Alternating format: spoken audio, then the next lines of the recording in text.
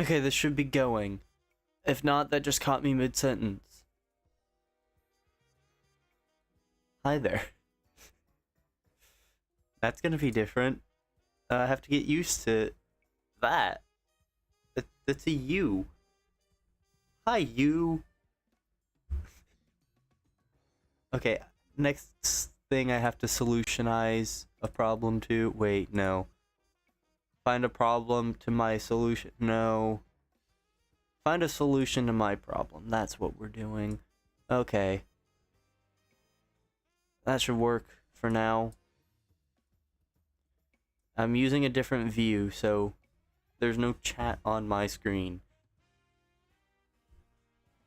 Which is kind of scary. Okay, let me just make sure I have my numbers selected, and boom, we're starting. Alright. So, Alpha Chikorita hunt, except shiny. It's something I've wanted to do for a bit. Just as a fun little mess around thing.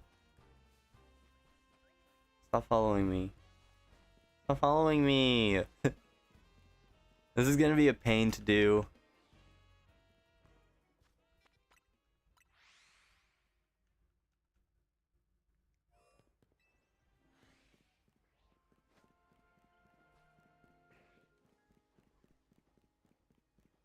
I guess it would be way smarter to run along this side.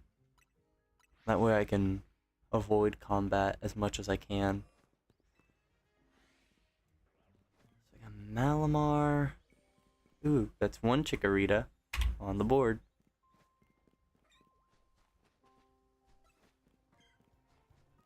Unfortunately not two.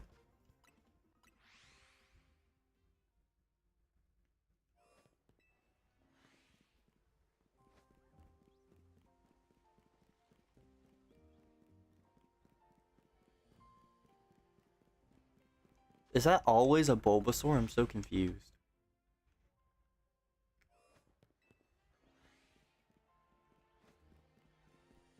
There's another Chikorita. If it's not obvious, I'm only counting Chikorita.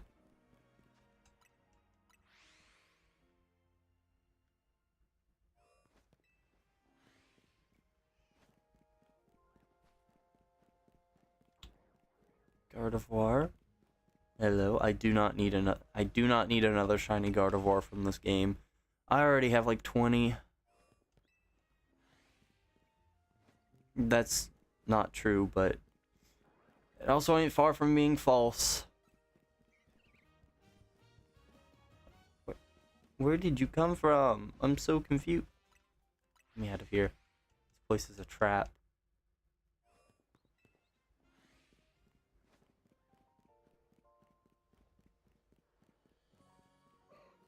Hi Gardevoir, bye Gardevoir.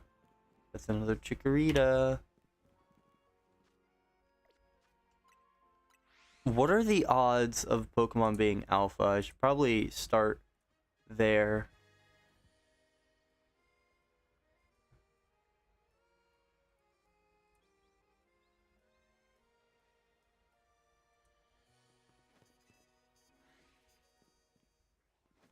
Because I'm going for a shiny alpha and I have no idea what the odds of that actually are.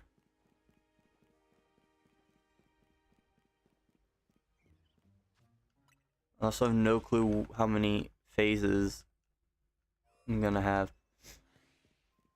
That's interesting. I don't know how I'm gonna count phases because I'm not counting like every single Pokemon I see. I'm only counting the Chikorita. So, what would I put for them? Do I just put them with no encounter number? And put like phase 1, phase 2, whatever? I guess that's what I do. I mean, I could also just put them with the number of Chikoritas I was at, but like, that's weird. Hi. How's it going? I'm going good. I'm going good. Yep. We'll use my poor grammar decisions today. I'm going good. That's weird. I don't like looking directly at that thing.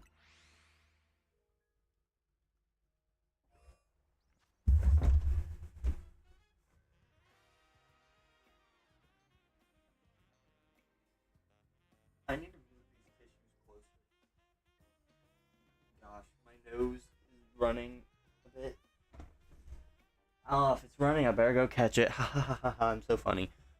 Yeah. I got hair in my mouth now. But whatever. It has been a while. It has.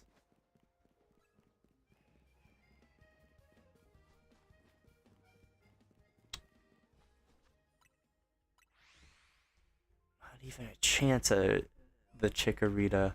This game is bullying. I don't even want to look to the left because I found so many. Okay, I see so many. I found 2 Totodile total. But it is insane that, like, I have found like 20 shiny Totodile. It feels like, even though it's only 2. Found 1 Bulbasaur.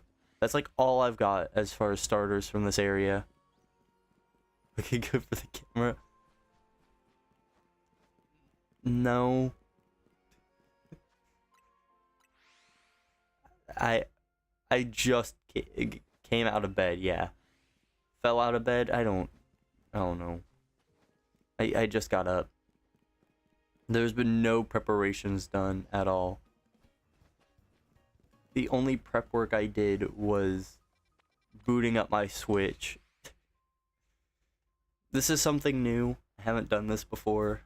I introduced at least the concept of a camera. Ooh, that's another Chikorita. Introduced at least the concept of it a couple nights ago because I was doing some Gen 5 I'm not gonna pick them up, they're charging. I was doing some Gen 5 hunting on my 3DS's 3DSi.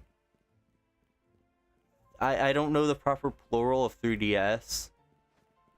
If it even has one. I don't think 3DS was ever intended to be referred to like that. Yeah, I've been doing some hunting on my 3DS's. We'll go with that one. So I needed the camera to be able to record them because I don't have 3DS capture cards and they're expensive. So it existed and now I'm actually using it for the purpose I planned on. Good morning. Okay, I'm up. that woke me up. Trust. I did not know how to respond to that. I was gonna say good morning, but I have no idea what time zone or what time of day you fall in, so I did not want to be like, "Oh, good morning to you too." It's midnight.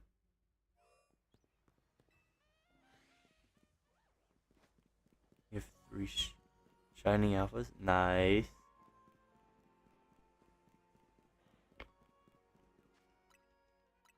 I remember one of the first shinies I actually found is in video 2, I believe.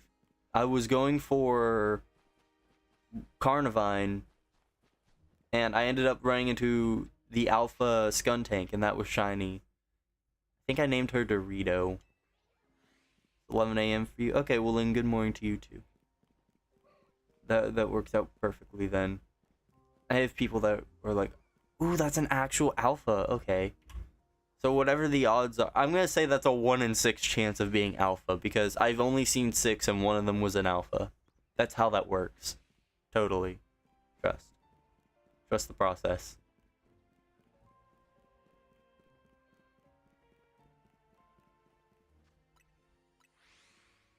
One in 6 alpha chance isn't that bad, honestly. I wish. Oh, I forgot you can see the alpha, or at least one alpha, in the middle there. So there's a chance that I might get a shiny there. Totodile.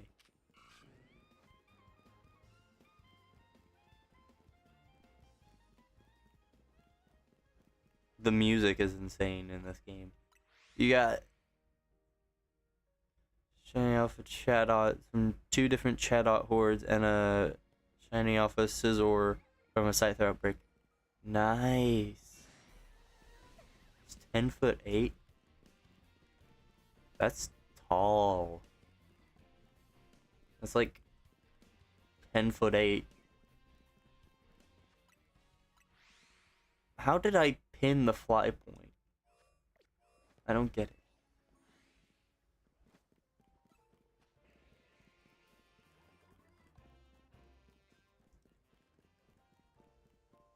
Oh, that's another Chikorita. Off in the distance.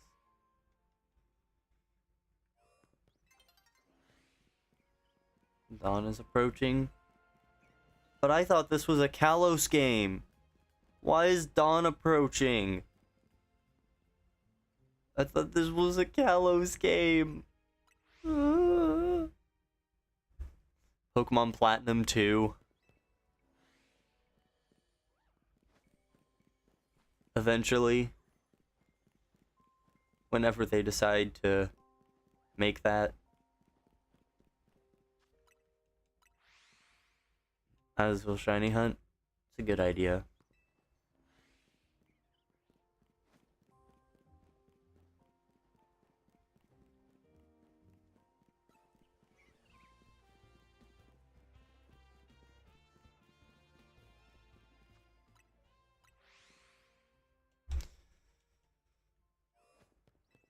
Okay, so this is something I don't know if it falls into the category of being good or bad, but like I've already hunted this area so much that I have basically a shiny of everything I could run into, at least in the specific area I'm at.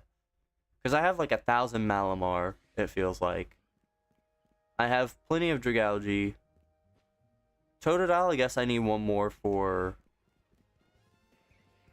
Gosh, I can't make myself look like a fool. What's it called?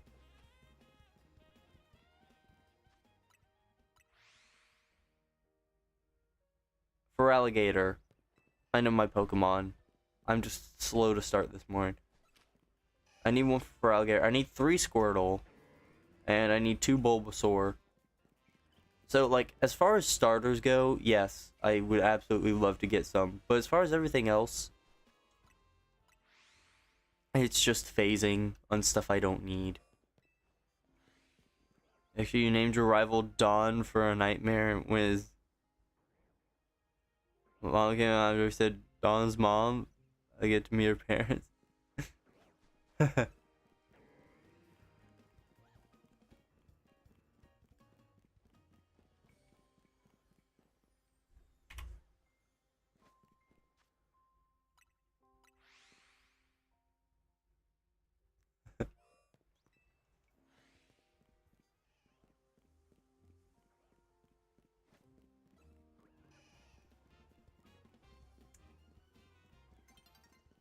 A new day is dawning. Well, got myself another Chikorita first.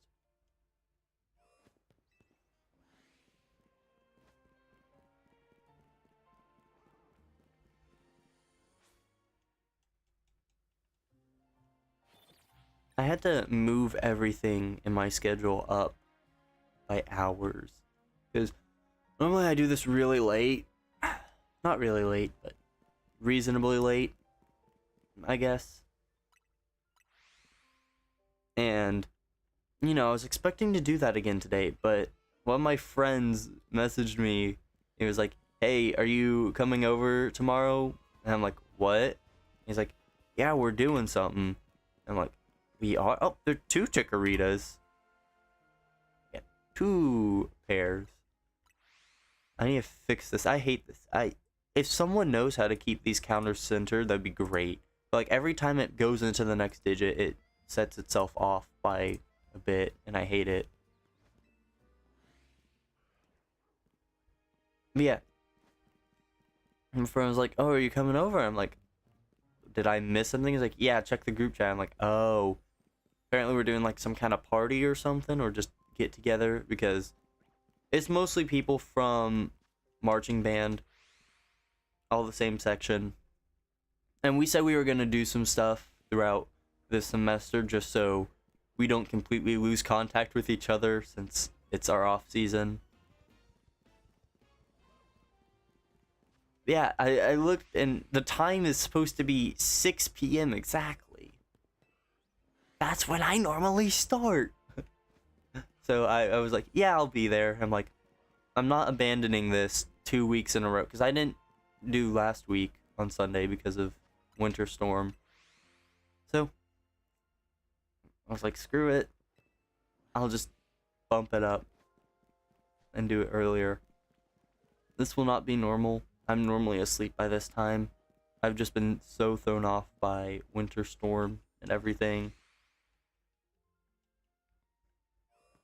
And also more people being home than normal. I just haven't been able to really get my sleep.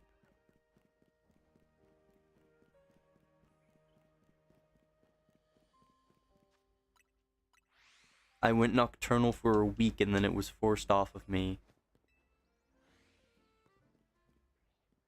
Put it in the pasture. Oh no. No.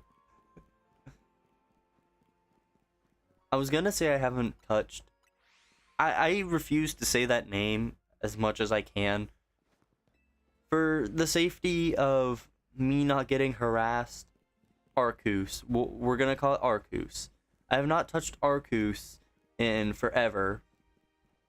At least I was gonna say that, but then I remembered.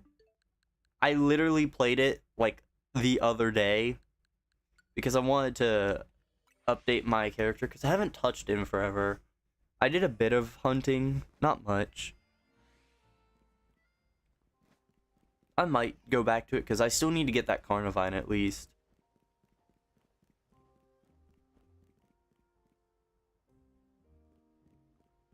Okay, the color settings on my monitor are weird right now. Like, that Starmie had green on it. Or something. I don't know what's happening.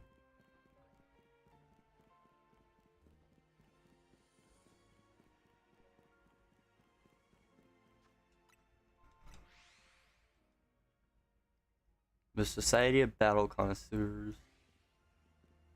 Connoisseur. Ivysaur. Venusaur. Chikorita. That's not a Pokemon.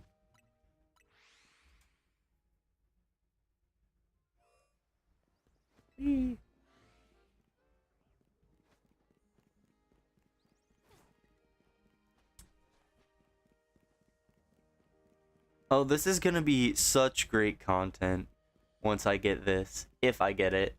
Because I am certain that I'm gonna have multiple phases. And a lot of those are probably just gonna be on Chikorita.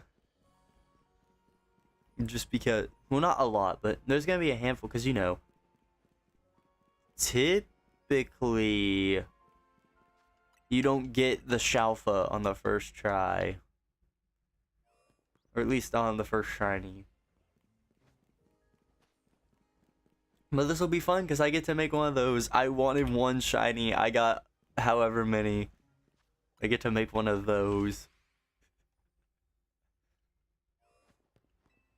I am prepared to put in a lot of time. This hunt I literally picked just because I was like, it would be really nice to have that. But I realized that this hunt is probably going to take me forever to do. So, sounds like Arceus. I guess it does. I never really thought about that.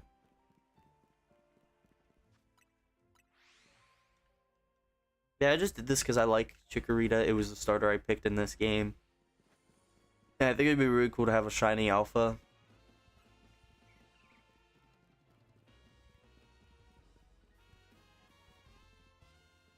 Okay, I'm gonna start tripping if I don't walk back this way real quick.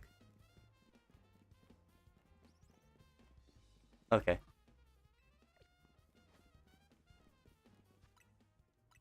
I thought I might have heard a shiny, but I couldn't tell if it was just the music. So I had to backtrack to make sure. I guess. Yeah, if there was a shiny, I would have. I mean, it wouldn't be a big deal. It would have saved anyways.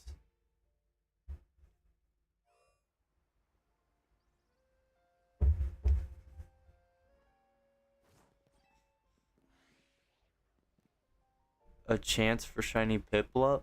Not in my game, unless you're talking about whatever you're up to. But I can't get Piplup. It's not even in the game. Big oversight. Oh my gosh. I'm putting the phone down. I'm not responding to messages. Screw you, you can wait.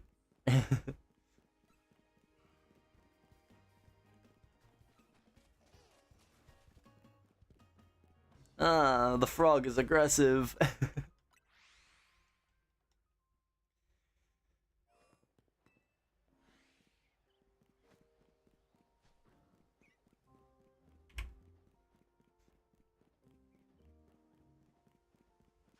I think me doing this hunt alone just because I want to is going to prove exactly why I decided to give up on my full challenge for this game. Because when I started shiny hunting in this game, I had like 2 goals. The first goal was to get like a living... Oh wait, hold on. I can show it off better once I'm out of an encounter. Okay, that is the wrong box. My first goal is to get like a living form dex, so... You know, I have every Pokemon, every form. These aren't evolved. Some of them aren't evolved yet, but like, you know, every single form and gender differences and stuff. You know, this was my main goal. And then everything that had a Mega, I was going to get a Shalpha of that and have that in its own box.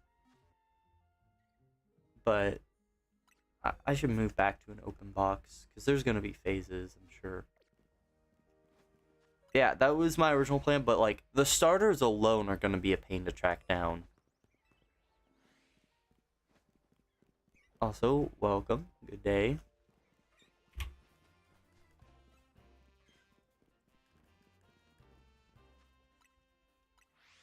$16 Chikorita in how long?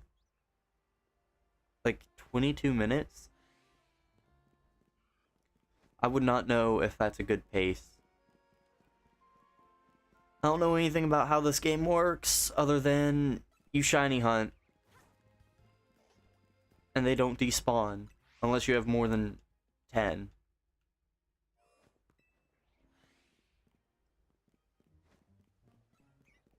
So I have no idea how many Chikorita to expect or how many alpha Chikorita I'll expect.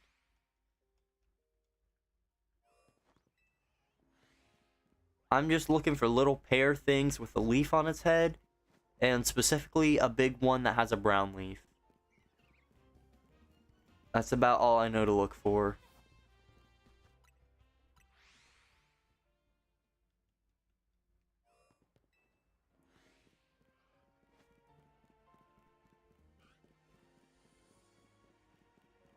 I realized I just sat there and struggled when I was like, how long have I been going? Sat there and struggled to try to find like the actual counter that says how long I've been outputting video. I started right at 10 for me. I can just look at the actual time. And even if I didn't start right at 10, that's still close enough. Every time you put up the room temperature, it just puts it down.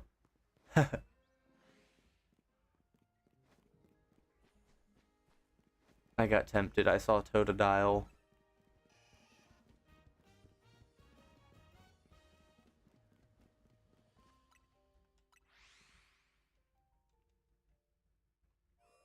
Have you explained that you want it up because you're cold? Just to make sure it's not a misunderstanding.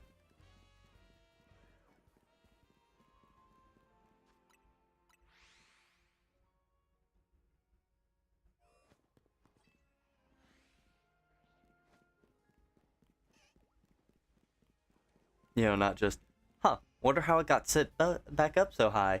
Better turn it down. Not realizing it was set higher on purpose. You want it to be as hot as the sun? Valid.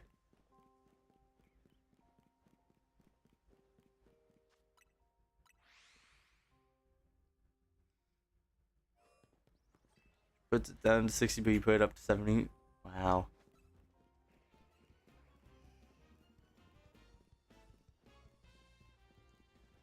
It's so cold in my room right now because we had this winter storm, cold weather, all that coming through. And my room has a window, and obviously with that means pretty easy access to the outside. So cold temperatures get through a lot.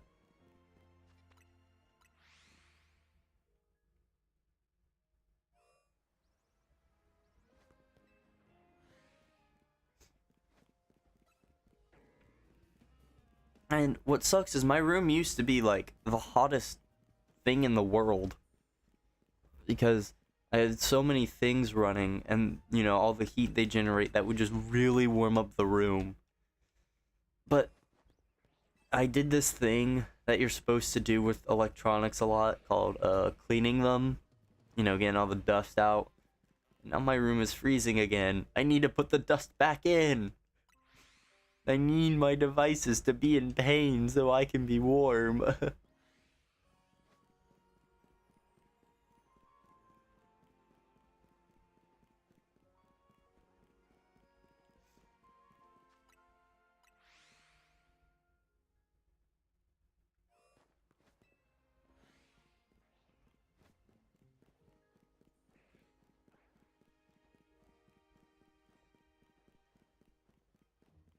I remember I saw this thing that was like, no device is 100% efficient because it always loses some of its energy to heat. And someone was like, what about a heater? And then like the reply to that was, that loses its energy to light, dummy.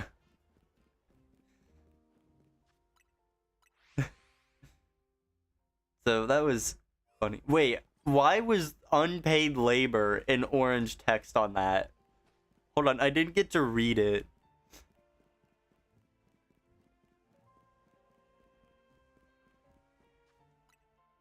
I just saw unpaid labor.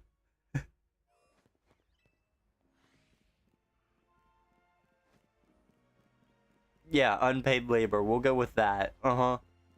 Totally not another word you could use for that.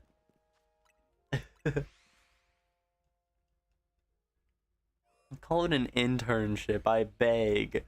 Do not say unpaid labor. That just makes it sound bad.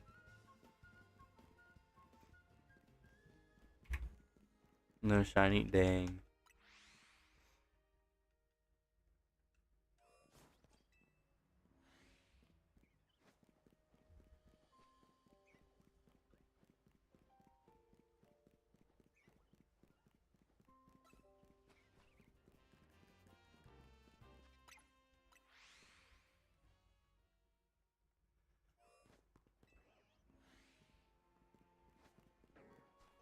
I wonder how Generation 10 is gonna work.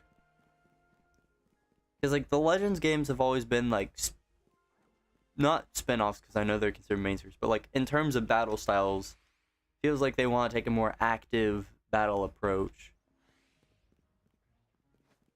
Because, like, the last Legends game, which, again, I will not be saying the name of to avoid getting harassed for how I say it, they used same combat system as Final Fantasy X. I love Final Fantasy X, so sure. And then this uses an active approach, like Xenoblade almost. Just it doesn't have weak attacks while you wait for your main attacks to charge. But that makes sense, the main attacks charge way quicker. Yeah, it plays like a Xenoblade. I like it. As a fan of more action-based RPGs, I can get behind this series. Oh, I've been spotted. Okay. Also, yo, welcome. Face review. Kinda. For the people who only watch streams, I guess it would be.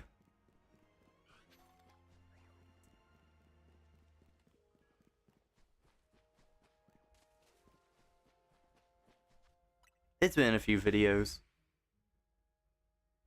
If you want the true original, then Pokemon X playthrough.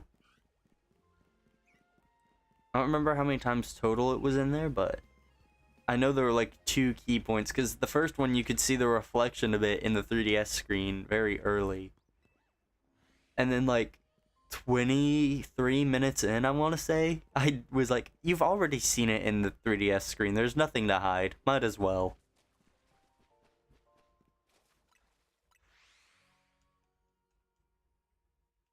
Oh, that was a great day. I remember that. I mean, yeah, it was recent, but like I still remember all that, doing that playthrough. I remember I was originally gonna wait because I had another thing I was doing on the side that I wanted to finish up, or at least wait a while. But then I ended up just being in my statistics class, I think. I think that's what I was in. I was in that class and I was just messing around because I didn't really feel like paying attention that day, I'm gonna be honest. Yeah, I was messing around, kind of scribbling. I started like drawing stuff related to Pokemon X, planning out a team. And I'm like, okay, it's clear I want to do this, so I'm just gonna do it. So I started it like the next day, I think, or at least started actually playing. I think day one I just did the opening up until I picked my starter and did that battle.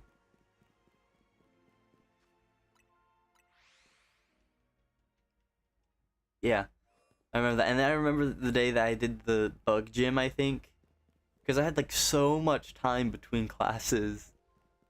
So I was just sitting. Oh, shiny Gardevoir.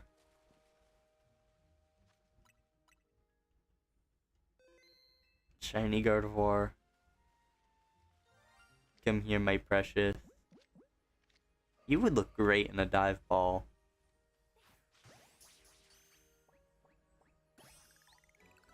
Seems you agree. Now, unfortunately, I think that does mean that slot can't even spawn for the next few minutes. I think that's how this game works.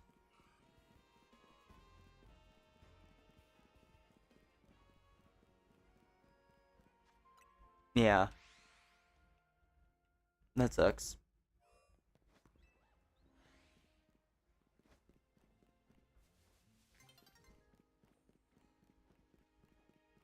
Sun is getting low. No! No, I refuse! I refuse to let the sun get low.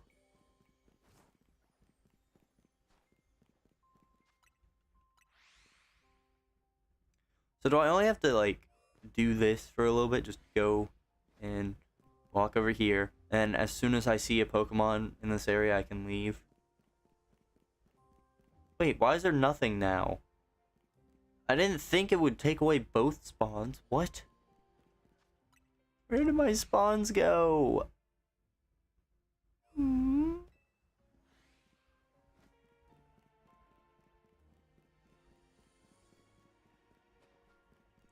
If there's just nothing here right now.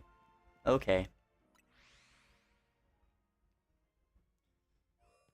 I guess I do a spin. Oh, does this game not have a spin? Or am I not doing it fast enough?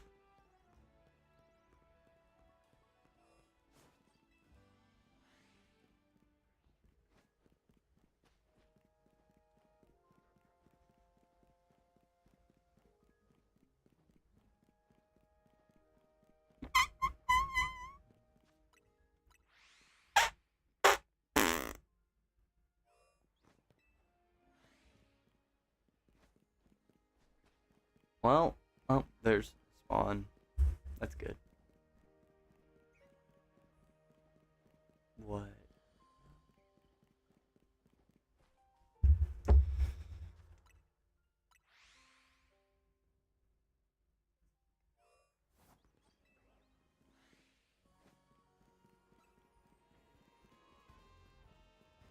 Chikorita.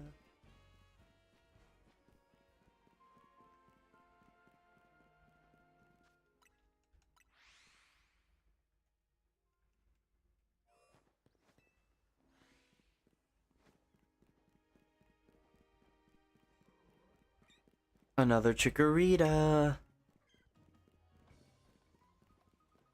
I think I'm just not gonna update the layout.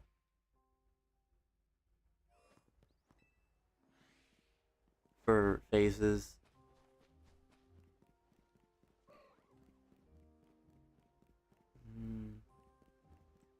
I don't know.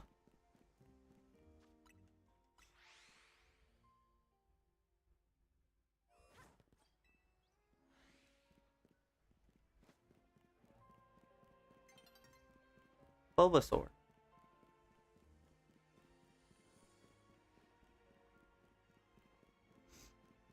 I was gonna say I'd hope it like resets because it's about to be nighttime and I can get that one spawn back.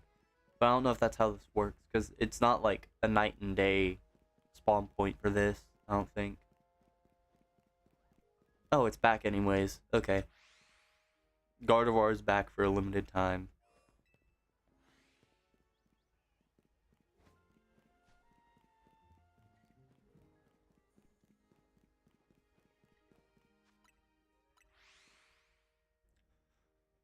The real prediction is how many Gardevoir am I gonna get during this hunt?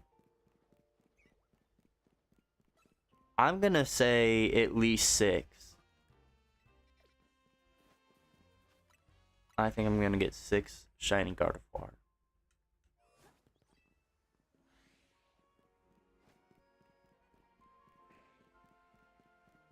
It's gonna be really funny if I get like any other starter as a Shalpha, just as a phase.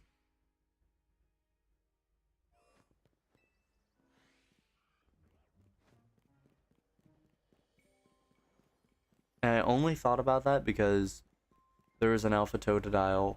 Hey, Chikorita. Oh, I don't want to do all that.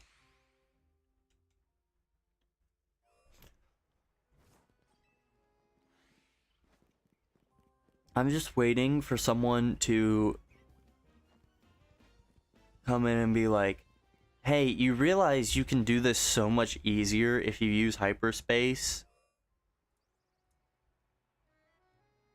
Like,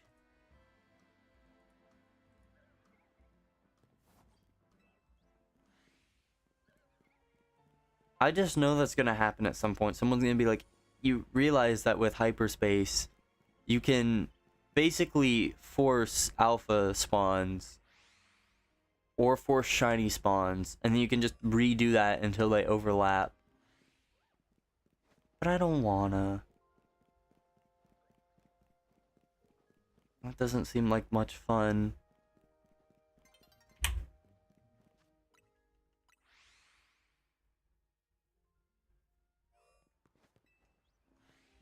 I want to do it the fun way.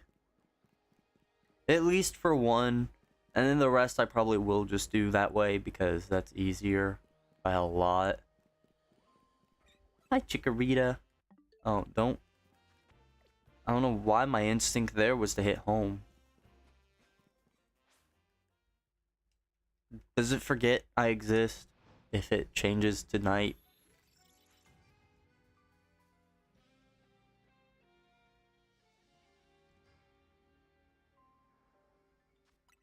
It does. It forgets I exist. I think I left its range just enough.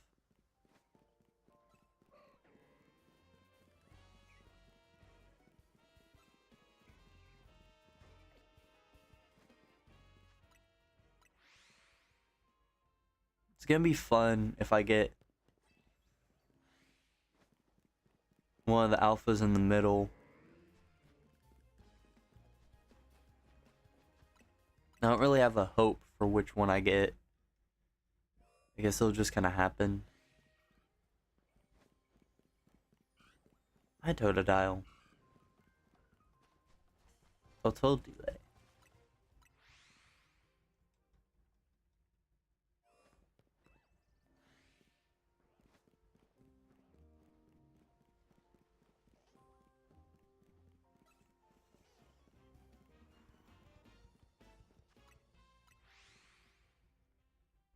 Use the status move as a plus move. Didn't read what that had to say because it's the Switch 2. Load screen tips don't work on the Switch 2 because the Switch 2 loads before you can read them.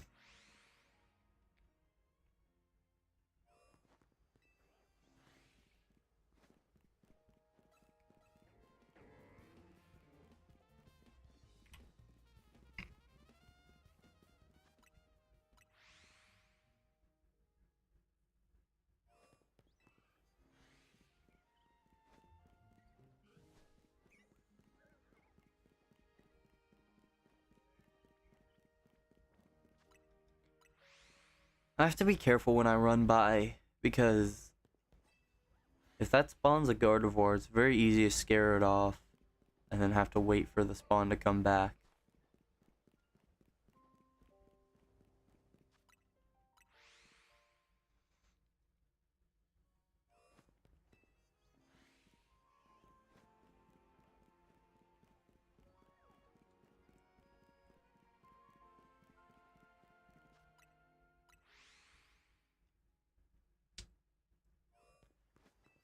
A Vivian would be nice to get because of Strife.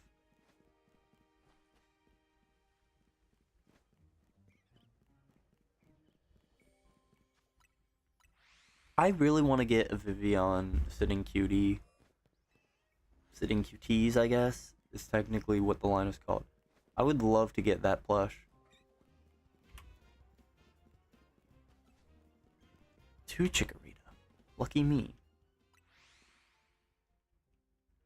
Because, like, when I buy Sitting Cuties for myself, I usually get Pokemon for a reason. Like, none of the ones I've bought, of course, they're all ones I've bought, but none of them have been without valid reason, because Absol, I like Absol, Eevee, I like Eevee, Sylveon, I like Sylveon. Xerneas and Yveltal, because why not? They're some of the coolest legendaries. What else did I get? Meloetta, I love Meloetta. Decidueye, love Decidueye.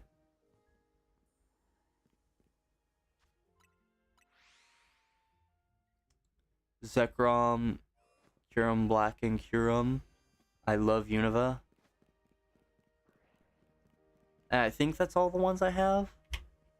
I would not know off the top of my head.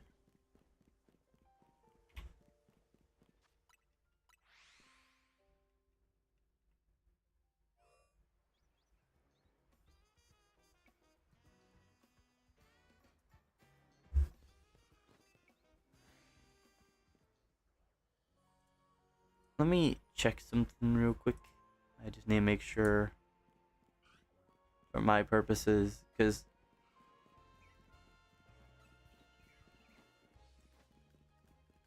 preview got laggy, but I don't know if that's a preview bug or if that's actual game. I guess not game, but output. I think output's fine. The preview is just whack.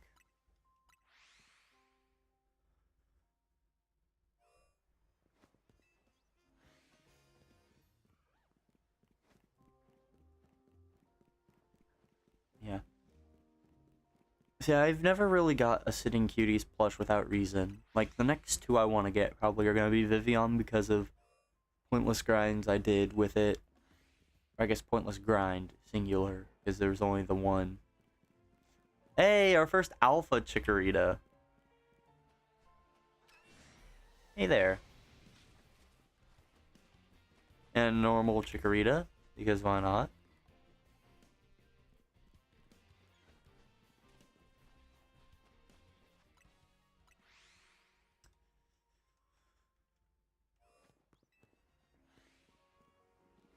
Yeah. Vivian and probably Kyurem White, if I can find it. It was out of stock last time, otherwise I would have got one.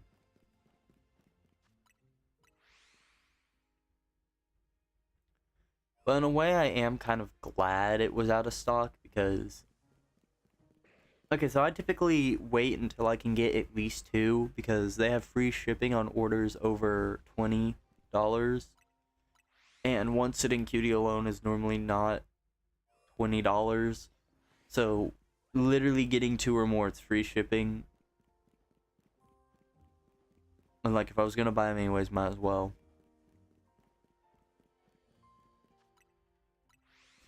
So, that's what I do. I usually get 2 at a time.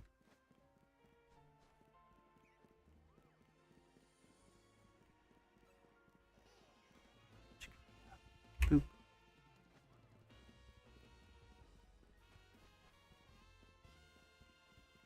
And it happened that last time I got them, I was about to get 3. I was about to get 3, but they didn't have Curum White, which was saving me, honestly, because I was going to pay with a gift card. But either they don't accept gift cards, or they don't accept gift cards on orders over a certain amount, because it was like, no, you can't do that. So I had to use my actual money, which is probably saving me, because, you know, I would have had to spend more actual money if I was getting 3.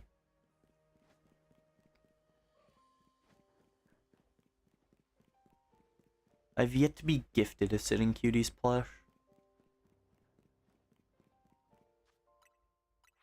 Or at least, okay, I have been gifted. I was gifted 4 of them, those being Meloetta, Decidueye, Zekrom, and Curum Black, I believe, were the 4 I was gifted. But those were ones I, like, specifically asked for. Like, literally, what do you want for your birthday? These. They're, like, the 4 they actually had in stock on the website that I was interested in. So, they were the 4 I got.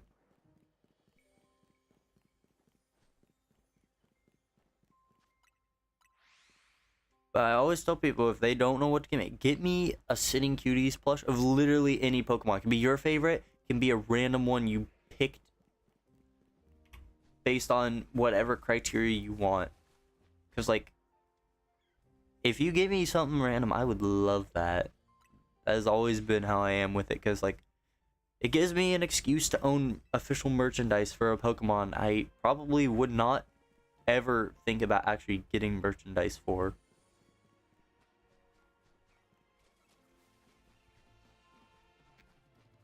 And then, of course, because of that, I have that random Pokemon that I have an attachment to. So, you know, that just makes me more inclined to do stuff related to that Pokemon in the future.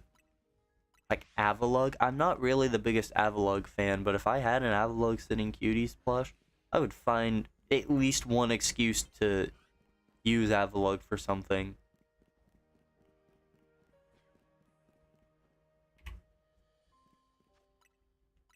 I want to get Bayleaf, because Bayleaf is literally like one of my favorite starters. It's my favorite middle form, I think, too. So that works out.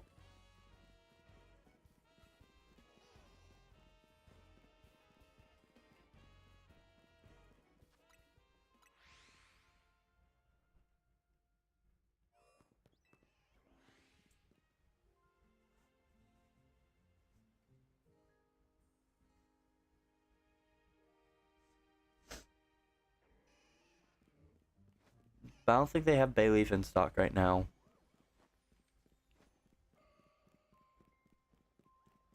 So I'd have to buy from, like, an eBay person or whatever. That is, like, the one benefit, I guess. Even if you can't find them on the official website, there are typically tons of eBay sellers that just have the ability to sell every single Pokemon. And I assume that's either by just buying bulk stock and then selling, or they just have connections that can get them these from multiple sources. So that way, like, it's in stock somewhere. They know how to get it to you. Of course, it is more expensive to get them that way, because, you know, they have to make a profit.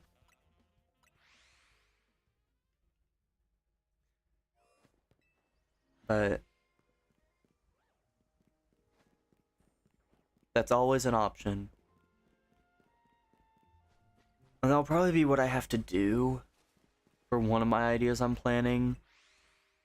Because I had this idea I want to do.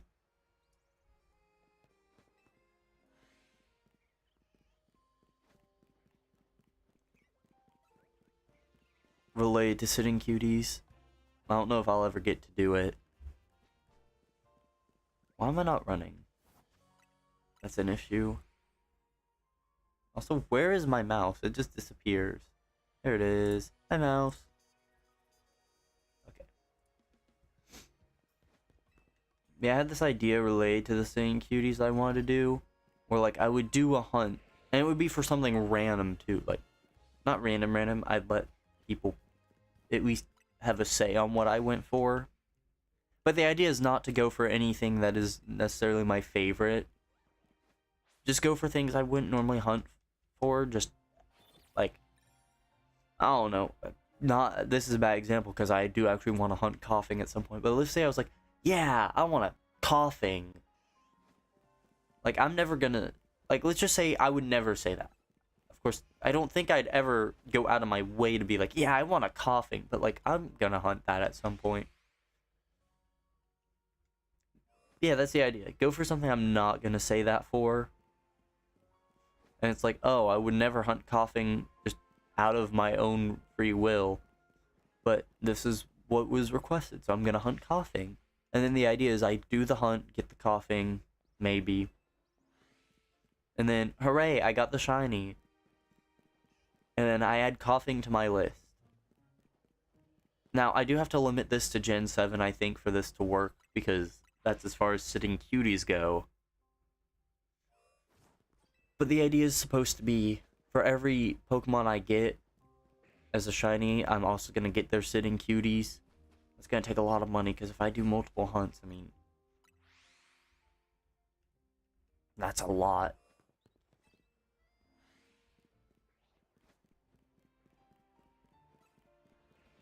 Like, literally, every 10 is going to put me around $200. Which is why I need some kind of limiting force on that. Or something.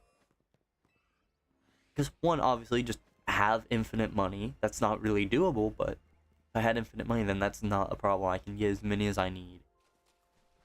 Or, two, what I'm thinking is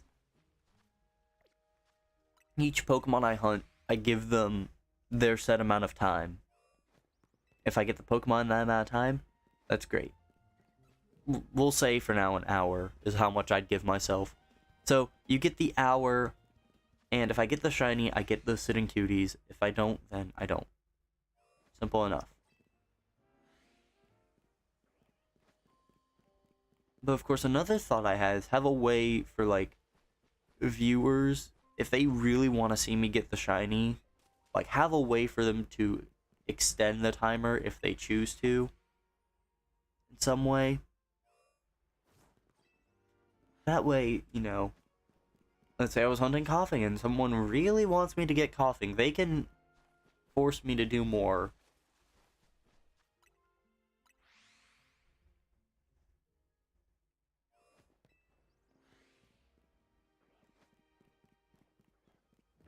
But I think that would be fun, especially if I did it as like this long event.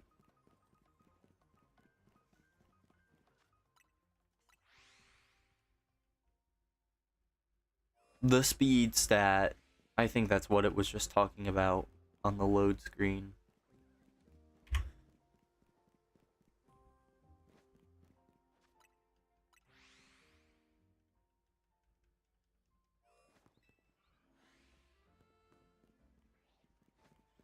So delay.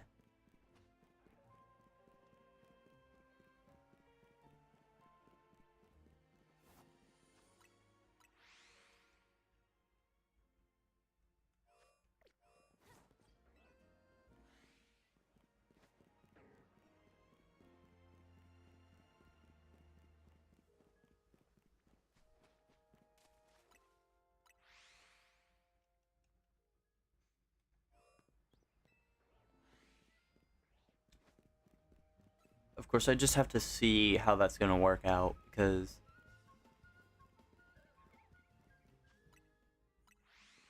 you know, that's gonna be expensive.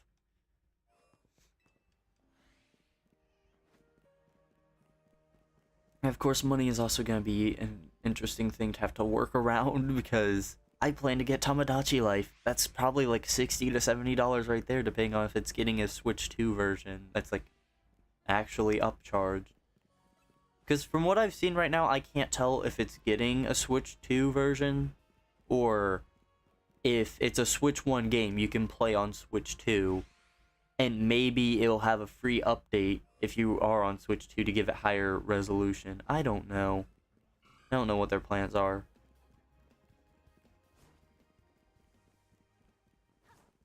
But honestly, it seems like they've been using Switch 1 stuff for it more since it was revealed as a Switch 1 game. So I'm sure I could get away with a Switch 1 version. Yeah? I can point. This is gonna help my rambling. I can show stuff like mascot. Oh, you have a hair on you. I'm sorry, child. Or my bigger one, but I'm not showing that. That's actually on a shelf. Thank you. I did this thing called rolling around in my sleep and then getting out of bed. This is what I look like as I'm waking up. This is... Actually, no, I can't say that. I was going to be like, this is what I look like when I'm in my classes. But no, because that's me before I go to bed. Because I sleep after classes normally.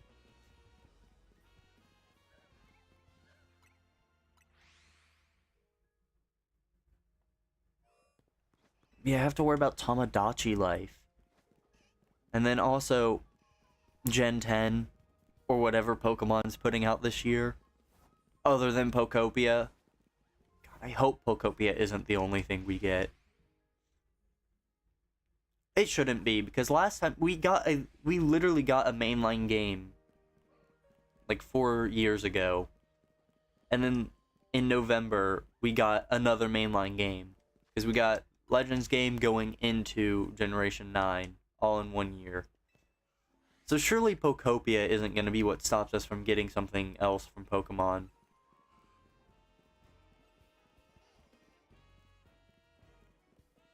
Pokemon fans just complain because they can. I swear.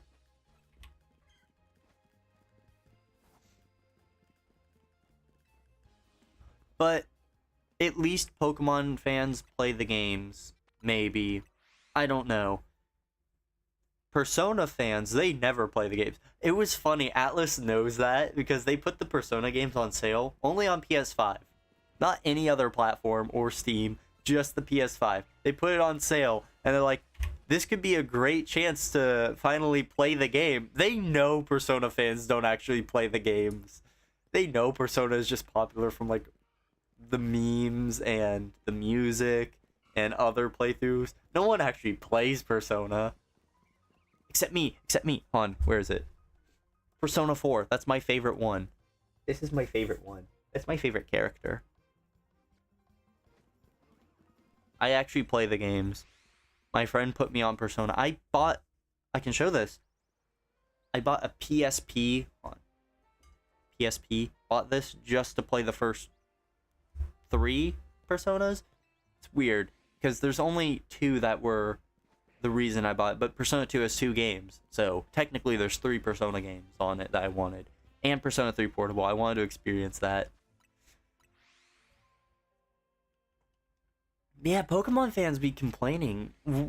Was it like Gen 5 when the hate really started and it just kept going?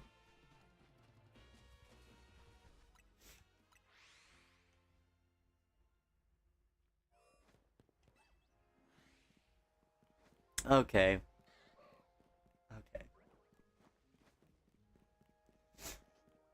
I was watching a Gen 5 speedrun.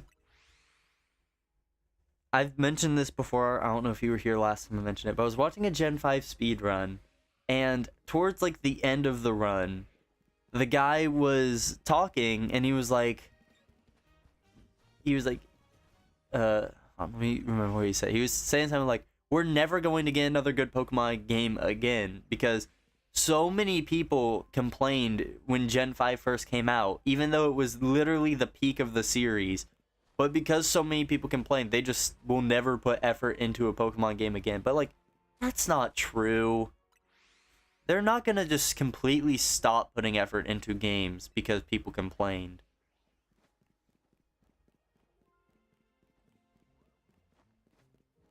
That's not why the series started going downhill. The reason it started going downhill was because it went 3D. That just so happened to happen at the same time.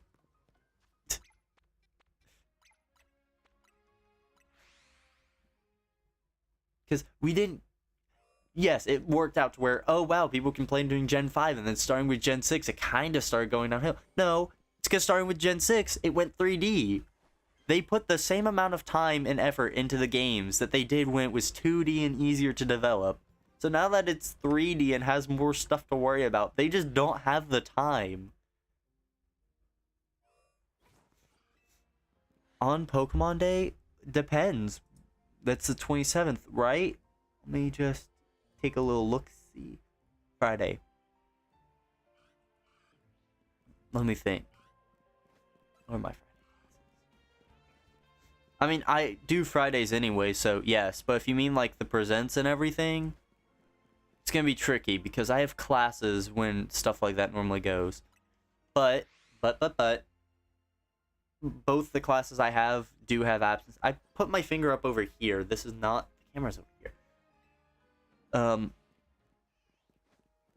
If I have the absences, because a lot of classes give like at least 2 or 3 free absences just to use, I might use it the whole day. I might. Your birthday is Pokemon Day? That's cool. You probably mentioned that, and I'm just an idiot. Oh, that's cool.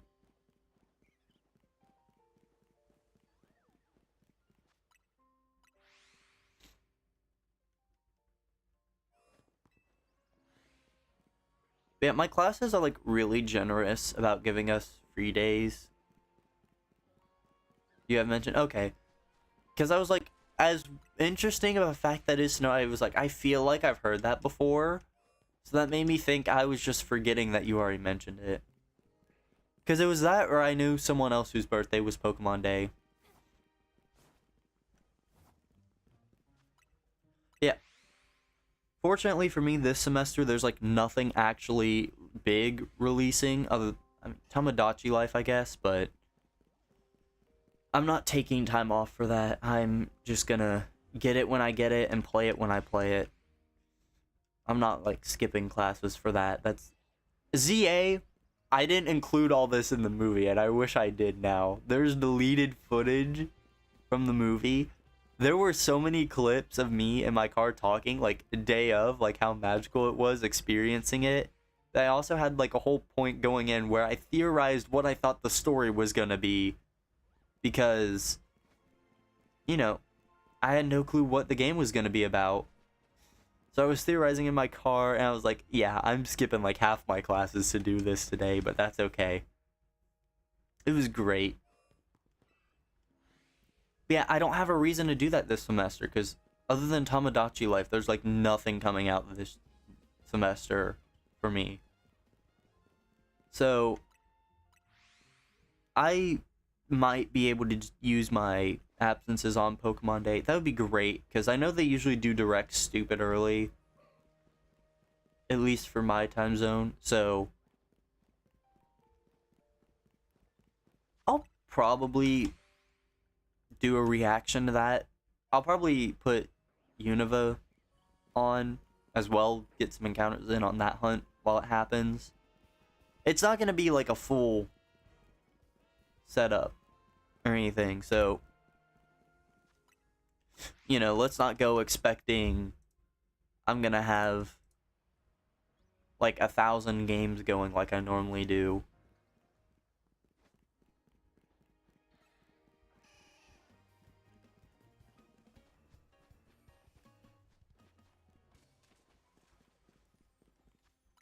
Because it's mostly about the reaction. You know, that'll be something short and sweet. I'll get to be like, whoa, that's happening! Whoa! And then later in the day, I'll actually do my hunt that I plan. Or playthrough.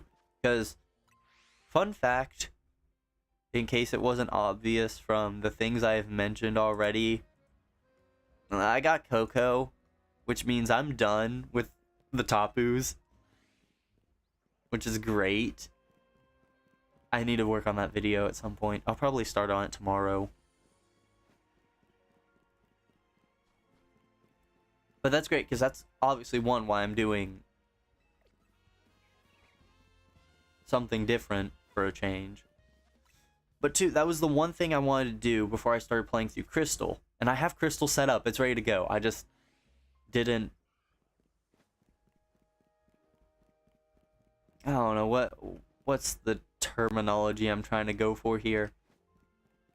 I don't know. I had it set up. I just didn't feel like doing it today because so many things are out of whack for me today.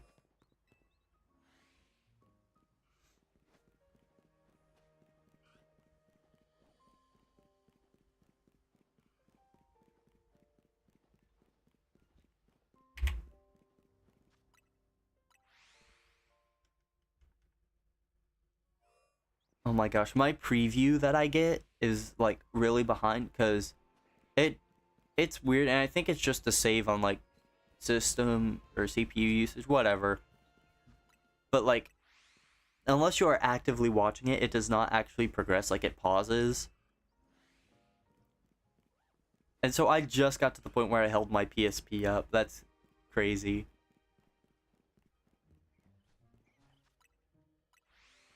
Also, I started messing around in Violet.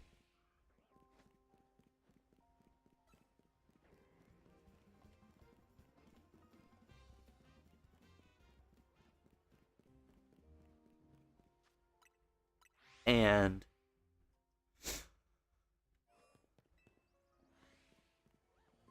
I did some shiny hunting. That was what I was gonna say with that. I'll probably reintroduce Violet at some point. Not like reintroduce, but I'll probably start doing Violet stuff in the near future.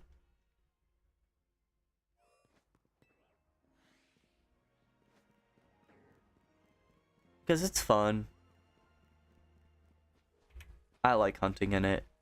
I'm gonna be so free. I forgot about Violet, and I was like, why did I put this down?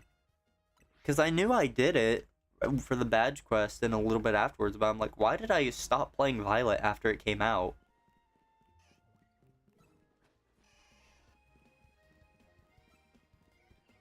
Well, not after it came out, sorry. I waved my hand, even though it's out of frame completely.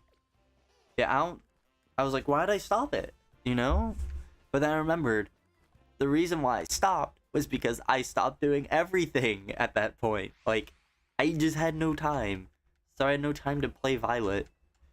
And then, by the time I was coming back, ZA was out. So, I just haven't reasonably had time to actually boot up Violet.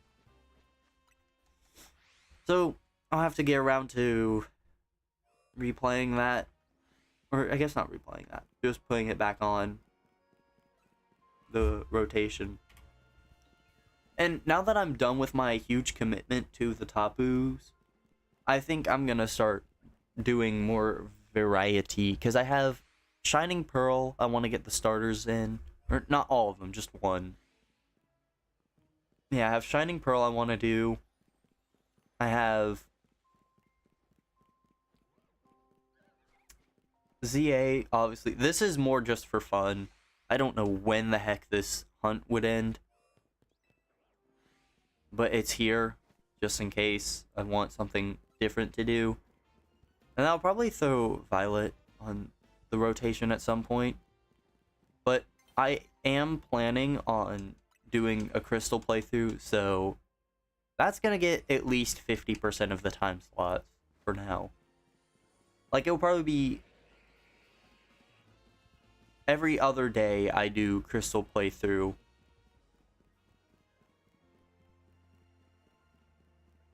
And then the days I'm not doing Crystal, that'll just be up to whatever I feel like doing. It's not gonna be set. Like, every Wednesday, Friday I do Crystal, Thursday I play ZA, Sunday I play Shining Pearl. Like, that's not how I'm gonna do it. I'm just gonna be like, I'm playing Crystal these days, and then the other days it'll literally be whatever I'm in the mood to do. Because, you know, some days I might just be in the mood for something else.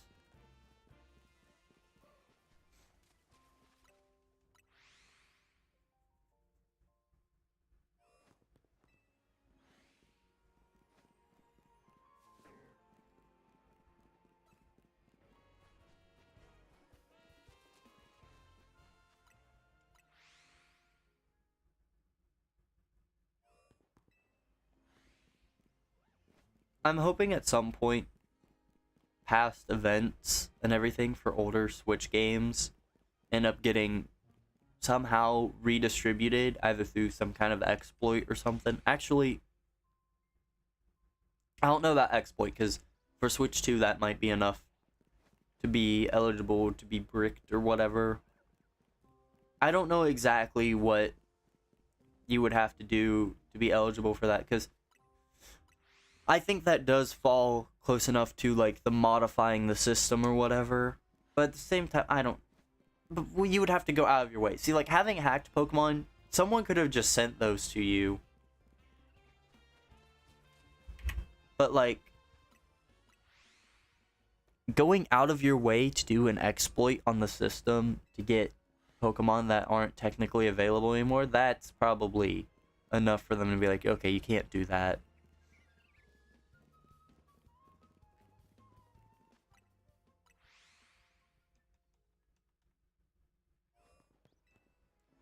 But it'd be nice at some point if that was possible because BDSP, I would have loved to have been able to hunt Darkrai and Shaman, but I just did not have the game when that happened. Also, the Platinum outfits, wish I could have got those, but again, didn't have the game before they went away.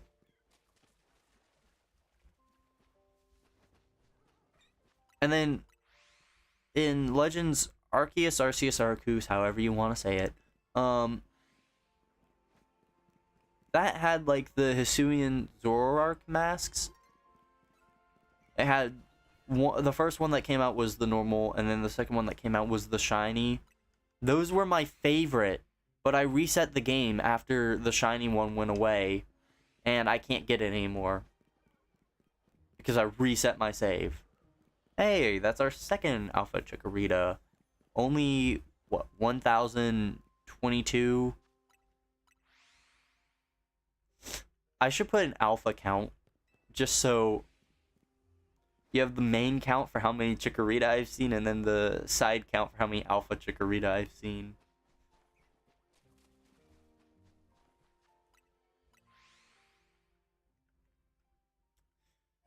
Yeah, I'm mad. I wish there was enough data that saved to your system, regardless of what you do, that just remembers what events you had. Because I think that is slightly unfair. Like, I was there, I got the item, but because I reset my save at a point after it was taken away, I can't get it anymore.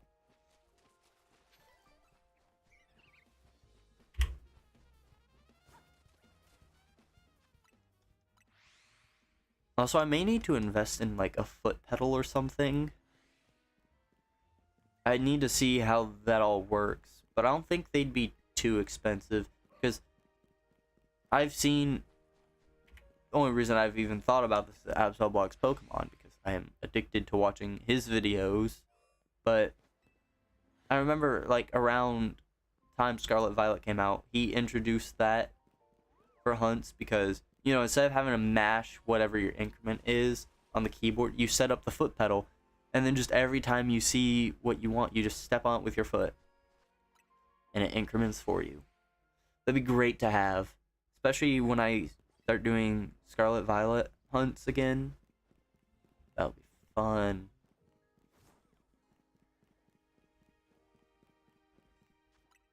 Really just any game where you basically have to be focused on, like, actually playing the game, because... Oh, Sylveon! Hi, Sylveon! Yeah, that's something that the games has shifted to recently. They've just been so focused on, like, the full open world exploration. That's really hard to do multi-game hunting with them. Or increments. ZA, if you're hunting with the fly reset or bench resetting or whatever, that's easier to do. I've seen people do multiple... Like, I've seen 2 systems running ZA do that. Because it's not too demanding.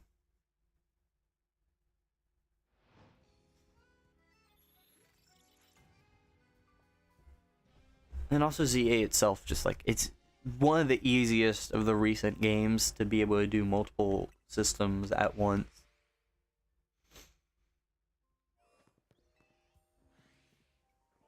Unless you're doing a hunt like this. It's at least slow-paced enough to where I can do increments on the counter. But like, I still am only doing one game because this still takes a lot of focus. And very much relying that you hold the controller with both hands. Also, yes, controller grip reveal. I do this. I have my back fingers like this. I put my middle fingers on the G buttons. And then my other two, they just rest in that little crack between the shoulder and triggers. That way it's easy to just pivot up and down depending on what action is needed.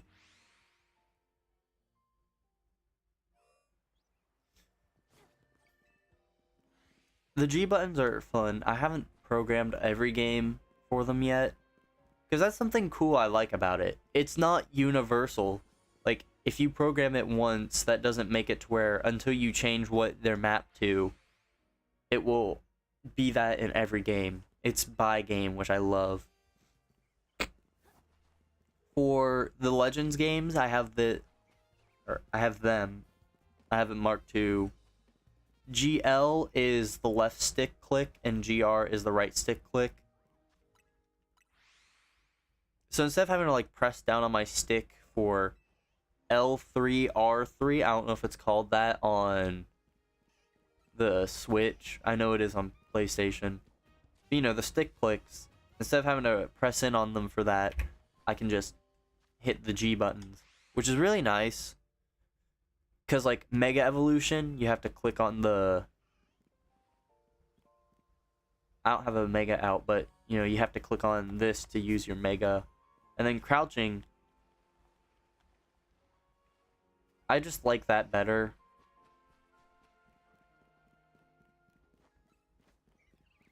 And then the past Legends game, it was actually backwards for crouching and running. So in this game, running is B, crouching is left stick. But in the past Legends game, crouching was B and running was left stick.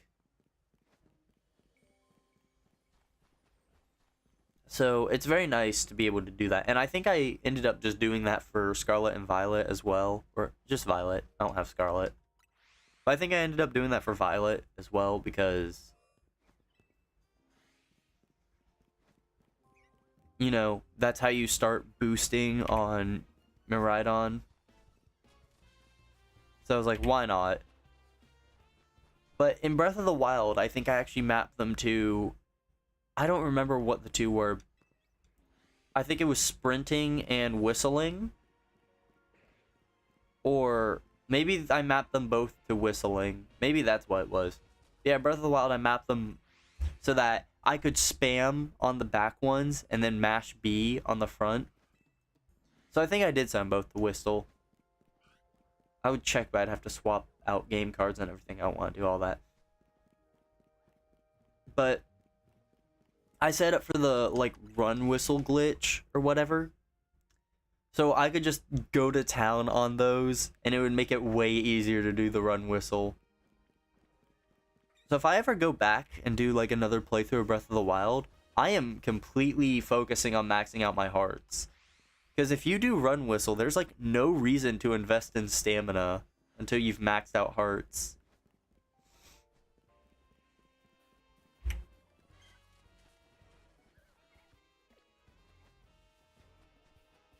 I mean, having more stamina does give you more room for error in case you mess up.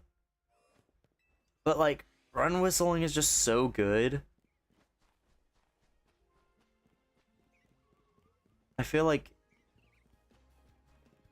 it's just more worth it to go for hearts. Of course, I need to still beat Tears of the Kingdom. I haven't had time for that. Because I started that right after I beat Breath of the Wild. I think maybe the next day. I don't think I went right into it. But about the time I started Tears of the Kingdom, it was time for ZA to come out. So I just completely set it aside for ZA.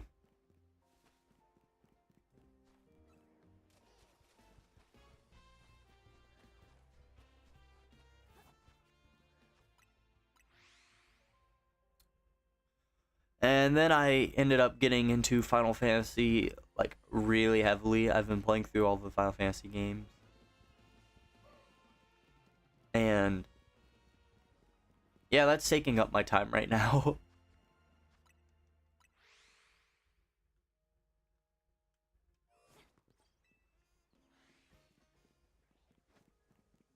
And of course, it doesn't help that I was like, oh, I can play Tears of the Kingdom portably. And then I got a PSP, so now I'm playing Persona on the go. If you can even count as on the go, there's like no good game that works for what my definition of on the go is right now.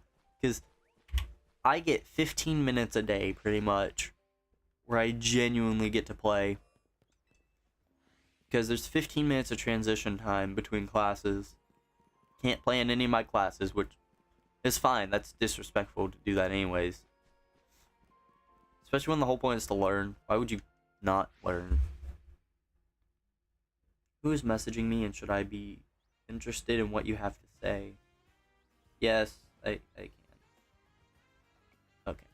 That was just a response to why I said it wasn't anything important. Darn.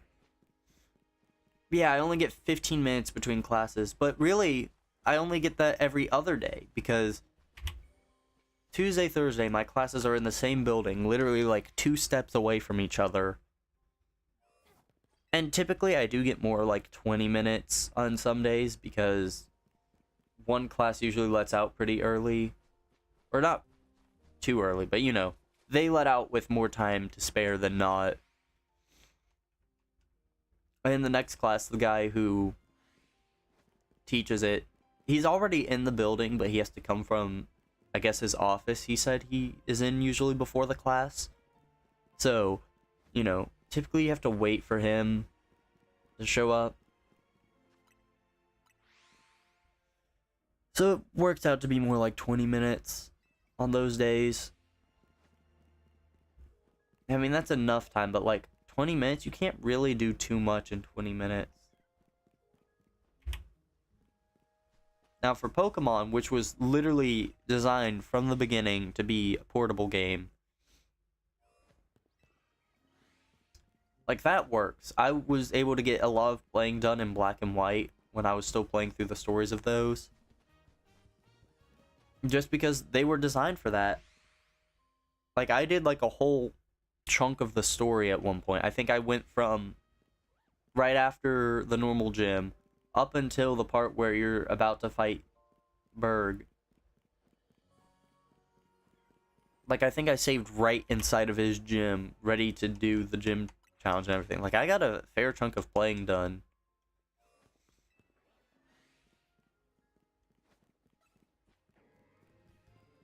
But that's just how the game is structured. And of course, Persona, the first game and then both of the Persona 2 games, those were designed for the PS1. So, fun fact 1 about Persona, the games are really heckin' long. Like, And then also, it does not help that the games are also designed around the idea that you're about to put like 2 to 3 hours in per session at a home console. So you put that on a portable device, and it doesn't really work out. Also, hi. Terrajum Beep the Crayon Eater. I love that.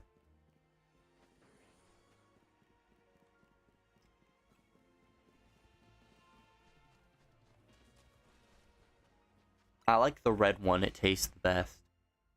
They're all wax. You shouldn't be eating them to begin with. They don't taste any different. Well, they can. Has anyone done that yet? Has anyone put like flavoring into one? Then like you can eat it and it tastes fine. I don't think... Is wax bad for you?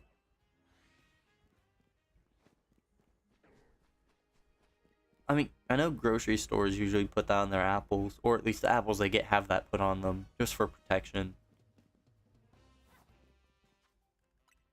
I have protein? Really? I'm looking this up, really?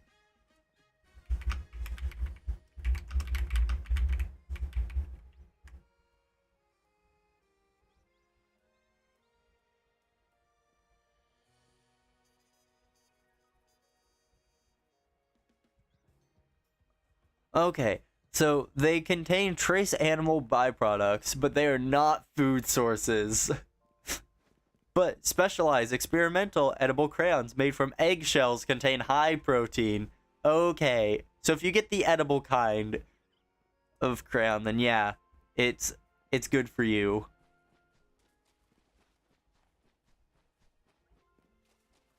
I would think it's in the paper too. Okay, I hope you. What exactly do you need help with?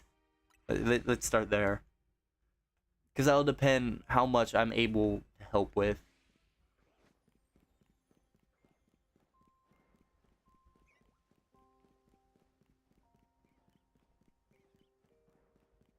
Evolving Spritzy? Yeah, I can... Oh, not the Infinite Z. Oh, wow. Old! That is old. I need to take a new picture. That is not at all what my trainer looks like now. How do you do trades? Is it this? Far away? Something like that? I can help with that. That should be easy. Link code. Do you have a link code you would like to use? I haven't made a specialized link code yet because I have no reason to have one. I don't do online stuff a lot.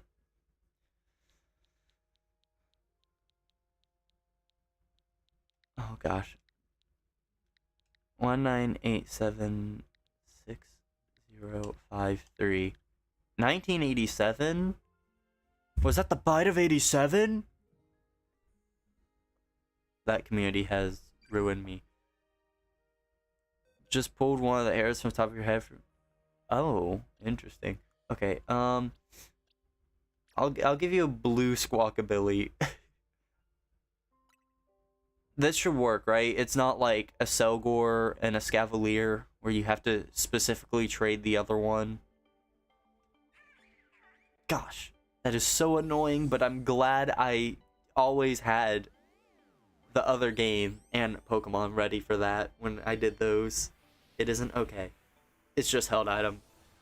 That's good.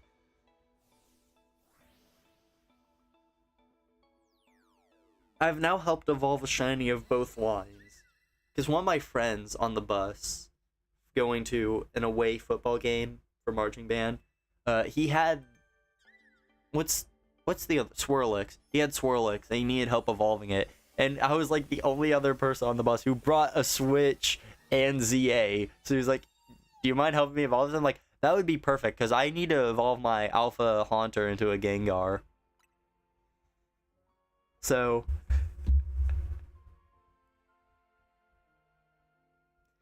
that worked out. He helped me, I helped him. We got what we needed in the end. Let's Hippo? Indeed, let's Hippo. I don't have a Hippo, I don't think.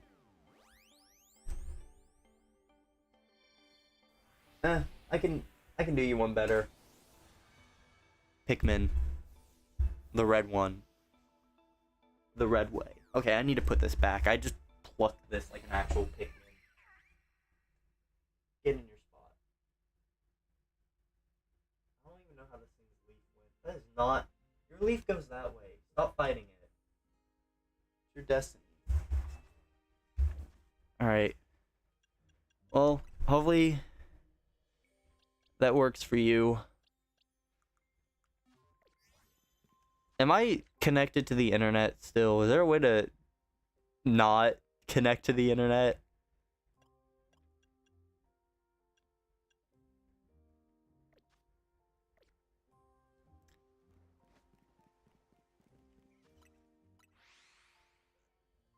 So I'm stuck online? What?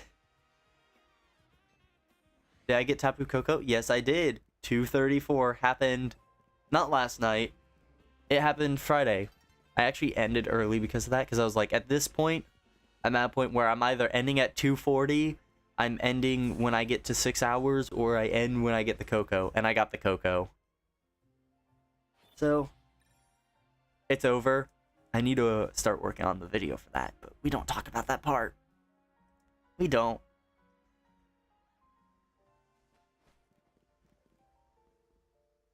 Nearby players and you go offline. Oh, really? Is that actually... Is that seriously how you disconnect? Thank you for telling me that.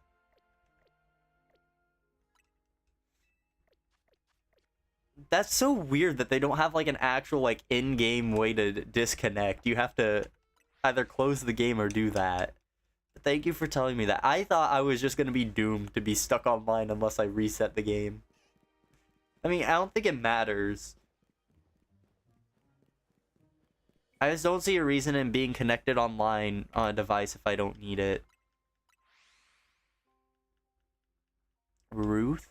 That's a nice name. Well, hi. I can wave! I can wave! Ah! Okay. This is like the first time someone realizes they have a body. It's like, oh, I can do this thing! I have appendages! I'm not used to having the camera. So many times. Okay, there's a reason why this is like blowing my mind. Name it Bruno so you can say we don't talk about Bruno.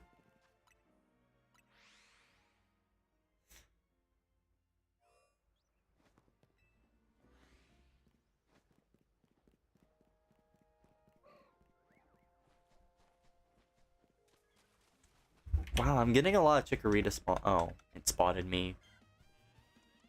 I can't KO it. I was gonna fight it, but I was like, that would be bad. It would disable the spawn. How's it going? It's going good. I already got one shiny today. I got a Gardevoir. I didn't put it up. Probably should. If I felt like being chaotic, I might just start putting probably flat images. I don't think it would like me if I kept putting more models on screen. But I'll probably put like a flat image of every shiny I get.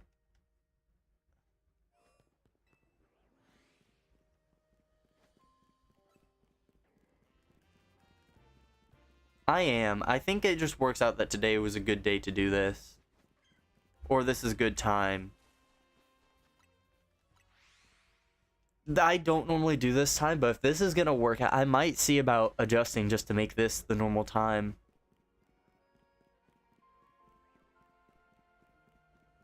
Because I know I don't do weekdays like this because I have a lot of people who do have classes. So I want to make it later so they have time to get home and stuff. What's my least favorite shiny? Well, I was immediately gonna just go with like my least favorite shiny would be the shiny of my least favorite Pokemon, but that's cheating. Because it doesn't make it my least favorite shiny. It's just the shiny of my least favorite Pokemon. I looked over at my plushes as if that was gonna help me.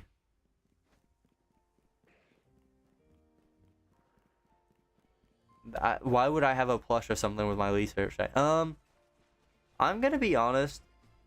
It's probably kind of funny, but one of my favorite Pokemon, in fact, my favorite Gen 9 Pokemon is probably also my least favorite shiny. This one isn't shiny, but this guy probably has my least favorite shiny. Because it doesn't change, but it does change. It changes, but like, it changes and it's noticeable, but it's not noticeable because it changes a small part of it. So that's why I don't like it that much, because it's like, you changed it, and it's obvious that you changed it, but the spot you changed it is so not obvious that it's just bad. It's time for you. You've been so bit fit. See, go. Yeah, that's true. Yeah, I try not to.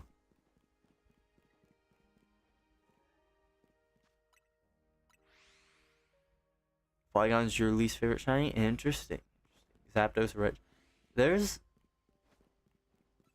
a lot of opinions. I love it. I love it. Yeah, I wish I could just universally cover everyone's time zone perfectly. But of course, when I have to have life of my own outside of this, and then also, you know, I just kind of have to pick a time and stick with it, which is unfortunate because that really does hurt like any kind of audience I could get, because immediately anyone outside of my time zone, like, you're just cooked unless you live close enough. It's just not gonna work out, and that's the unfortunate bit. I'm hoping though at some point I'll be able to just be able to do this like a whole day every time I do it. So like start now and go to when I would normally finish. That's like 12 hours actually. So maybe a bit later. But you get the idea. Do something really long. So that way, not only do I get more time doing this, but also I just have so much time that I'm doing it that it kind of just hits a good time for everyone, if you get what I mean. Because like this time works better for some people, later works better for others. So why not just combine the two? That's something I'd like to do at some point. You like the face review, even though, yeah, I spent a lot of time, not actually a lot of time, but like I put a lot of effort into preparing for this, and I figured today would be the day I did it. So, fun fact, this wall used to be like completely blank. I hope what I pointed out was even in frame. I still don't know my own frame, but the wall behind me, that was completely blank.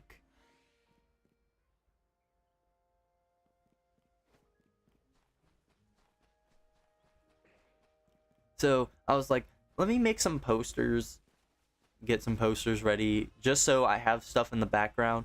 And then, you know, if you see that, it's like, oh, cool. You know, that's a little bit more context. So I have Vincent right here, because he is my favorite Final Fantasy VII character. Persona 4, because it's my favorite video game.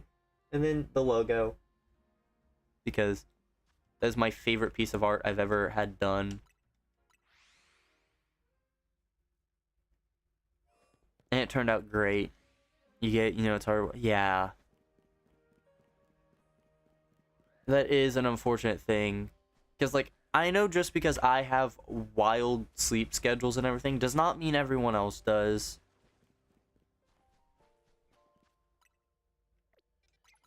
So, you know, I can easily just watch whatever time zone I want, because I have a messed up enough sleep schedule to where I can build it around what I want to do. Not everyone can do that, so I understand. Well, I didn't make it. My friend made it. But she's a really good friend. She does art, and I love her art style. She posts, like, drawings of characters all the time. So I asked her about a year ago, actually, when I got that made, I was like, hey, I was wanting a profile picture that was like Sylveon with like hot cocoa, maybe in a like winter coat or whatever. The basis for this was an actual piece of merch. My sister has this plush of Sylveon that is literally the non-shiny version of what the picture is. And I was like, hey, I really love this design for Sylveon. Do you think you can make the shiny one for my PFP? And she's like, yeah, I can do that. And after like a week or two, she's like, here it is. And I'm like, whoa, thank you. So yeah, I've been using that for a while. And gotta be careful with how I say this, because it's not coming anytime soon. And I don't know when or what quantity it will come in. But I'm hoping in the future the the thumbnails for videos will also be drawn, like actually professionally made. Right now, if it's not obvious, I make everything. The stream ones are obviously low quality because I need to be able to like throw them out as I do new things, especially if like on the spot I get a shiny and my target has to change. Like, I need to be able to spit something out pretty quickly. That's why they're usually lower quality. The videos I actually put a bit more effort in, but it's not enough. So I'm hoping that someday I can start getting them drawn. And I already asked her, and she's like, yeah, I would totally be fine with doing that, you know. And so we'll see how that goes. Not confirmed yet. Don't know if that'll still work out when it's time. But I do plan to start having that done at some point in the future. I think that way the videos have their own like more professional feel.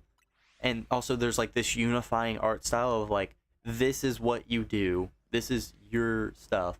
You know, if someone sees that art style, it's easier for them to go, oh, I know exactly what I'm about to watch, and not, this could be any big Pokemon YouTuber.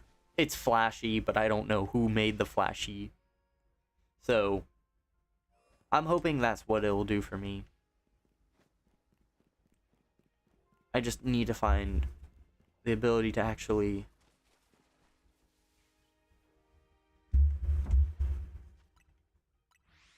Yeah, I just need all that to work out.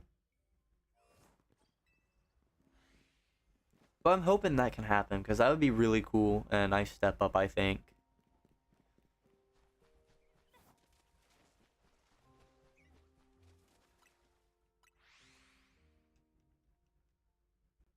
Yeah, I printed these. This was a whole issue, by the way. So, first issue, printer barely had any paper. So, I had to be careful with how much I printed, because, you know, if I print too many bad copies or whatever, it was cooked. I wouldn't have any more paper. And unfortunately, like, specifically the part that prints the black ink, like, I don't notice it for any other color except black. Like, that always, like, has ink dry out or whatever, and it just goes bad. You know, you can't really use it to print. So I had to do, like, 2 or 3 cleaning cycles just to get the black ink to start printing properly. Like, it would not print anything with black ink. So if you had anything that was, like, just purely black or only needed black ink, it would not print. It would just show up as white. And of course, I mess with a lot of other colors, because some colors actually use black in them to, like, change the shade or whatever. I don't know a lot of color stuff, so art people probably are getting mad at me for not knowing how to explain it. But yeah, colors would look different without having the black. But I got that fixed. And I got these done. They're really nice. I spent last night, like right before I went to bed, I was taping them all up just so they would be there for today. Because I did not want to have a blank background as the first thing I did.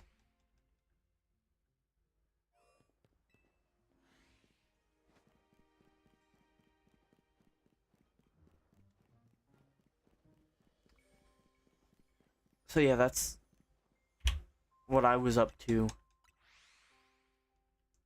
And also, I'm gonna have to reprint this because on a different printer too, because our printer doesn't work that well.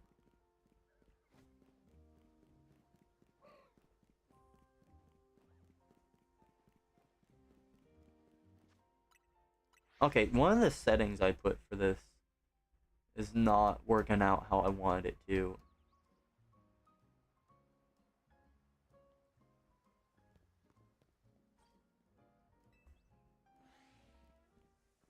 I changed some of my monitor settings, and now it kind of looks funny.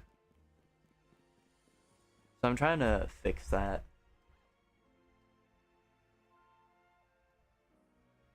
Oh yeah, that's probably also an issue. Let me put that back down.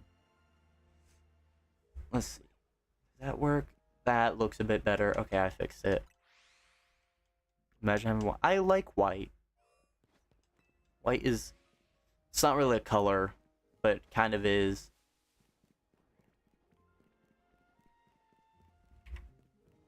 White is my favorite symbol for every single color being combined.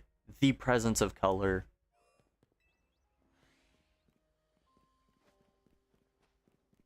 I don't know.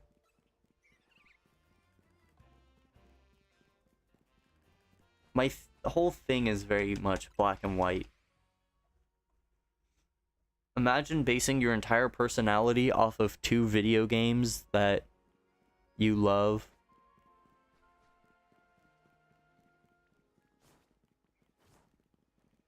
Like, seriously. Imagine basing your entire personality off of 2 video games that you happen to love. I need to fix these. I knocked Kyurem over when I did that. Yes, I have Kyurem too. I just don't have white Kyurem. I need white Kyurem, but they didn't have it in stock. Which sucks. Because I actually like Reshiram. Although I think I like Reshiram more. But as far as fusions with Kyurem, I like the black Kyurem form more. But I still need white Kyurem because I'm weird and I want them all.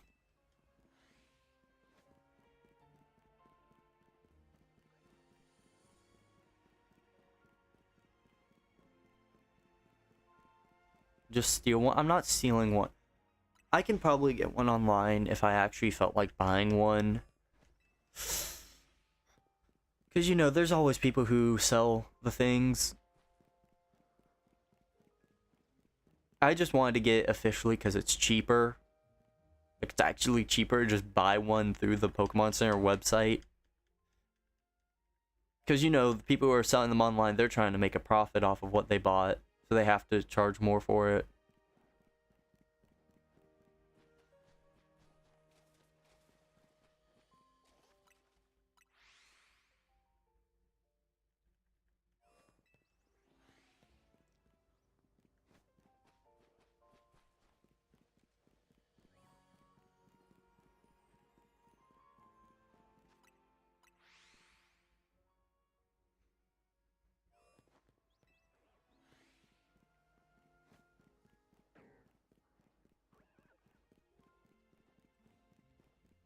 Should scalp white Kyurem so I can't get one. That would be mean.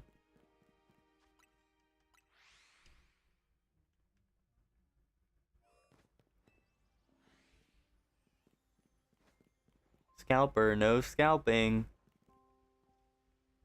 Okay, I regret my decision.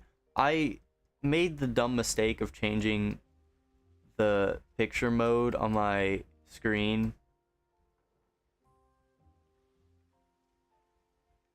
during a weather effect and not the actual game. It instantly started looking way worse.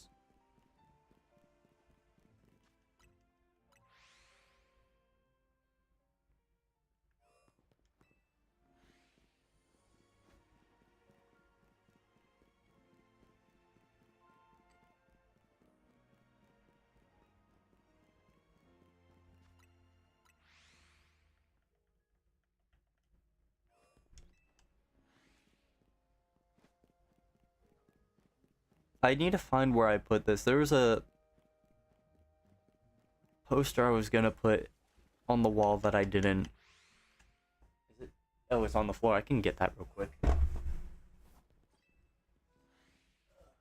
Okay, so I don't even know if this would show up on camera, but I can see it in real life, so I'm not using it. Let me just see my actual view so I can see what it looks like. There's the, yeah, you can see that. Maybe not if it's in the back.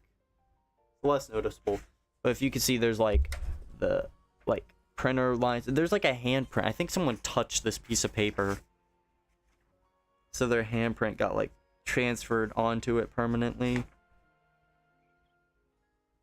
This was also used on a test print, so the idea was supposed to be you just don't see the back ever. But I made this context for that. If you don't know, this is my thing. I made this. It's actually available on my music channel. I finally put it out.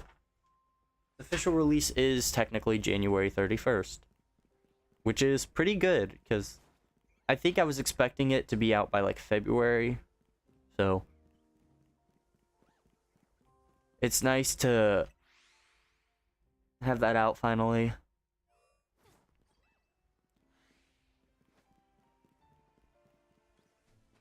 What do you mean, does it have their fingerprints? Whose? We should have the option to buy a Pokemon from the Pokemon Center website, but they only deliver to the US. That's fair. So, I mean, for like eBay and stuff, that's probably, you would get a better deal from that, right? Because even though they charge more, unless, I mean, it depends on who's shipping it, honestly. But I feel like if you buy from eBay, you can probably get a better deal on shipping that way, even if it is more for the actual product. I never thought about that.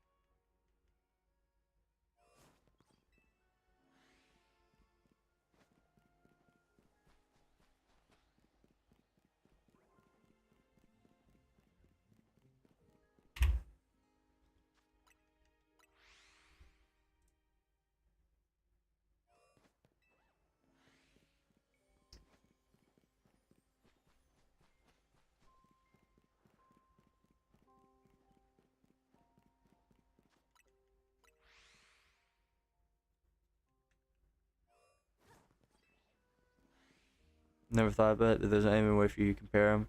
You only get extra shipping fees once proxy gets an actual package. Oh. That's interesting.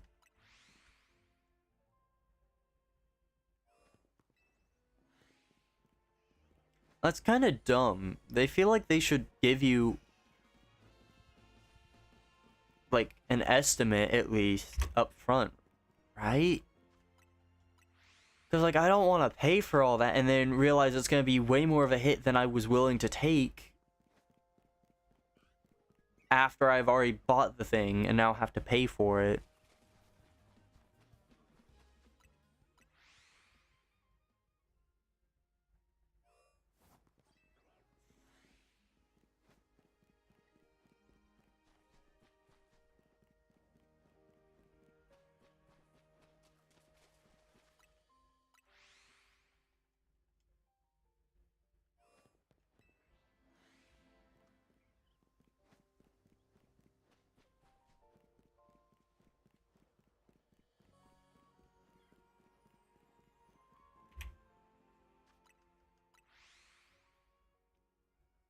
Okay, having the up arrow is nice for having it be my increment.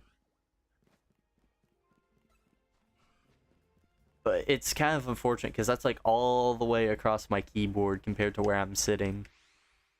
There's technically a fee calculator, but you need to know the exact package dimensions. Oh, that sucks.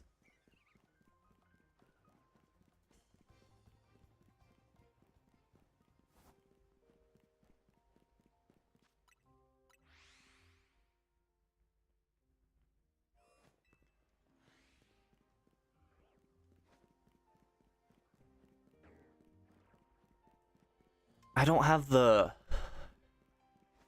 boxes anymore. I've been throwing.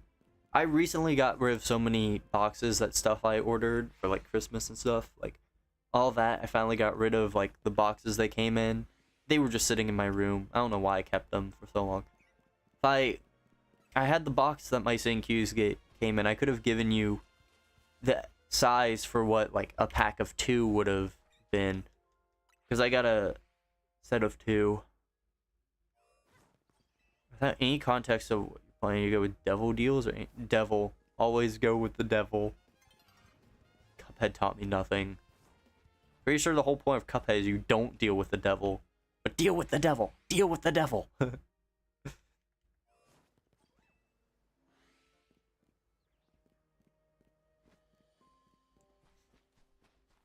I love how I went through the effort of redoing my hair in game to better match my hair in real life. Then I put on a hat that basically completely ruins it. Devil room had trash items. Okay. Well then always do the opposite of what I say.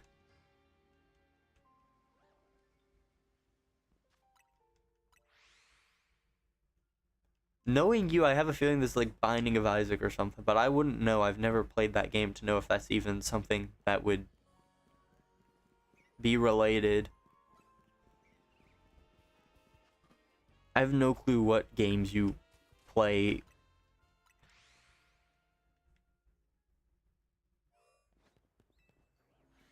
Maybe? Okay.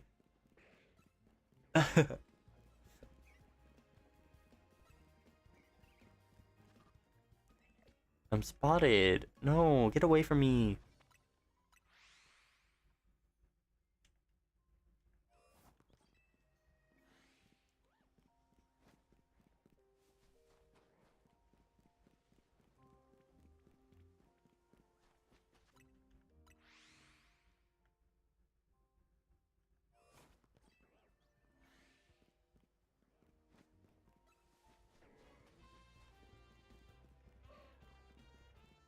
Don't despawn. Well, hopefully that's not gonna hurt me. We have 50% devil and 50% angel. Since you went into the devil deal but didn't take anything. Oh.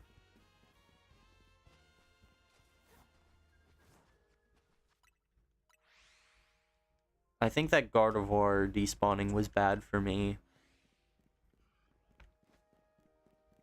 Because I think that means I do still have to wait for it to re-enable that spawner.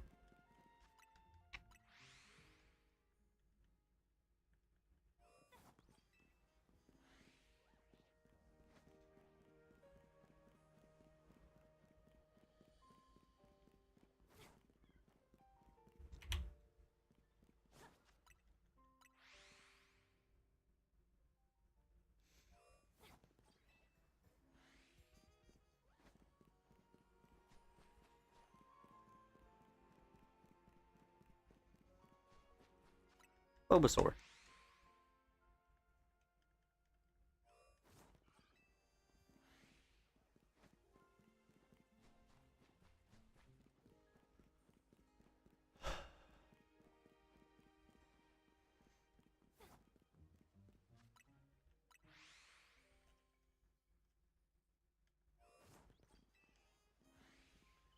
This is so weird. Like, mentally, I have no idea what time it is or anything.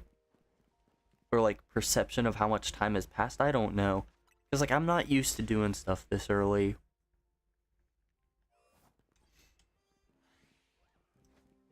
Like, normally when I do the nighttime stuff at this point, I've gotten so used to stuff. I just kind of know after a certain point what the rough time is, how long I've roughly been going.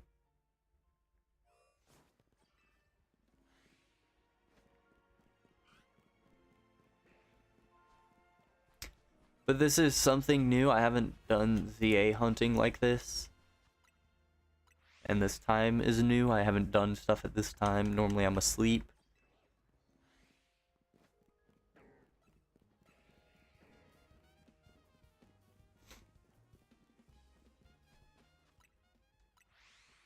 So yeah, no idea what I'm gonna be doing until I figure this out. And then by the time I figure this out, I won't need to worry. Because I don't even know if I'll be doing this again.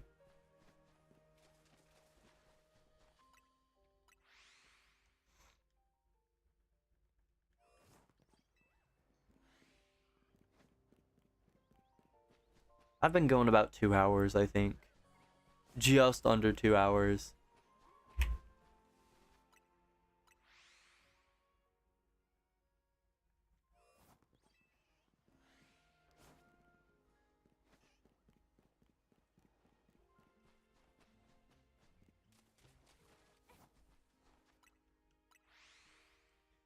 I'll probably go like 2 more.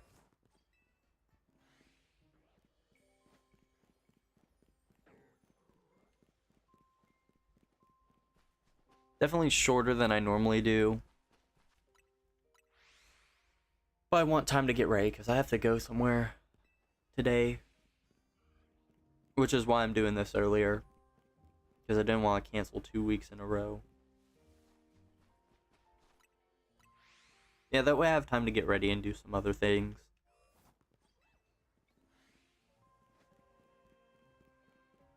For 24 hours. That will happen at some point. Just not right now.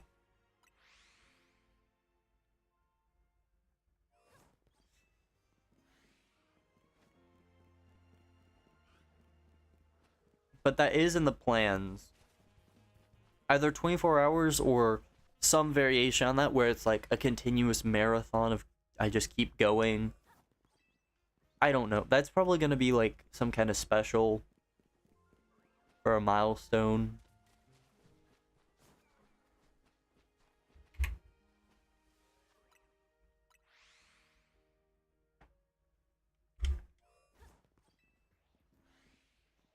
And also, that's probably where I'll do the sitting cuties idea I had.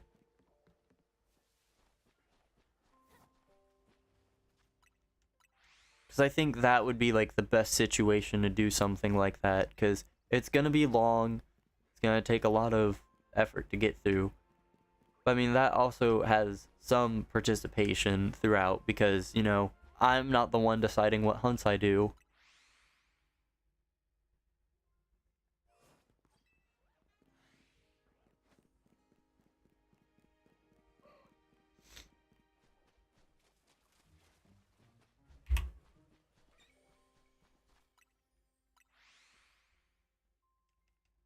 So I think that would make it fun.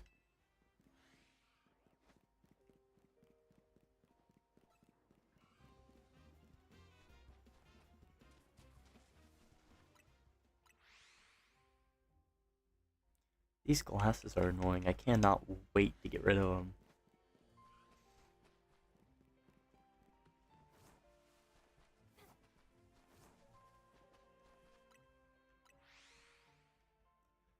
I hate them. They don't fit on my face enough to actually stay, so like they constantly fall down and fall off. But then also whenever I like wear something on my head, like headphones, or like all of a sudden they want to be way too tight. Like, okay, so you can slip and fall off my face any other day of the week, but then the one time I try to wear something, oh, suddenly you want to have like super strength and grip on tighter than my head is. Like, okay.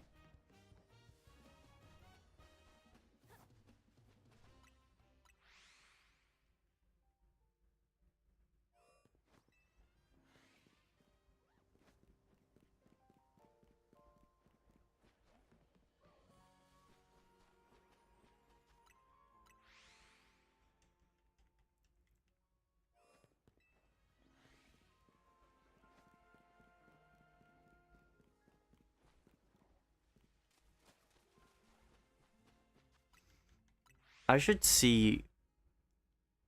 Hope you get a Shalpha I already have. Well, I don't think I have a Shalpha of anything here so far.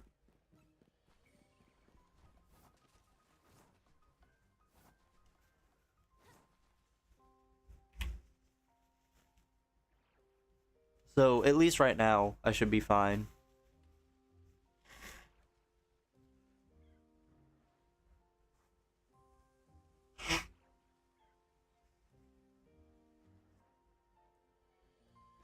Did I do the counter for that one? I think I did.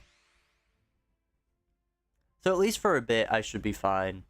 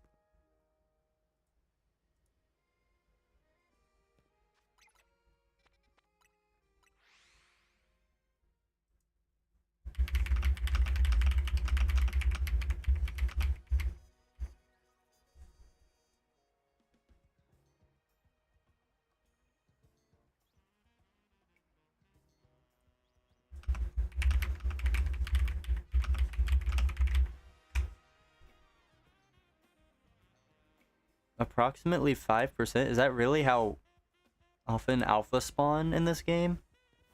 I think that's a bit more common than they were in the last Legends game, right?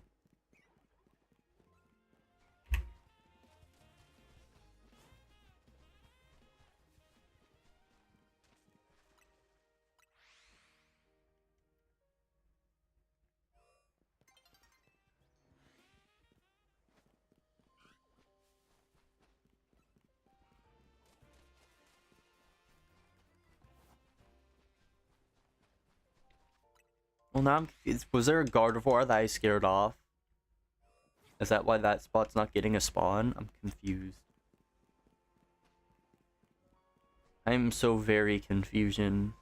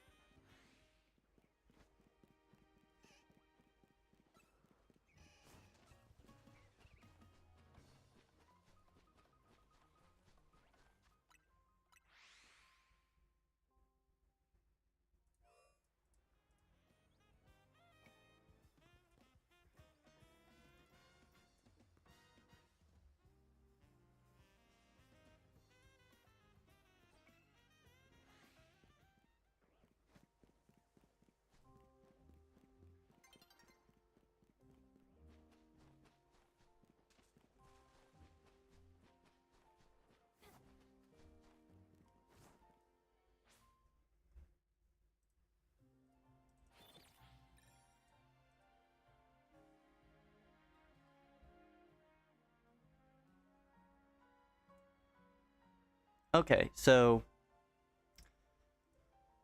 that's not the best odds in the world, but that works. Assuming it is a 5% chance of alphas, it's gonna take me like 20,000 Chikorita.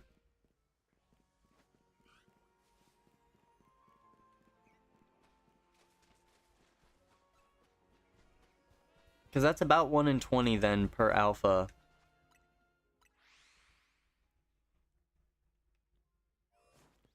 So I would have to find about 20 shiny Chikorita.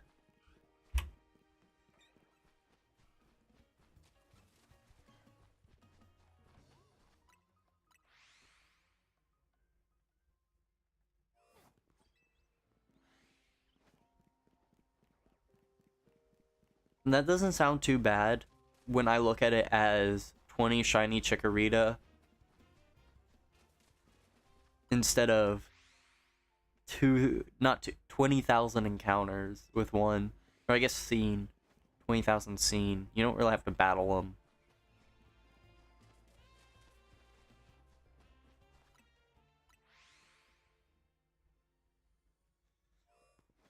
I think I'm doing pretty decent considering I'm about to hit 100 seen and I've only phased. Yeah, I hit 100 seen and I've only phased once.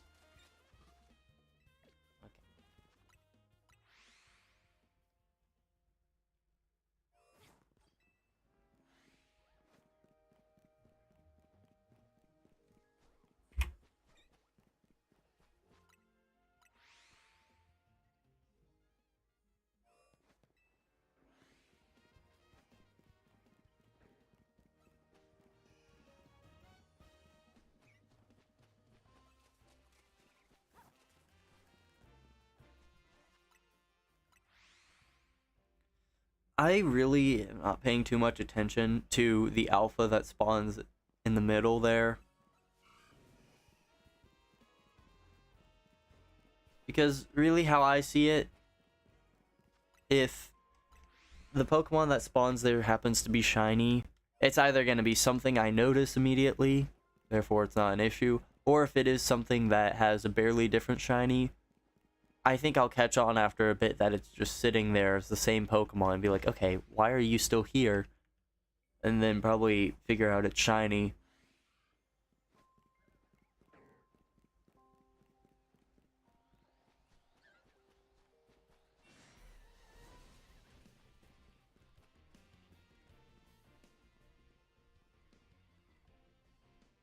You don't know I'm here. You do not know I'm here. Jeez.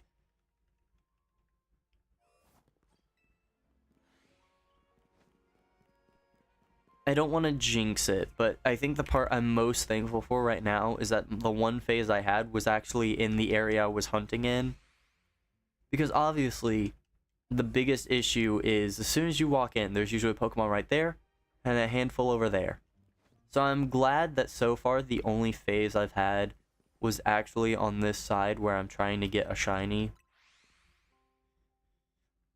Because then at least the shiny I get would have been something... Like, it could have been Chikorita. But, like, if it's over there, then there was never, there was never a chance of it being Chikorita. And that's the sad part, because, like, dang it.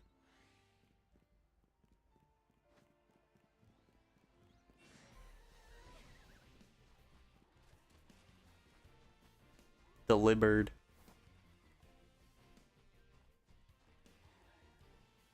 Leave me alone, thank you.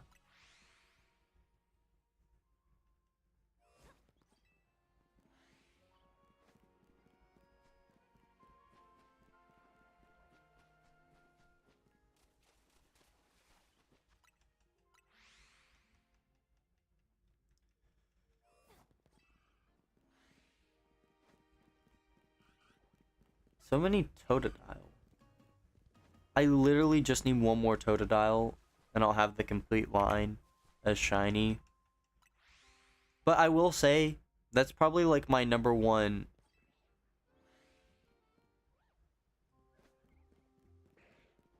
That would be okay if it's alpha.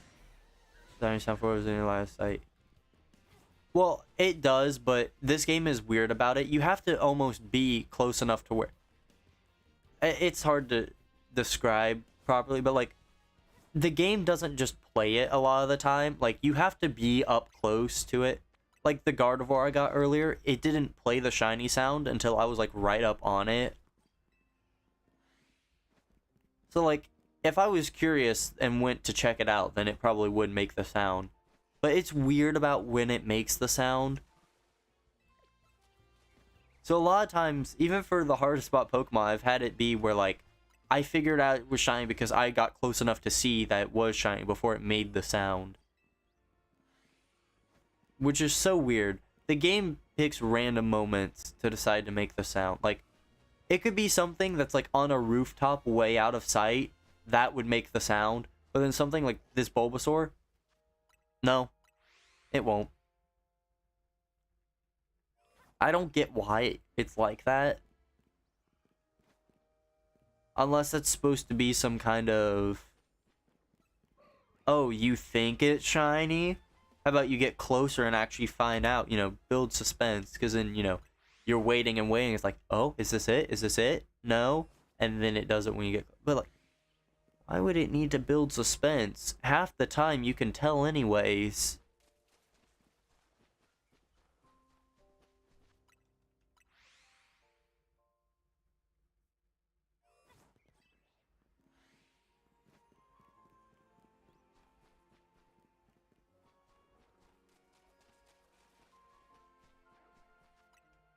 Bulbasaur.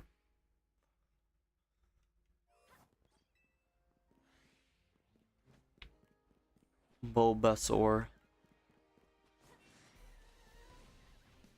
Metgross.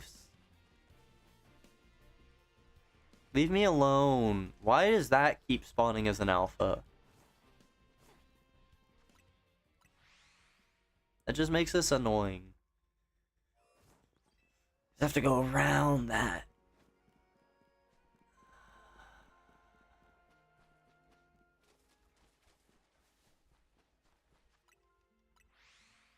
Now it's side-eyeing me.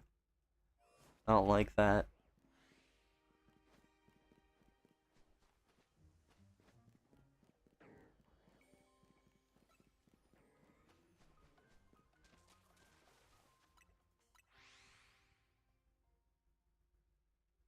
Yeah, that game was better about doing the shiny sounds.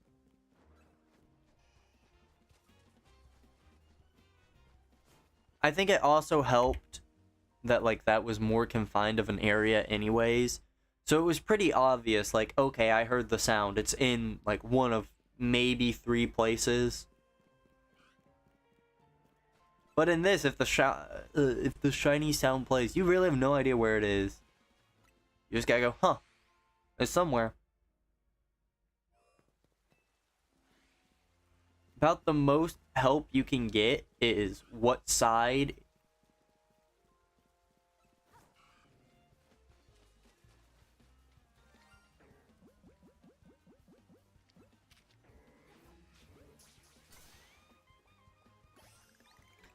Yeah, about the most help you can get is what side you hear it from with stereo sound, because that typically points you in the right direction.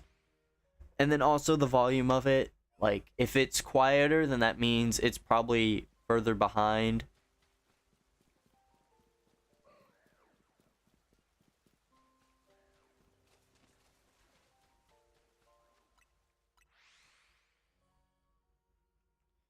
But again, that doesn't really help too much. And again, that Malamar, I noticed it from visual before it made a sound, so...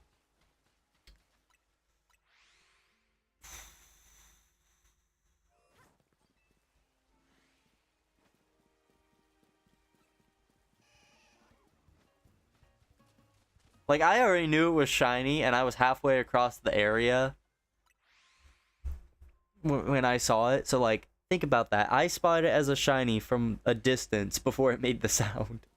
This game is so bad about making the sound. It's good to have it back, because I'd rather have it than not. But it just sucks how they implemented it. It just does not work.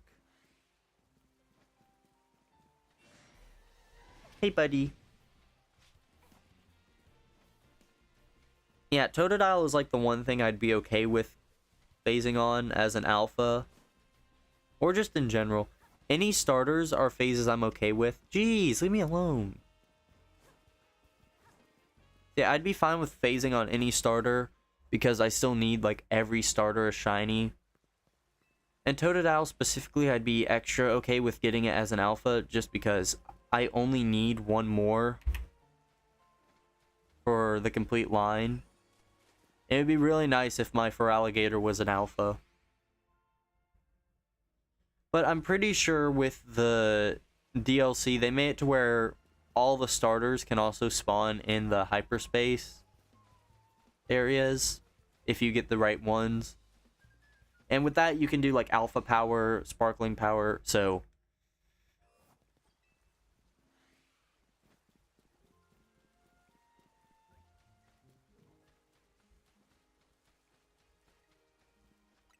If I really care in the future, I can do that.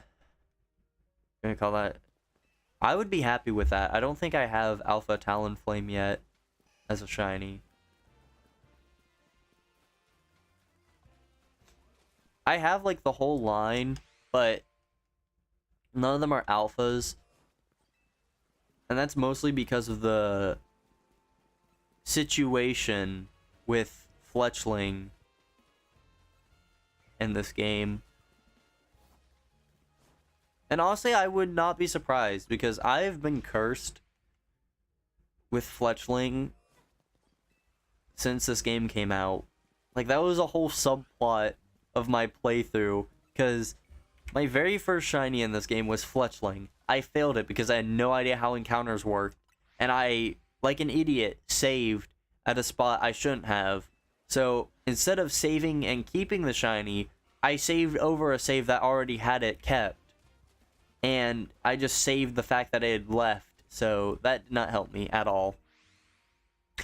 So then later in the playthrough, I found another one. I think this was after I finished the main story. I'm like, yay! I got one! Again! I'm gonna catch it! And then, like an idiot, it messed up. Oh, I remember what this was for. So, I had a quest where I was trying to get at least a single shiny alpha of one of the new Pokemon with megas. Or one of the Pokemon with a new mega, rather. So I was trying to get a Froakie at one point, and I got a shiny Froakie. It wasn't alpha, but I was in a weird situation after struggling to catch it, where I noticed there was another shiny sound playing. So I was like, there's another shiny somewhere. And I found out it was a Fletchling, and I was so excited to catch it. But it turns out that that Fletchling spawned as shiny just randomly. Okay. I forgot what Raichu looked like for a second. I thought that might have been shiny. Get away from me. What is looking at me? So yeah, anyways, I went to catch the Fletchling after I got my Froakie, and it turns out that the Fletchling was not a spawn that happened and was saved in. That thing spawned while I was trying to catch the Froakie. So by resetting, it was just gone.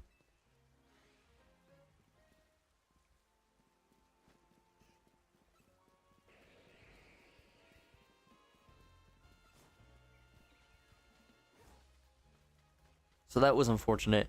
And then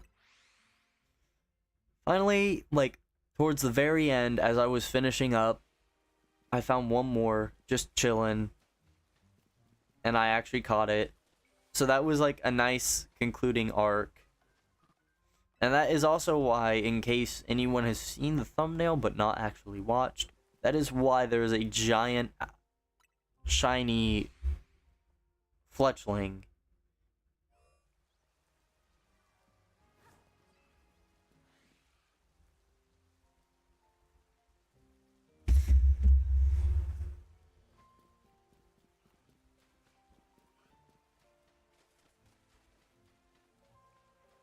And then your save corrupts. Fortunately, it didn't. I got pretty lucky there.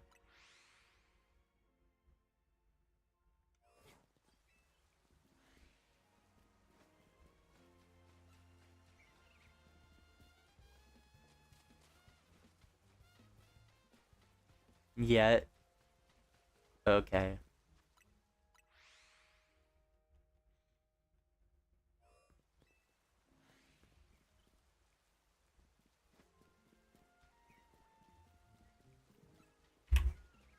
Well, then I'll be waiting for the day it does.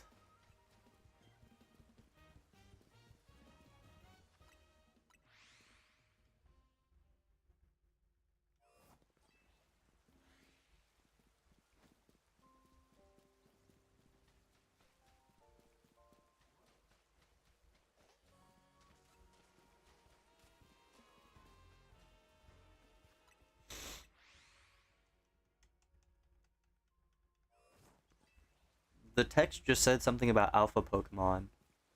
We love alpha Pokemon, especially when it's Chikorita. Shalpha Chikorita, please. Just make it my first Chikorita. Like, okay, you're not gonna go through all this. Here, just take it. Take your stupid Chikorita.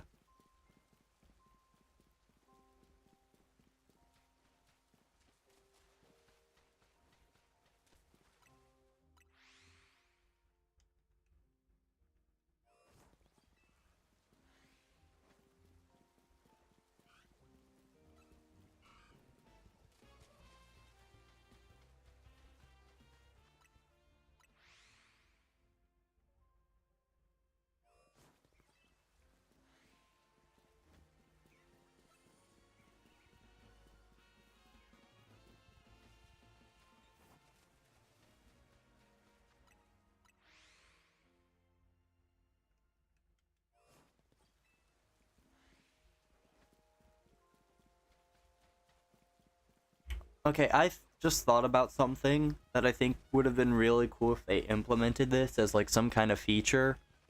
But these icons that show for the Wild Zone, I learned that they are shiny locked because they exist in a shiny form. Those could display as shiny hypothetically.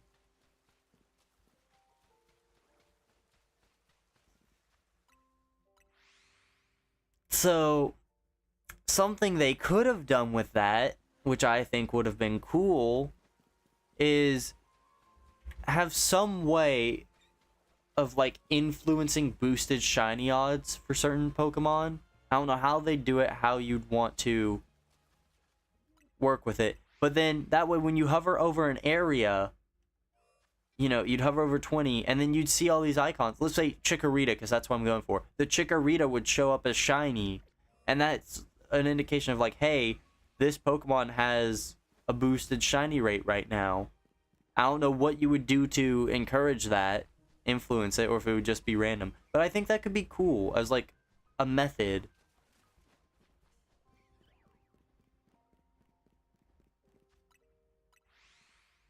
That'd be fun. But obviously, it's not needed. I mean, I'm finding shinies fine. Just doing it the way you're supposed to.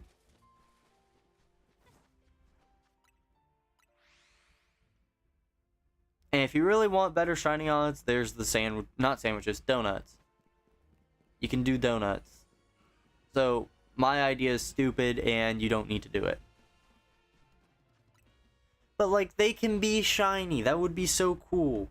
No, they can't be shiny. But they hypothetically could if they weren't shiny locked.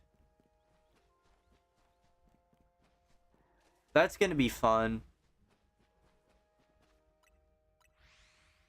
I'm sure when shiny lock removal becomes a huge thing for this game, that's gonna be a lot of people's hunts. They're not even gonna hunt actual Pokemon. They just want a PNG to be shiny. I mean, for 20 specifically, you see what? 12, 13, 14, you see like 15 Pokemon right there. That'd be pretty good. Yeah. Although I don't know what would cause it to reset. If it's just every time you hover over it.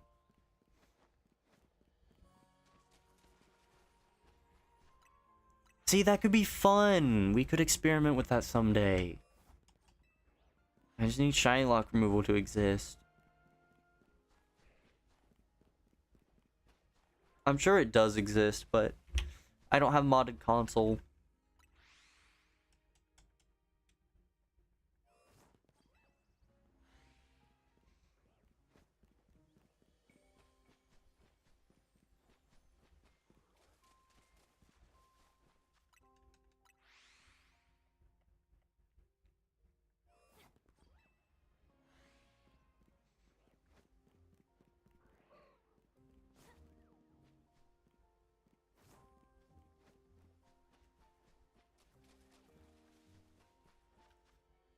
Oh, I hit the wrong thing.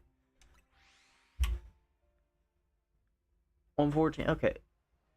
I might go to 200. Chikorita's scene. I think that'd be a good place to end off. Did you find it weird that outside the DLC there's no way to increase shiny rates but shiny? Yeah, that was interesting because during my playthrough of this, when I went to hunt for Grandpa, I was like, is there not a method? Like, I refused to look it up until after I beat the game because I wanted to, at least on my own, figure out how shiny hunting worked and how to like re-roll spawns or whatever. And pretty quickly I figured out that flying was the way to do it. So I was like, that's weird. Surely there's like a method to this game, but like there wasn't like the Dex research like there was in Arceus, however you want to say that. So I was like, maybe it could be like if you catch every species in an area, that would give like the whole area a slight boost or something. But I'm like, that wouldn't be fair because that's a bit too forced. Like, yes, in the last Legends game, doing Dex research be required up to a certain level to even be able to finish the game. You know, like, you're gonna have to get some boosted odds on some things. But Absolblog's Pokemon did a whole playthrough where he found a way to work it out just right, to where the only things that he completed and like got boosted odds on were things that you couldn't find naturally anyways and would have to have boosted odds from like the outbreaks they spawned in. And so every Pokemon that spawned naturally in the wild, he kept full odds, which obviously with so many Pokemon having catching tasks, there's a good chance you could, finish a lot of them just by shiny hunting in it. Gosh, something got caught in my throat and it felt like to me it sounded like I was about to cry. That was weird. Yeah, you had the ability to make it full odds if you really tried. Like, this game is either full odds or charm odds. No methods. No Masuda, obviously, because that doesn't exist in these games. But, like, that's crazy that there's no kind of method to boost your odds before the DLC came out.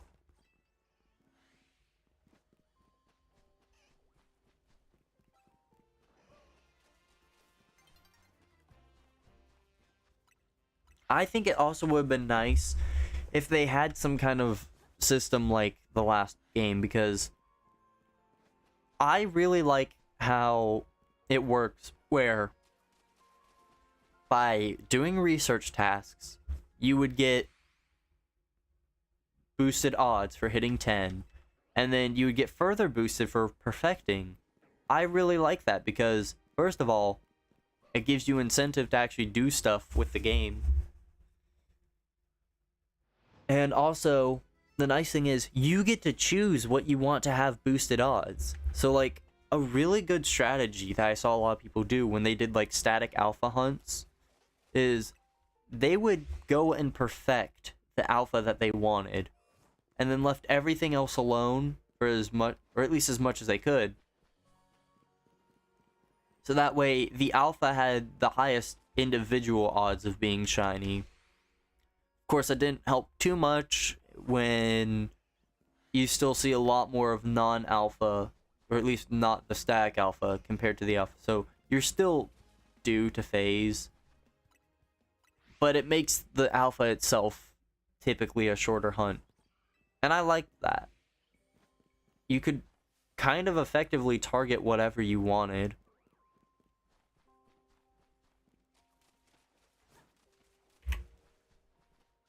At some point, I would like to go back, because I already booted it up recently in the past few days just to mess around with it. So, at some point, I would love to go back and do some hunts in it.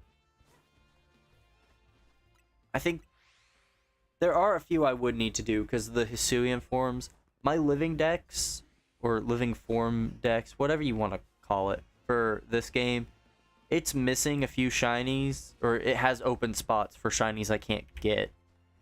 Maybe, I don't know. Because right now I left it open for, like, Hisuian forms that are in this game. So that'd be, like, Hisuian Avalugg and Hisuian Sliggoo Gudra, I think it is. I don't know. I left room for the Hisuian forms that are technically in this game. I don't know if they got added in the DLC somehow, or if I still have to wait for home. Or if you can even transfer them in. I'd assume so, because I think... I don't remember. I can't remember if the one I saw as, like, a format guide, if they had them already, either through cheats or something, or if they said, I'm leaving these open for this reason. Yes. Yes, indeed. Hello. I can stare into people's souls. That's creepy. I'm not doing that. I wanted to give it a try. I don't know if it'll stay like this or if I'm going to make changes. I just wanted to try this. And I figured this would be the great chance to actually do it.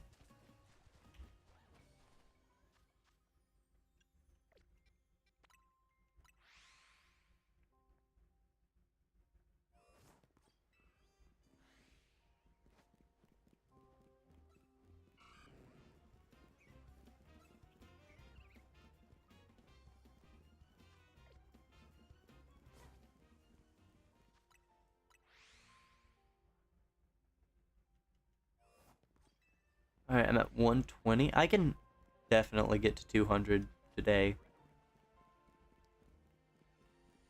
Because I got, what, like, that'd be an hour and a half roughly longer that I'd want to go anyways.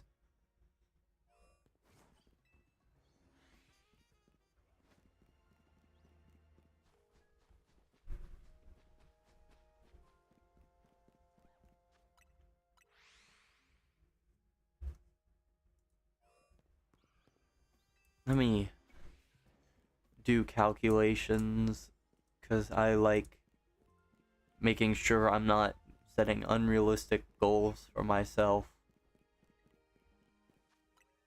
Let's 240 minutes, and in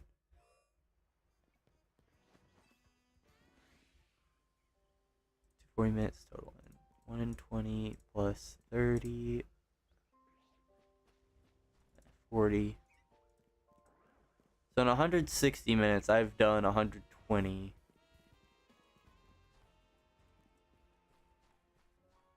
So that's about 1 a minute.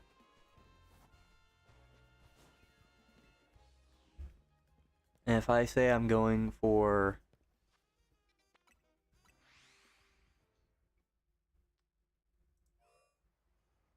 40 minus 1, I don't even know what number I just said.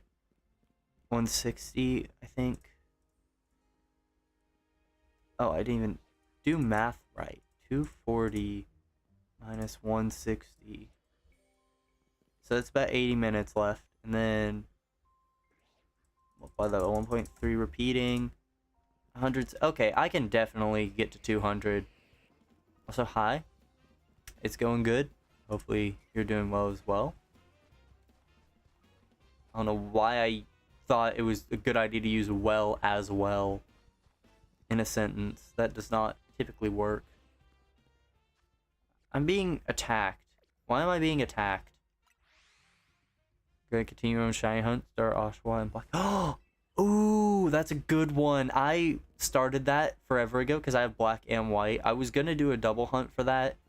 I never got around to finishing that. Maybe someday. Because I have mod 3DSs, I can just back up my completed saves now. And then start new ones for that hunt. My day, I can't talk. That's how my day's been. It's been good. I mean, I haven't done anything but this today. This is the first thing I did.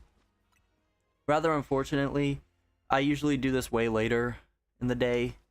But there were plans I did not know about until last night.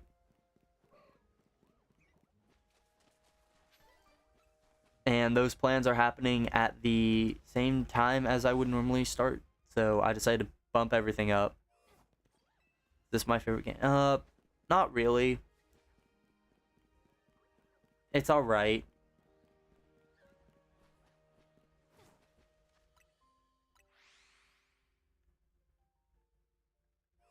As far as like Pokemon games in general, I've been having more fun with Sword and Shield. Because that's what I did for the past month, it feels like. I think it was only 3 weeks, but it feels like a month that I spent on that.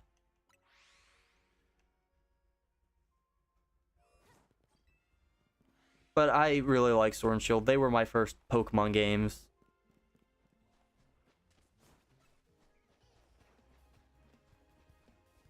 How long have I been? Oh, that's interesting. Let me check. Okay, this is a weird one to answer.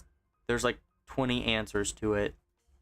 Not really, there's 2. So, if you want like the very first one, it's been about 8 to 9 months, give or take. I can actually check. It tells me the exact day it happened. May 28th. So, we're closer to 9 months, I think. Right? No, 8. That would be closer to 8. My bad. I don't know how days of the week work, or months of the year. Technically 8 months, but I did have like a long break at one point because classes got in the way. So really it's been more like 2 months being back.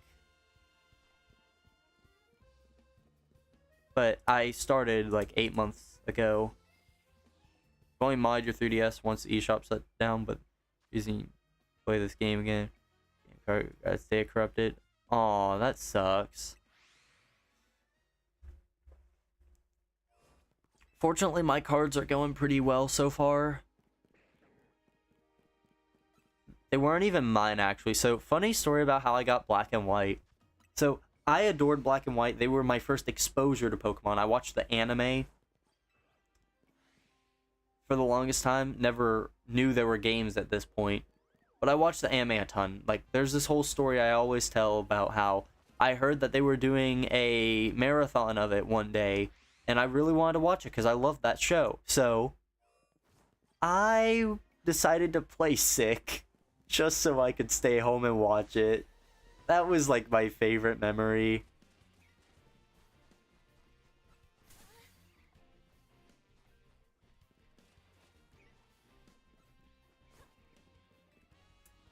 And one day my friend had them both loose, but he was like, yeah, I don't play these anymore. Do you want them? And I'm like, yeah. He said 25 each. $50. I got copies of Black and White. It was great. Do I have any plans to get... I do, actually. I have a friend who did my profile picture. I recently reached out to her. I'm like, hey, there's some stuff I'd like to consider doing at some point. Would you be interested? And she's like, yeah, I'd love to. So, really just depends on when I decide to start implementing that stuff.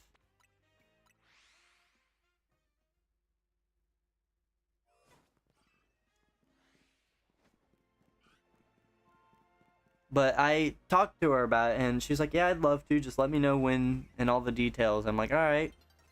I don't know when I'm going to start doing it, but I did reach out to her, and she said she would be interested, which is great because she made my profile picture. So I feel like that's good consistency to have.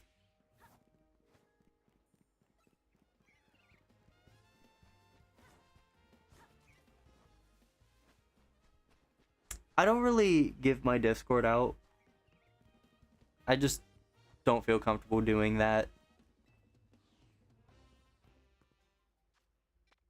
I don't really give it to people like I actually know.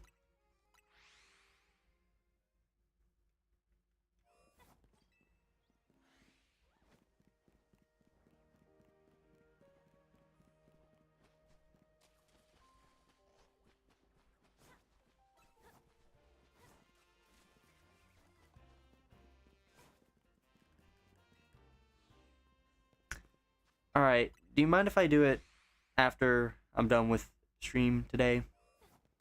Would you be okay with that? Because I don't really want to take up time. The side quest.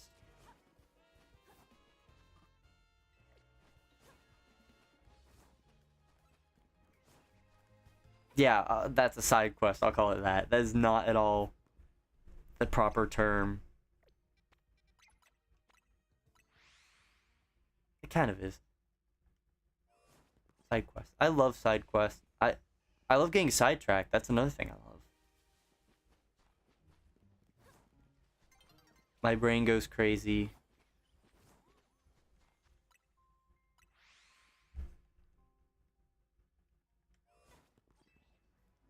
Oh, there's this funny side quest story I got. There's no resolution to this, unfortunately, because, like, things didn't ever work out for the side quest to come to a full close. But there was something I had to do previous semester, and they're like, all right, you need a piano player to accompany you. And I'm like, what? And they're like, yeah, you gotta find yourself a piano player. I'm like, that's gonna be impossible. And they're like, easiest tip we have is try to find someone who's already working on the same piece, because it's a lot easier to get a yes if it's less work for them, because they have to play the same thing twice, and oh well, they play the same thing twice. Not as hard as having to learn two separate pieces. So I was like, oh, I gotta find a piano player. I gotta find a piano player. Then one day, as I'm just walking along, going to my first class for the day, I run into someone who, like, had a bunch of stuff on the ground next to her. I don't know if it was equipment, if she had dropped it, or if she just had to set it down because it was too much. I don't know. But even if I was, like, desperately in the mood to just go to class, I couldn't find it in me to just walk by and say nothing. So once I got up to her, I was like, hey, do you need any help? You know, it looks like you have a lot. You need help carrying anything? And she'd be like, oh, that'd be great, but I don't want to bother you unless you're going to the music boat. I'm like, lucky for you, I am. So it's what happened. So, you know, I'm like, well, I'm going there. So she's like, oh, great. Do you mind picking these up then? I'm like, yeah, of course. So pick up some of the things that she was carrying, and we started going towards the music boat, and we just kind of started talking, and she's like, so you a music major? I'm like, yeah. And she's like, you ready to do your jury piece? And I'm like, not really. She's like, got a piano player? Not yet. She's like, I'll be your piano player. So it turns out this person I randomly decided to help just because, oh, you know, you look like you could use help, and I can't find it in me to just not at least offer the help. Like, all that worked out to where that was actually a piano player, and she was willing to be my piano player. So that was great. I love that happened.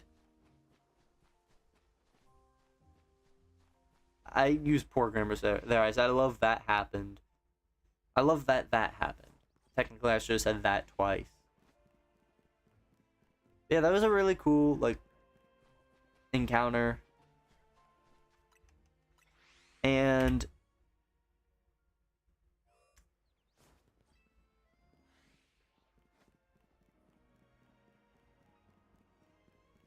course, never ended up happening because I was changing my major,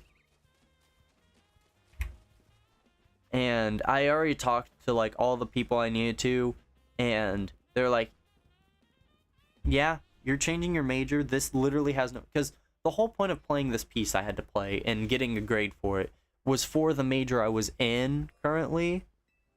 Because like that was supposed to be like your evaluation at every semester. Like you had to do good on it to stay in the program or whatever.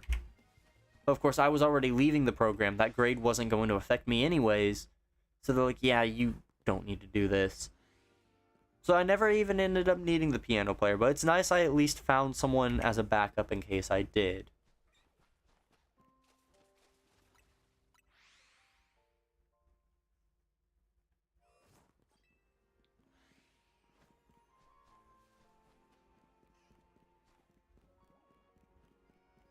Yeah, that was funny because, you know, I was like, oh, I need a piano player. I need a piano player. And then piano player just appears in front of me.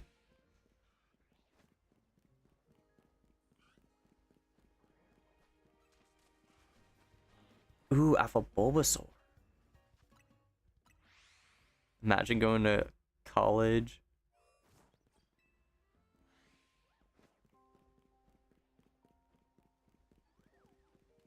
I don't have to imagine. That's my real... Actually, no, I do have to imagine still. My classes have been online the whole past week. And we're not so sure about tomorrow still. It's looking more likely for tomorrow, if I'm being honest, but you still can never be like 100%. Things can always go wrong. And plans can always change. But I think it's pretty cool that we had the online classes and had all the cold. But I'm ready for it to be over. I would like to go back. Should have just gone to a trade school. Really? You're going to a trade school? What is a... Breathe in soul... Oh gosh. Is that what you're up to?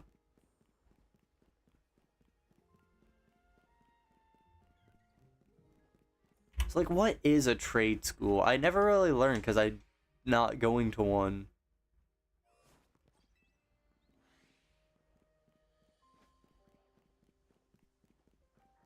You're in electronics. Fun. Is that why you said you were going to be taking parts out of my Switch too? Because you know how to do it? Is that what that was all about? You're just trying to flex your knowledge by breaking my system and removing its part?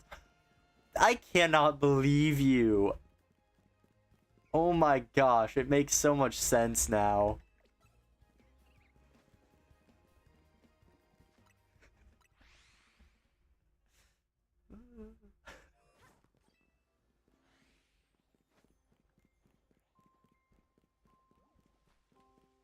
So are you gonna end up being one of those guys on YouTube that knows so much about electronics and you just devote an entire channel to like tearing them down, fixing them up, messing with them to see what happens if you swap parts of them around, making stupid versions of consoles that should not exist, but you have enough knowledge to know how to wire it all up to make it work anyways? You'd love to do that. I love those videos. I would be like your #1 fan if you did stuff like that. Because there's this one channel I watch, I think it's James' channel is how I assume that's how you're supposed to say that. That's what it looks like it is. That's how it's written out. Unless he has some funny pronunciation he wants you to use for it. But like, I love watching those. They're so fun. Like his Super Nintendo. Okay, yes, you know who I'm talking about. Yes, I love those videos. Like, if you did stuff like that as a video, I would watch that so much. I randomly stumbled across his videos one day, and I cannot get enough of them. I watched all of them at least 4 times already. Like, I am addicted to his videos. It's so fun because, like, he plays with the thing usually. He'll tear it down, show you how it works, fix it if it needs it. And it's so cool because it's like, he just knows how this stuff works. So he gets to sit there and explain what he's doing. I'm like, sure, okay, you know how to read a PCB and I don't. Yeah, it's really fun to watch.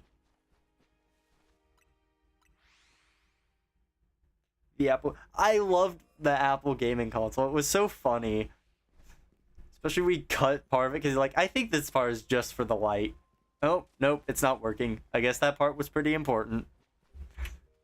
And he put it in the Apple and then played the whole entirety of Super Mario Bros.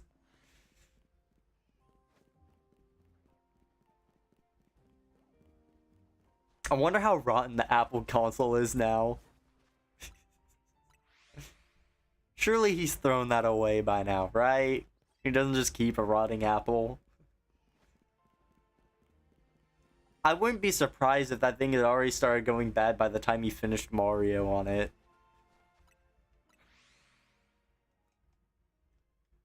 The Nintendo PlayStation was also fun to watch.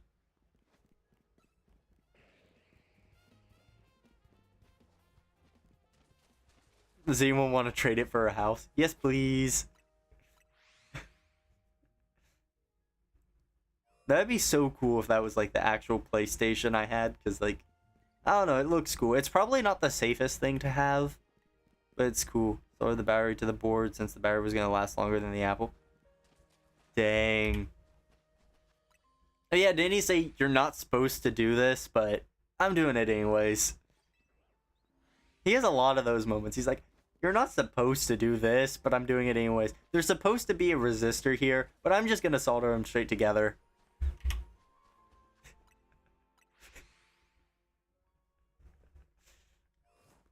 I love watching all the silly things.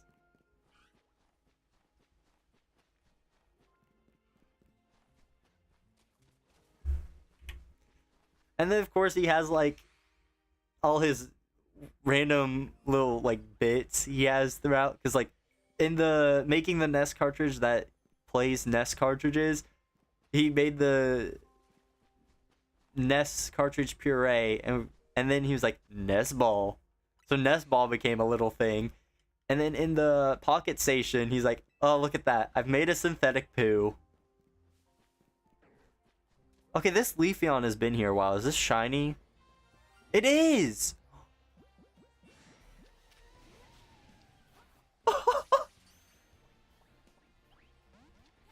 No way. I was just like... You're like, I mean, don't they do stuff together as well?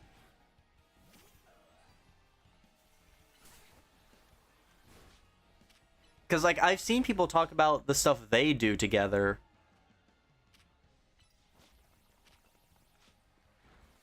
I think it's, like, the channel where they work on cars or whatever, like Garbage Time or whatever. I think that's one they work together on.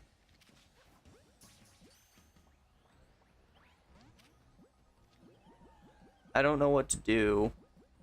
I don't want to fail you. But I also don't know if it's a good idea to save. I'm wasting balls on this. It's not ready to be caught.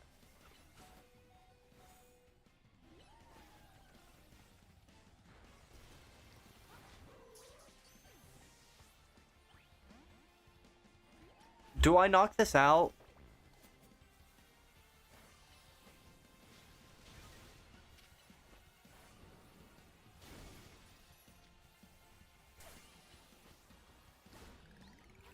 Please catch. Got it.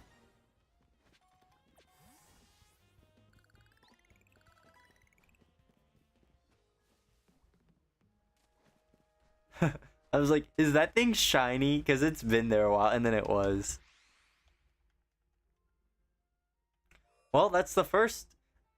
That's the first Shalpha.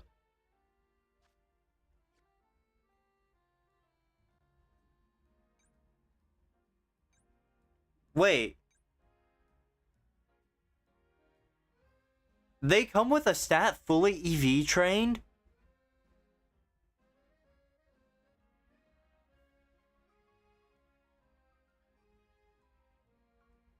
What? Why is it already EV trained? What? That's cool. Did I really not know that was a thing? Are all alphas like that?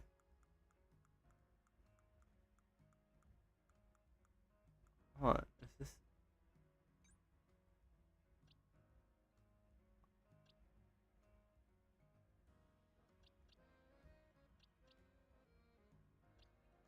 Is it only the HP stat that comes trained? That makes sense. That makes sense, because they do also have, like, a lot of HP.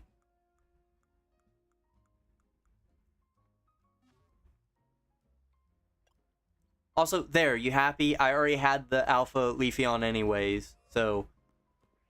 You got your first wish of, I hope you get an Alpha you already have. Already have Leafeon.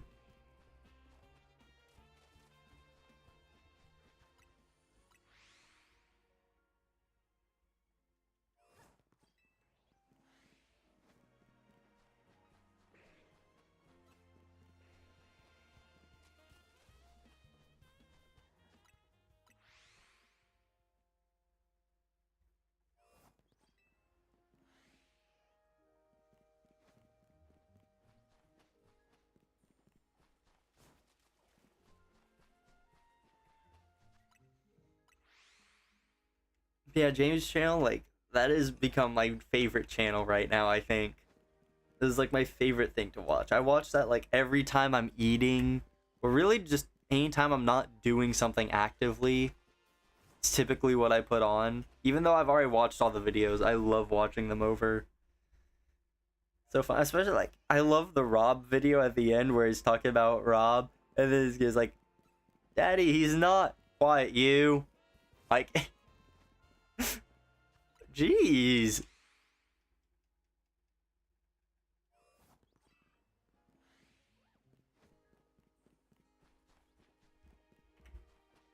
The NES game, playing a NES game.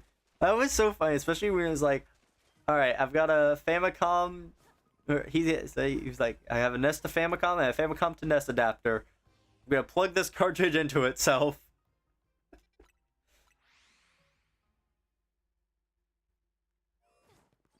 But that was really cool watching him do that, because he made it work in an actual NES. He made it able to play itself, and it's able to play other NES games. That was really cool. And of course, NES Ball.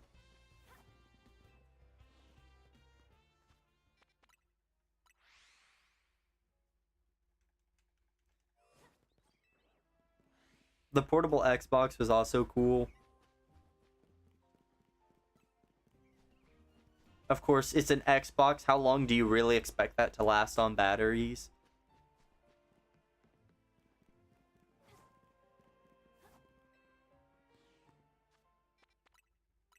But I mean, it's so cool that you can even use it on batteries to begin with. Even if 10 minutes of playing isn't a lot, that's still impressive, honestly. And of course, like, I think the battery still had charge. The issue was just the disk drive lost power after a certain point. So, I'm pretty sure if you did what he didn't want to do and had like pirated games on it, or at least backups of your physical games, rather, let's say that in a more legal way. You know, I'm sure if you did it that way, instead of using the actual disk drive, one, that's going to be a lot safer portably, because you don't have to worry about disk. But also, like, you wouldn't have to worry about the disk drive losing power, I wouldn't think, because I think the issue is just it couldn't read the game anymore, right? So as long as it can read the game, it shouldn't matter. I don't know. Unless the disk drive is still important for that. But I mean, it's still impressive. You can't argue with that part. Should have put a nuclear... Exactly!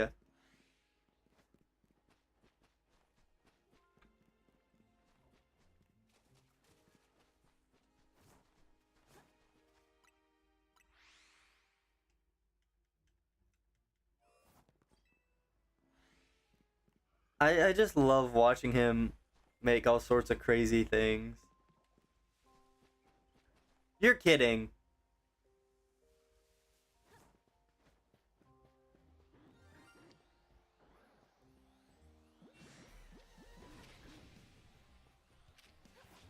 You don't think you've watched Portable Xbox? I liked that video. It was nice. It's definitely one of the longer videos he has. I think it's like 30 something minutes. But it was worth it. It was worth the watch. I've watched it a few times.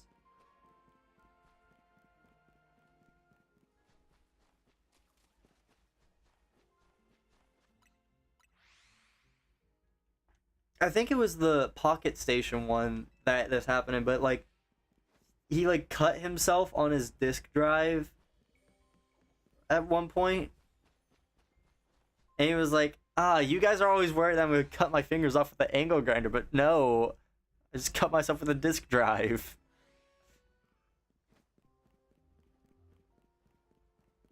Yeah, I love how he just uses the angle grinder as if like he can regrow limbs. If something falls off, whatever, it's coming back.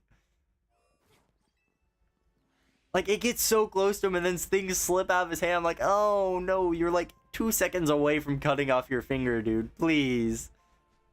Please.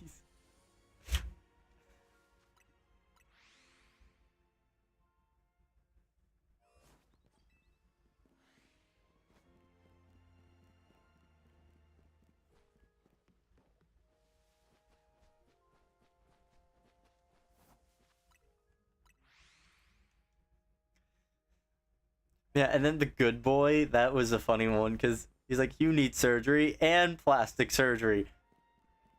And he's like, don't worry, I'll be gentle. And then cuts to like maybe a second of him powering on the angle grinder. The angle grinder's always funny when it shows up. He's Australian, he can regrow limbs. Is that like an actual Australian power? I love that he's Australian because like the accent just makes it so much more enjoyable.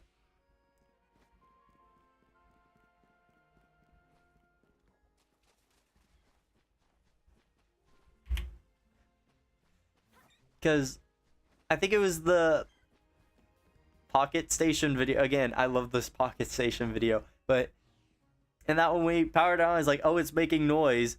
And he's like, hello. Like, he was so excited. It was so cute. I was like, aw, he's saying hello to the little thing. It's back. It's alive. And it's like, hello. Like, it was so wholesome. Even, like, it's an inanimate object. It is a memory card that has a battery in it and can play some games. But, like, it was so cute. What is that? What are... Oh, well, that spawn's gonna be gone for a bit.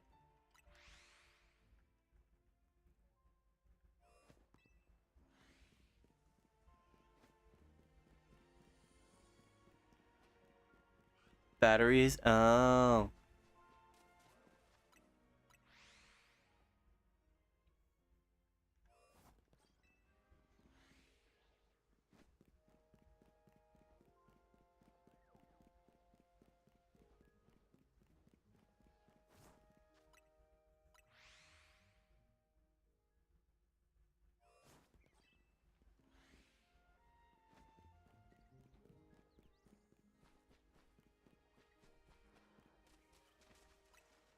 I've been so interested in like technology stuff though recently. Like it happened over the winter break because I had so much time out of school that I was getting bored and I just needed something to like entertain me, I guess is what it's called. Yeah. I don't know why it took me so long to find the word entertain. Yeah, I was like, why not? I'll start watching about technology stuff. And now it's like really cool. So like I am really inspired. Like if I do actually have some older stuff that like I would love to make something out of. You get to play with fine hot pencil. That'd be so cool. I've had things where that's like actually a useful skill to have, but I've never obviously had the ability to do so.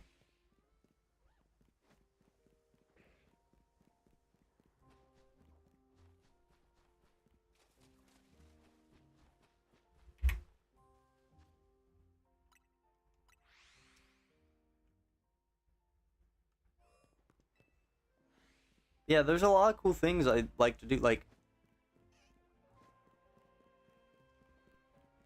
just make something silly just for the purpose of being able to do it. Like there's this one console we have. It's a cheap Famiclone. It's supposed to look like the SNES Mini, I guess. But it is not a Super Nintendo. It is a Famiclone. But like I have lost so much of it because like it has a very specific output for AV and all that, but it does not. I mean, well, I guess can't say it doesn't work. I just don't have that cable anymore, so I have no way of using it. And it was weird too because the controllers were also shaped like Super Nintendo controllers, even though again this was a NES clone. So I guess X and no, what would it have been?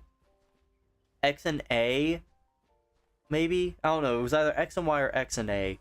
But like one of them acted as A and B, and then the other set was like turbos for A and B. And the shoulders, I don't even know what those did because there were no shoulder buttons on the NES either. But I'm sure if I knew how to like work with the electronics of it, I could probably find a way to like make that a portable, because I doubt it uses that much power. Could probably hook it up to a battery pack. But then, you know, that way I'd have something funny I could play on the go. Maybe rewire it in a way to where the layout of the buttons is actually a Nintendo Entertainment System and not a SNES.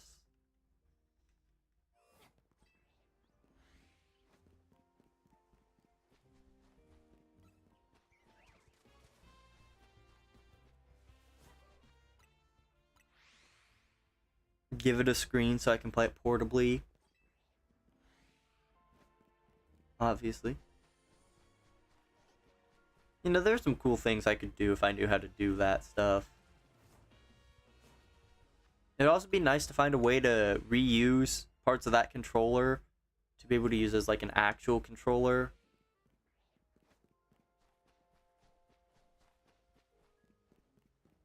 I was gonna be like, it'd be cool if I could make it like a USB wired controller somehow. But the only thing I could think would be possible like that. SNES Classic only needs 5 volts DC. Yeah, and this is like a really basic Famiclone. So I'm sure it needs like no power at all. Like, I forgot where it went, but I bought this portable charger for my phone. I'm sure it could run off that, because I think he got his like SNES portable to run off of a battery pack like that. So I think surely if the SNES can run off of it, the NES can with no issues.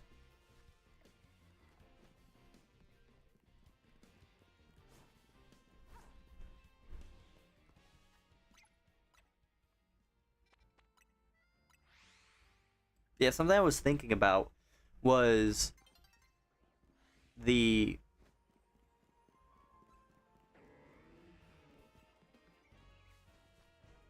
GS5, that thing that he reviewed. I think it was funny because it copied the PS5 to the point of like having the ports in the front and the controllers plugged in with USB, except they weren't actually USB controllers. What they had done is they had like attached the wires to different parts of the USB port. So like I think he said it even had it to where like the outer shell or whatever that was also connected to one specific part of the controller wire or whatever. So, you know, it wasn't actual USB controller. It was just a controller wired up to use a USB connection.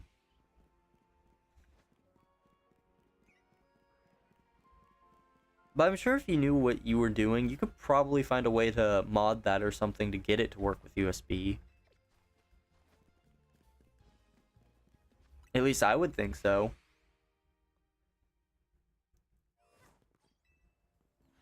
It's not the volt security, it's the amps. Alright, that's the thing that now we're getting to the part where I don't understand. What's the difference between this? What makes the amps worse for you than the volts?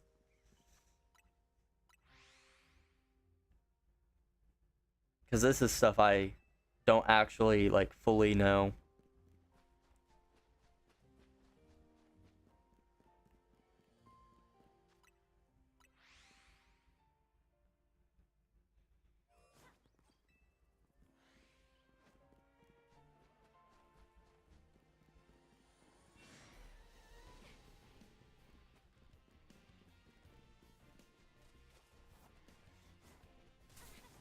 I'm being attacked. How many have I done so far? 150? Okay.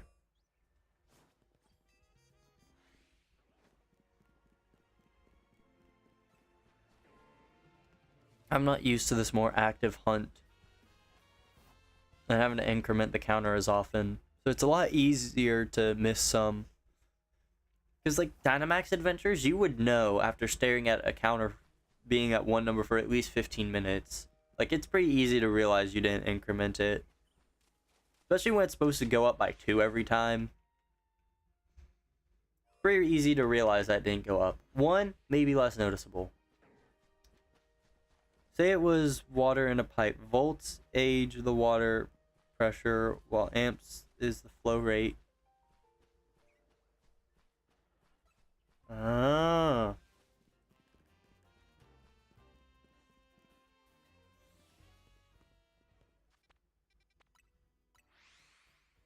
I assume age is supposed to be R. But I read that as age, because that's what was written. Unless you meant to put age, I don't know.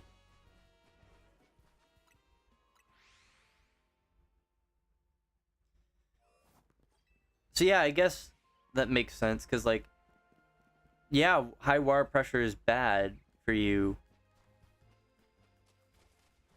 But I guess that doesn't really matter if it's not flowing. Voltage, didn't mean to hit the space.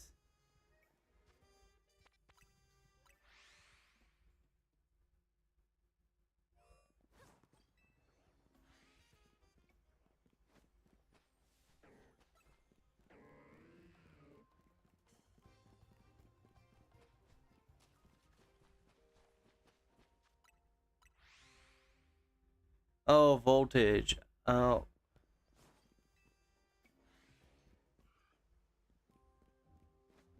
Okay. Water in a pipe is voltage, the water pressure, while amp is the flow rate.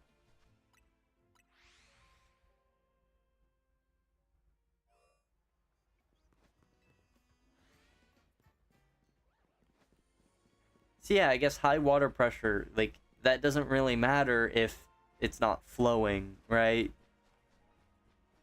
Because, like, oh wow, this could have the pressure to cut my skin, but if it's not gonna come out, then it's not gonna hurt me.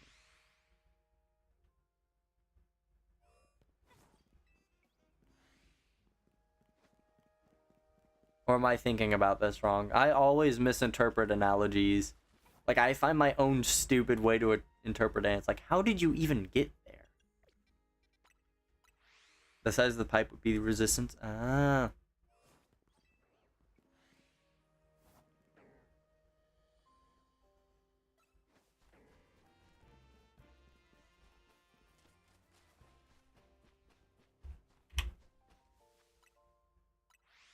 Pretty much how it is. Okay.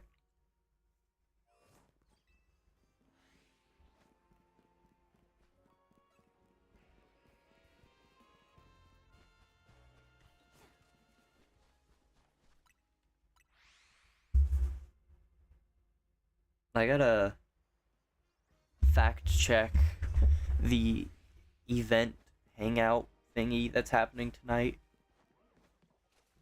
I think it was told. What? No, I think I was told. Oh, okay. Of course you see me in the time I'm not playing.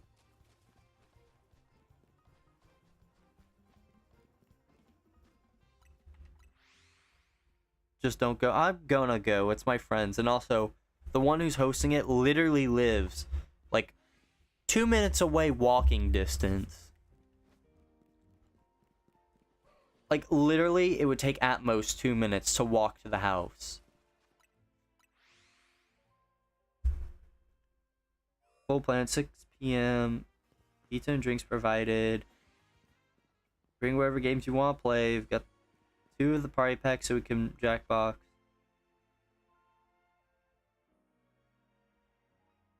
Okay.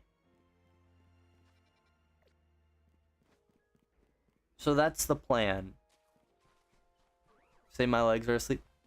They would all just come pick me up and walk me over then.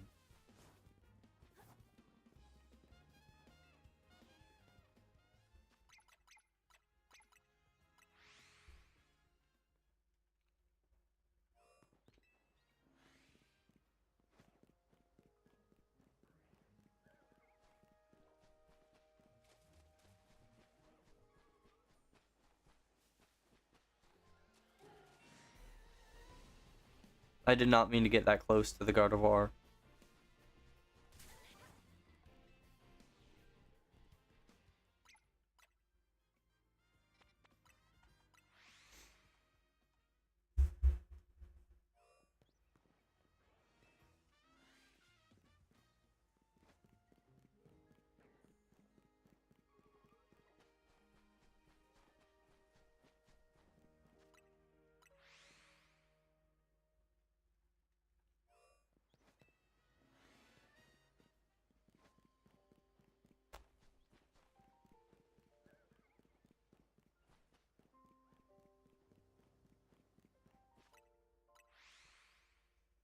I've reached a dry spot. There's not even Chikorita.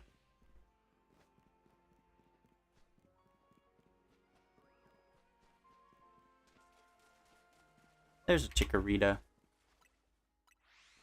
I have to be quick whenever there's a Gardevoir. Because if I'm not, it'll run away.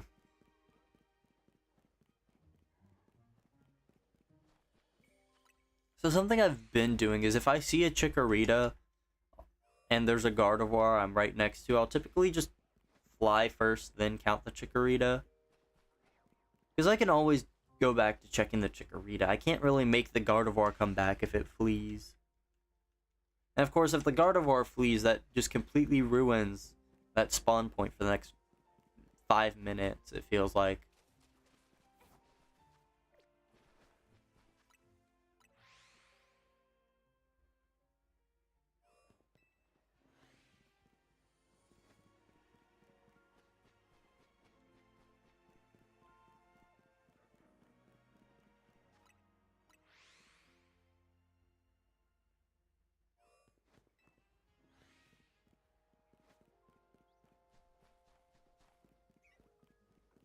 You don't see me. Okay, you saw me.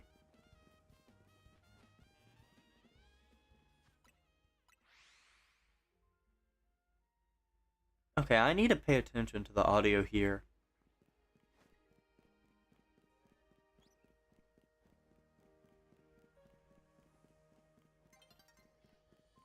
Okay, I think it was just part of Roserade's cry. I thought I heard something that sounded like the shiny sound, but I think I'm imagining things. Because there definitely was not a shiny sound that time.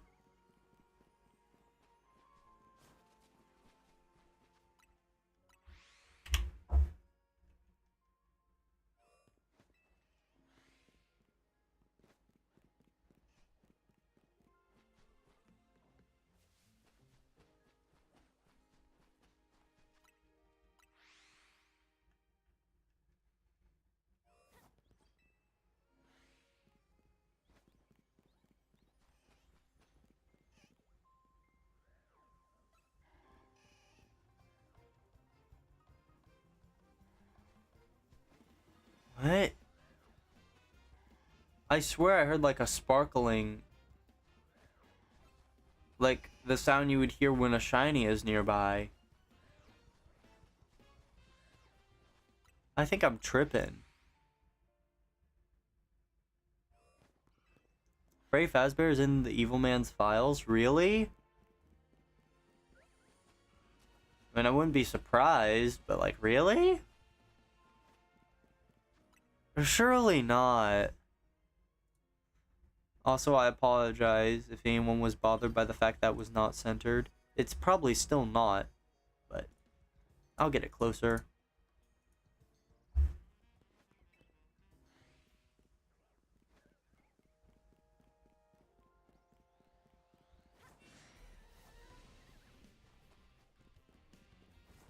How does Freddy Fazbear end up in those? I'm going to assume I know what files we're talking about.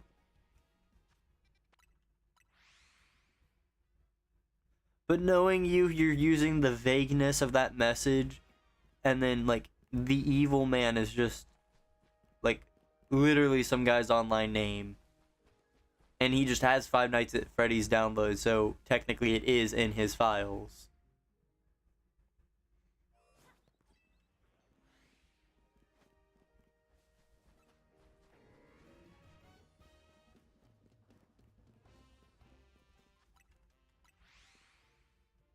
This time this isn't a bit, really?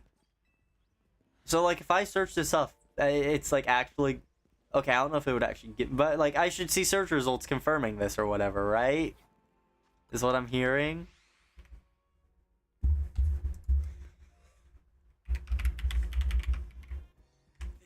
Is Freddy Fazbear in the files? There's no evidence that Freddy Fazbear, the character from the Five Nights at Freddy's game franchise, is featured in the recently...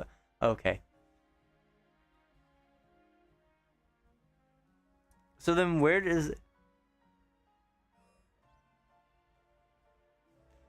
Okay, but the fact that it's popping up tells me that it probably exists, right?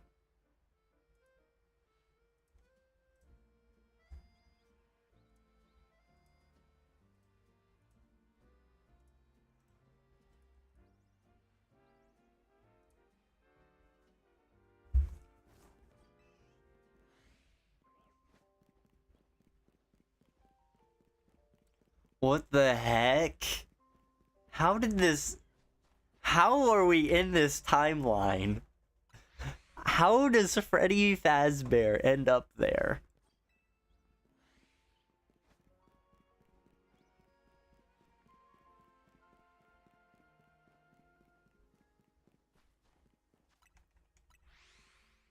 What?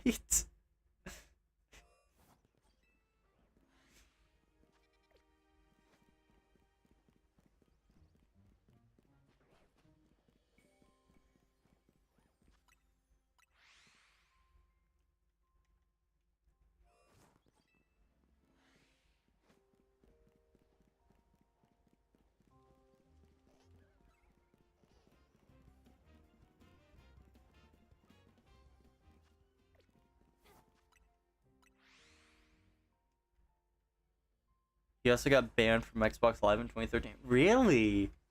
Oh.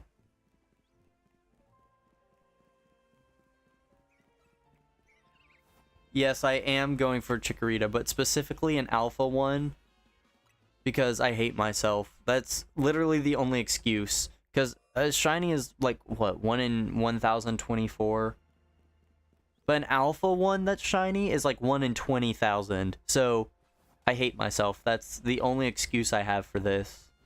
It's the only excuse. This is pain and suffering. What does alpha? Okay, let's see if I can find one. The center will do. Okay, so alpha Pokemon like this Absol, they have the glowing red eyes and they're bigger. They also have like more health and stuff. Not really. But like they come with their health stat maxed out instead of the base health stat. They're pretty cool. I have a few. Like this one, this Leafeon. It's just bigger, has a cool symbol.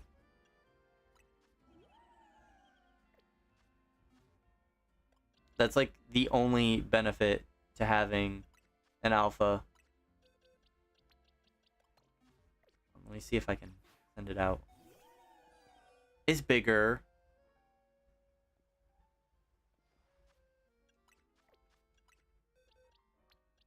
Okay, get on my party. So yeah, I just like Chikorita a lot. So that's why I'm going for this. Also because I wanted to have like my own unique hunt that like this is going to take forever.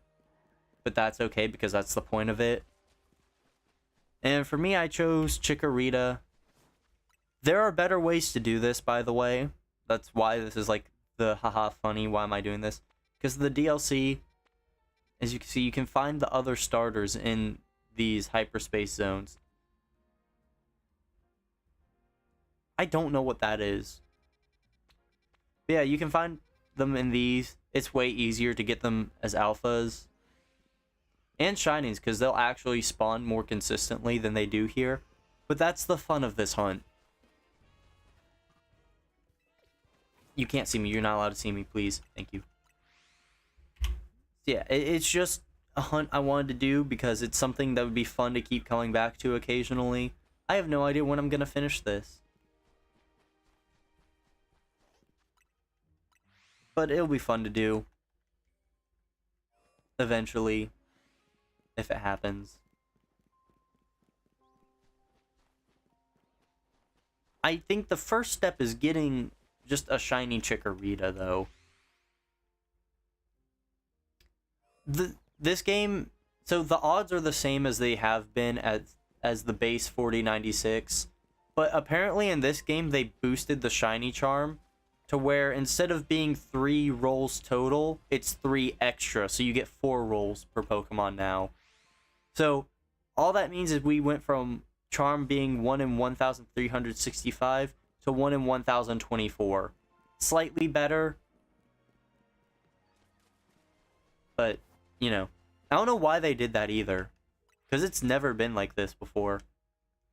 I don't know what made them decide to do that. Maybe that was compensation, actually, because this game has no methods.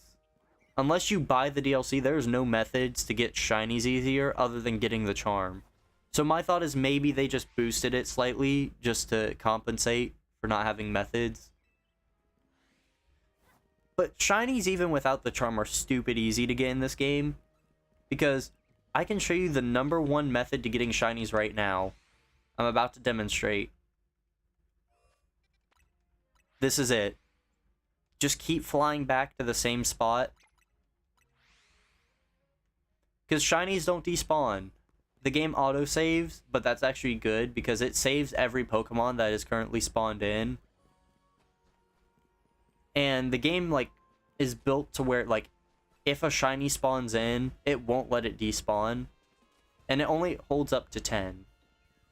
Then they will start despawning. But, you know, it's very hard to miss shinies because of that, which is nice. So, obviously, the method... Typically, you do it in a better place, because this one's too big. But, like, literally, you go to, like...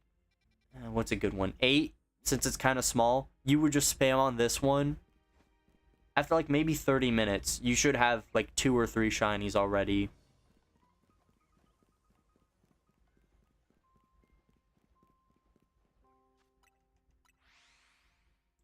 And I can actually show this off, because I have this. You've heard me talk about this, I think. I have this thing This is a switch up game enhancer. It has macros built into it, but you can also program your own. So, the easiest thing to do if you want shinies, get a controller that lets you program macros or get yourself one of these. And I'm not even kidding. You can set it up to where it just does the flying for you. So you can literally just have it hunt shinies while you're not even playing the game.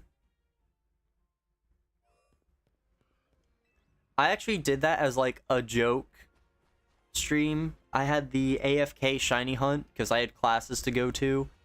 So I just set it up, hit go live, and then I left.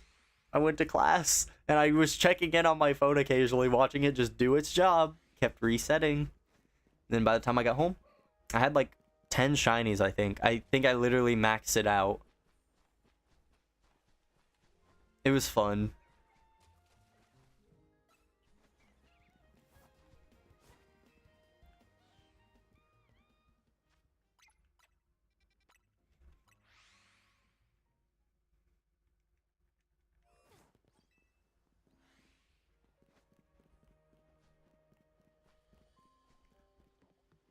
Of course, no way is actually winning.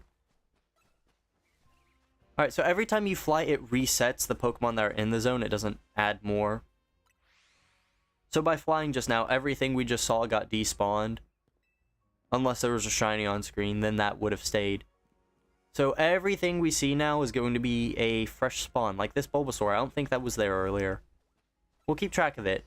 What are you, 53 male? So I'm going to fly. And it resets. So if I go back to the spot, it's probably not even going to be there. Yeah, it's a Gardevoir now. So yeah, that just resets the spawns. And so that's how you get shinies to spawn. You just keep resetting the spawns. The auto just does the flying. So the way I had it set up is it would hit plus. Okay, this is a bad example. I'll fly back so I can actually demonstrate. So it would hit plus, move over to the icon, and then mash A, and then it would wait, and then it would hit plus, and it would keep doing that. Because every time you fly, so the game always spawns Pokemon around you within 50 meters, steps. I don't know what the units are. That's Chikorita. I can count that. Yeah, Pokemon spawn within 50 whatevers of you. So by flying here, that also works for everything in the zone. And there are some Pokemon that spawn around, like that Fletchling, that gets reset. So basically just flying a lot. What that does is just keeps resetting the Pokemon close enough to the fly point. So that's all it's doing. It's taking the action that's tedious and I don't want to do. And it doesn't have a choice. It does it for me. I don't like hunting with that because it's kind of cheap. Because, like, yes, I get it. It's a boring, tedious, repetitive task that is not fun in the slightest. But that doesn't make it any more fun to have something just straight up do it for you. At least this, I am doing stuff. Of course, the hunt I'm doing in this area, it's too big to do that. So I have to actually manually walk.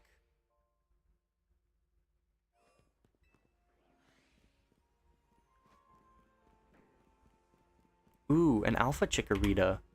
Hi there. Hey, buddy. I should not have got that close to it. It's going to target me for, like, a long way. Are you done?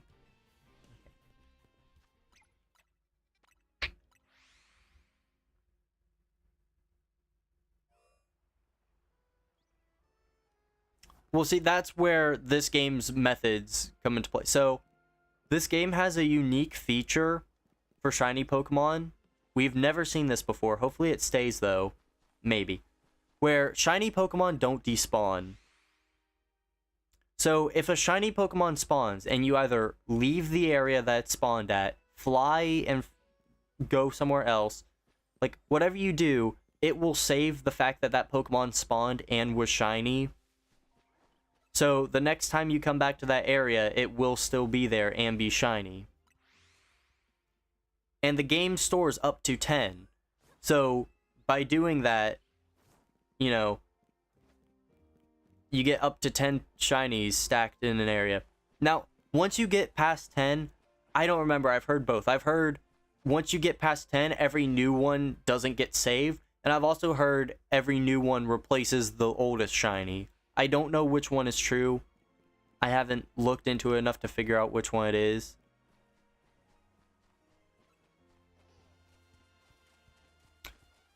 So, normally you would just let it go, and then you would check every interval you plan to check at, or if you want to run it overnight, check it when you wake up in the morning. But for this hunt, it works different because Chikorita, the places it spawns, they're not within the fly radius, so flying would do me no good other than respawning Pokemon over there. And I don't want Pokemon over there, I want Chikorita. So that's why I'm having to actually check every time. Because, like, Chikorita, it spawns somewhere right here, like that. And then there's another spawn point all the way over here out of my range. Wild Zone 20 just works differently because it's really big. There are benches you can reset at, because that also works to spam reset on a bench. But that's slower, typically. And also, with how it works, you know, like, if I leave that AFK, that's only 2 Pokemon that are realistically getting rolled. There are more, but as far as I care, that's only 2. And once those get taken up with shinies, I can't do anything. I would have to catch them and wait for the spawn points to reset. So yeah, typically the strategy I would use if I was hunting anything else would be fly like 10 or 20 times and then go in and check if anything's shiny. Although most of the time they spawn close enough to where you can just see if something's shiny the second you fly. So you really don't have to do too much half the time. Also, Oscar, welcome. Welcome in. Okay, that Gardevoir is gonna flee. That sucks. I don't know if I got to fly back in time. Oh, I did. And it's still a Gardevoir. That's unfortunate. Gardevoir is like the worst spawn to get. I did. I finally got the Coco. I'm so happy that's over.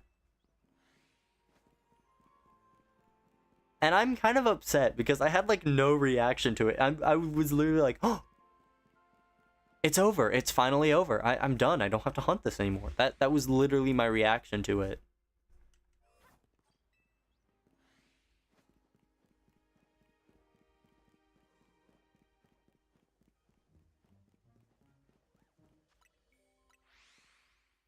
Okay, I've done good throughout all of today. It hasn't happened yet. I wonder when during this hunt it's gonna happen, because there are better ways to do what I'm doing. You can get the starters in the hyperspace zones, and you can also do stuff to make them either more likely to be shiny or more likely to be alpha. So, you know, pick which one you want to have happen more often and then do the hunt that way. I felt like doing it this way just because it's intentionally longer, just for the sake of being longer. I'm just waiting for someone to show up and be like, why are you doing this? There are so many easier ways to do what you want to do. Because, like, I know what's going to happen. Someone's going to be like, are you slow? Do you not have the DLC? Just do it that way.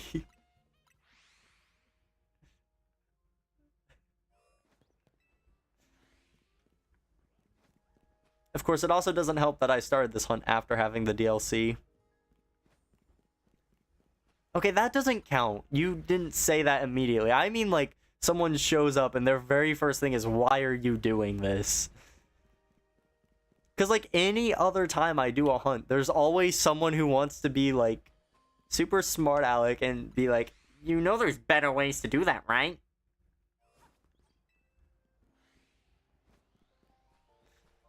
Like, doing Dynamax adventures, like, why don't you just do Shiny Lock removal on the 3DS? Because I wanted to do Dynamax adventures!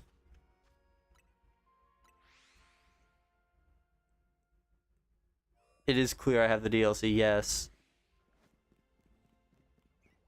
Well, no, Mudkip's been here, in and out. This was not.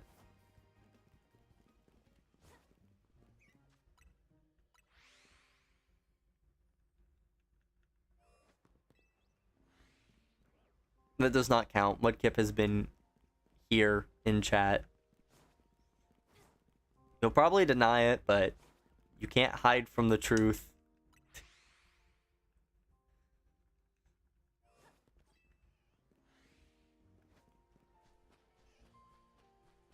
Trust the process. Okay, so you've just been chilling, got it. I didn't know if you left and came back or if you just stopped messaging.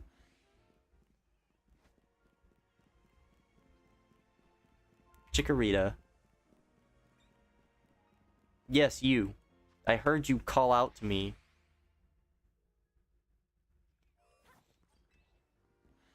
Okay, based on the rate I've been going at, this will probably go over 4 hours. That's fine. I didn't really have a set amount of time I wanted to do this, but I think going to 200 would be wise. Work on your hideout in Bum Simulator? Oh. I need to play Bum Simulator, I think. I have a second channel and I don't use it. I upload one Minecraft video and stopped. I just haven't had the time. That's really the only issue. I just haven't had the time.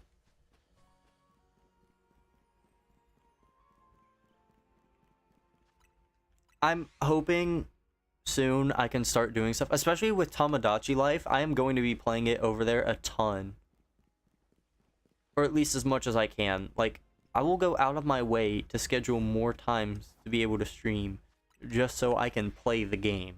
That's how excited I am for Tomodachi Life.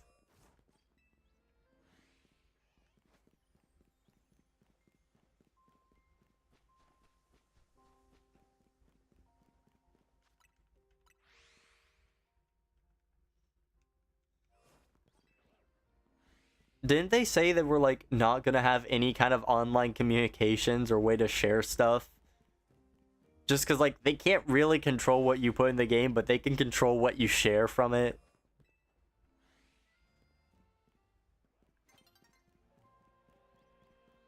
Back in my day, you let me put stupid pictures on the layout. Maybe in the future, I'll bring that back as a thing we can do. I just don't have... Okay, that's a lie. I was gonna say, I don't have space right underneath the screen. There is nothing important there. Back in your day was also, what, 6 months ago, almost?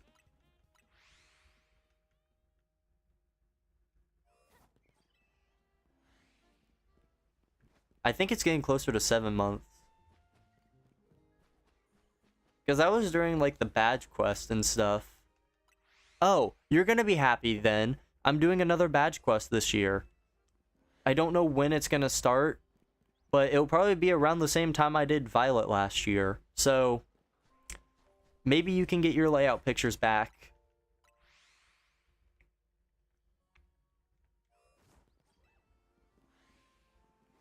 I like doing badge quests. They're fun. Stupid pictures. Yay, more cursed images. Yes. More cursed images for the new badge quest. Badge quest season 2.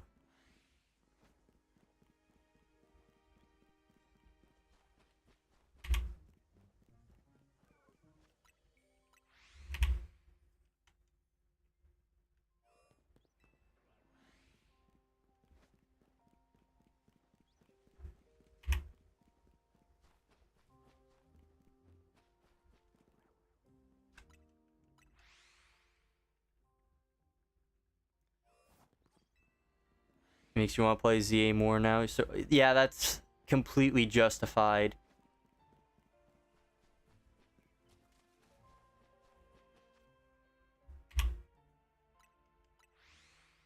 And honestly, I will say, having played it on Switch 1 as well, if you don't like absolutely care for 60 frames per second and it's cheaper to get the Switch 1, I would say even just go for a Switch 1 copy.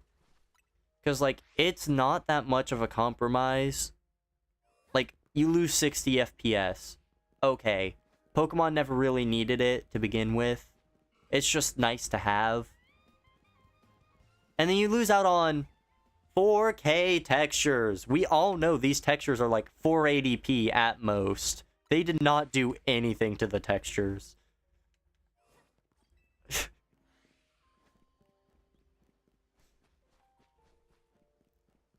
They might have made it look a bit smoother, but they sure did not give me 4K textures. Oh, the cracks in the ground are slightly more depth to them than on the Switch 1? Wow. Because I'm totally looking at the cracks on the ground when I'm playing Pokemon. You know what? 4K textures? The windows. Gimme 4K windows. What is this? You are not fooling anyone. Those are 2D. They are flat. They are flatter than the Earth. Okay, that's not saying much. The Earth isn't flat.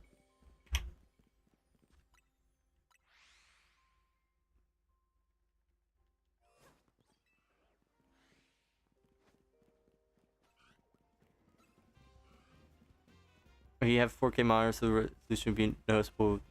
Also, you really want to do 60. Okay, that is fair.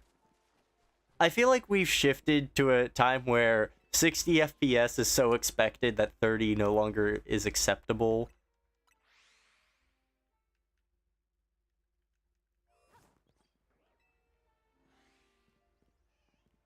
My brain is flat. It is very flat.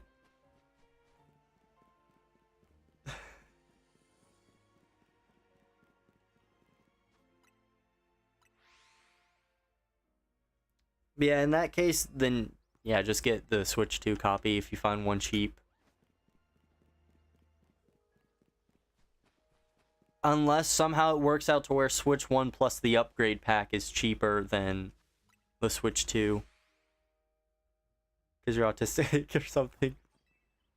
That's fair.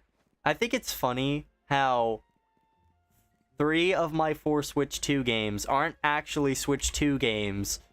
They're just the Switch 2 versions of games.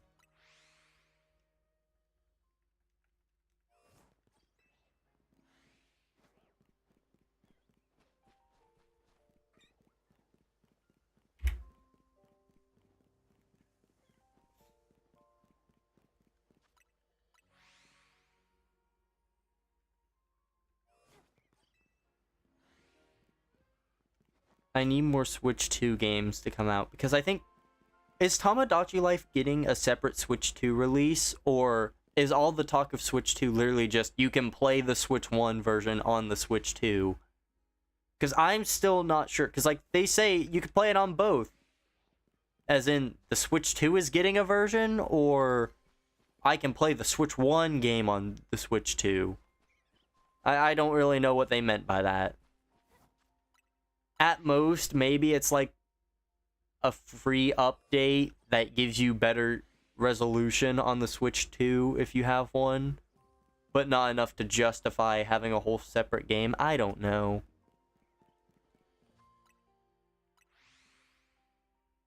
The only additions for your 4 physical games so far: Metroid Prime, Hades 2. You're playing on Sonic Racing when that drops. That's gonna be real nice. It's 2 and 2 for Switch 2 games, Switch 2 editions. You want to show them the get nice. This Nintendo is gonna be at least $5. Oh, okay. So Scarlet and Violet were just a free update because they realized they actually owed it to us. Got it.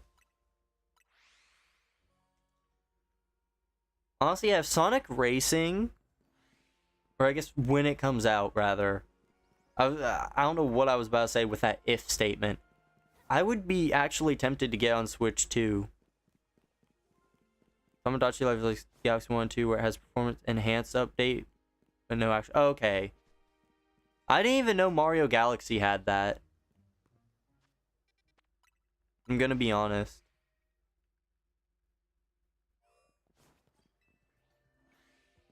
Okay, so it's gonna get the same kind of update that Scarlet and Violet did. Got it.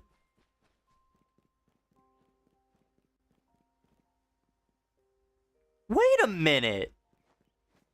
So ZA is literally a scam then. That's literally the only difference, and you have to pay $10 extra for it. Why? How do they determine this stuff?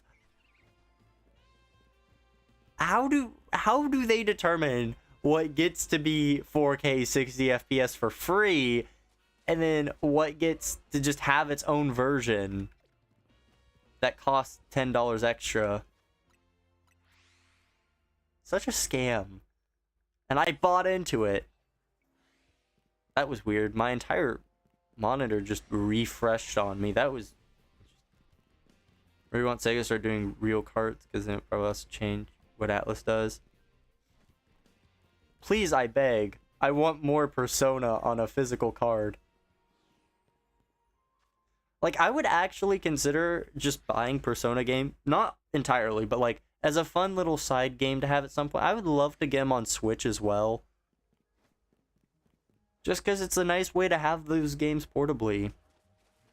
I said those. I don't know why I pronounce words weird half the time.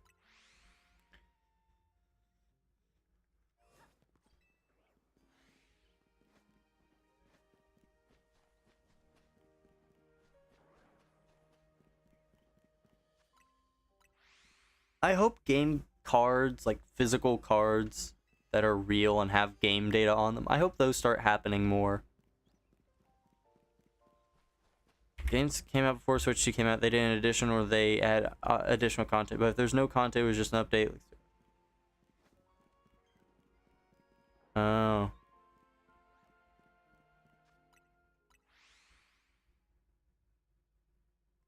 They're gonna do an edition, that's fair. That'll be interesting. Are they just gonna give us a newer Smash Ultimate with like more fighters added, I guess, as an addition? I feel like that would be, like, from Nintendo's point of view, I feel like they'd rather do that and just get more licensing to use all the Smash Ultimate stuff than go and make a brand new Smash game. I don't know. This is gonna be like how we almost got Smash Brawl. Like, they were like, if you're not gonna make us a new Smash game, we're just gonna put Melee on the Wii and give it online. They should have just put Melee on the Wii and given it online. I'm kidding. I have no preference for either Melee or Brawl, as I don't play either.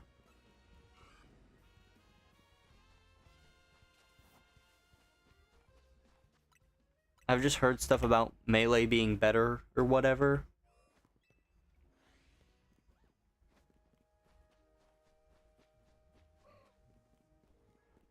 I would never be able to learn Melee. Because, like, it has such unique physics compared to every other Smash game I've played. Like, I tried it and I just could not understand it. The best I got for learning Melee was wave dashing. But even then, I sucked at it. So there's like a 1 in 5 chance my wave dash actually went through.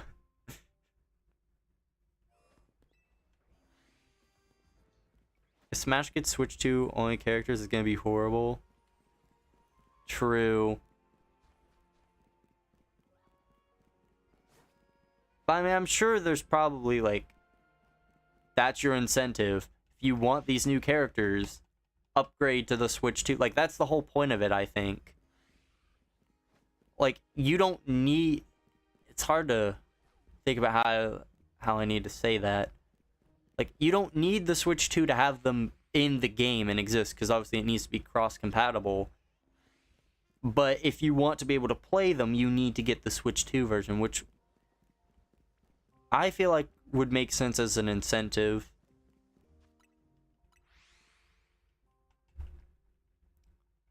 But honestly, Ultimate alone already, I don't think it necessarily needs anything anytime soon, at least. Because, I mean, it already got such a big boost just from the load times.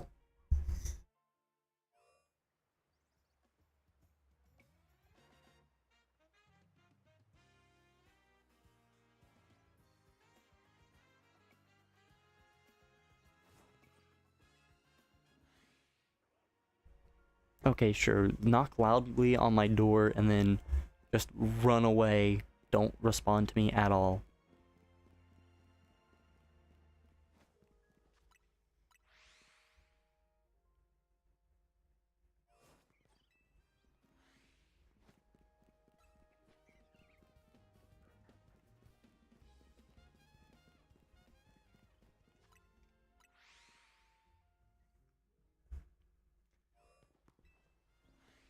I'm looking forward to what else Nintendo has to present throughout the year. I don't know if there's anything they're hiding that will be revealed at the next Direct. I assume so, because what do they have so far? They have Tamagotchi Life, Rhythm Heaven Groove, probably some other things I'm not thinking about immediately. But, like, even then, two things I know off the top of my head aren't even Switch 2. They're Switch 1. Might get Switch 2 slight performance updates for free. But still, Switch 1 games. Oh, they have... Is Splatoon Raiders coming out this year? I guess I forgot that exists. I don't know when that's coming out. If that's this year, then... So haven't heard anything about Splatoon Raiders? Okay. They might do something about that then.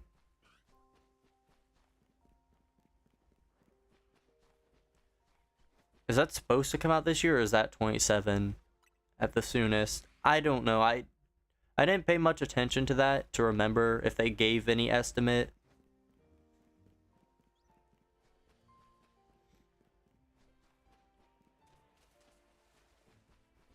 All we know is that it exists. Okay. So yeah, it would be nice to learn more about Splatoon Raiders. At least get a rough estimate.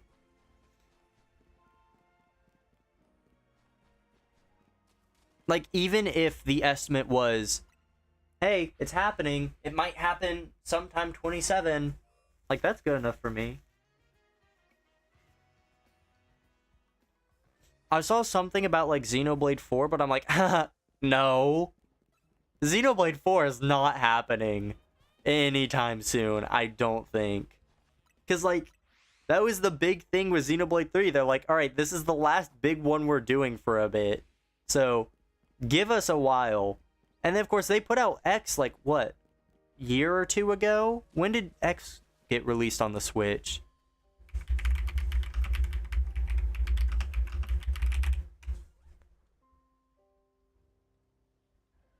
Okay, I want to see the definitive edition, not the original.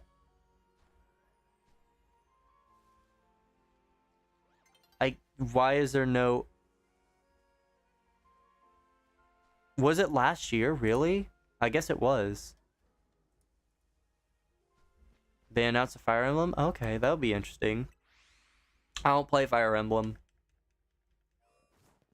The extent of my Fire Emblem knowledge is the GameCube one with Ike is really expensive, but they put that on the GameCube Switch Online, so it's kind of better. And also that Fire Emblem has been clogging up the Smash roster since Brawl. They just have too many. Why? And then DLC. Hey guys, you want DLC character? Yeah. What's it gonna be? Fire Emblem. As if it wasn't enough to put, like, 50% of the roster as Fire Emblem. You're making me pay for one of them now? You have to pay for Fire Emblem? Ugh. I've never played a Fire Emblem.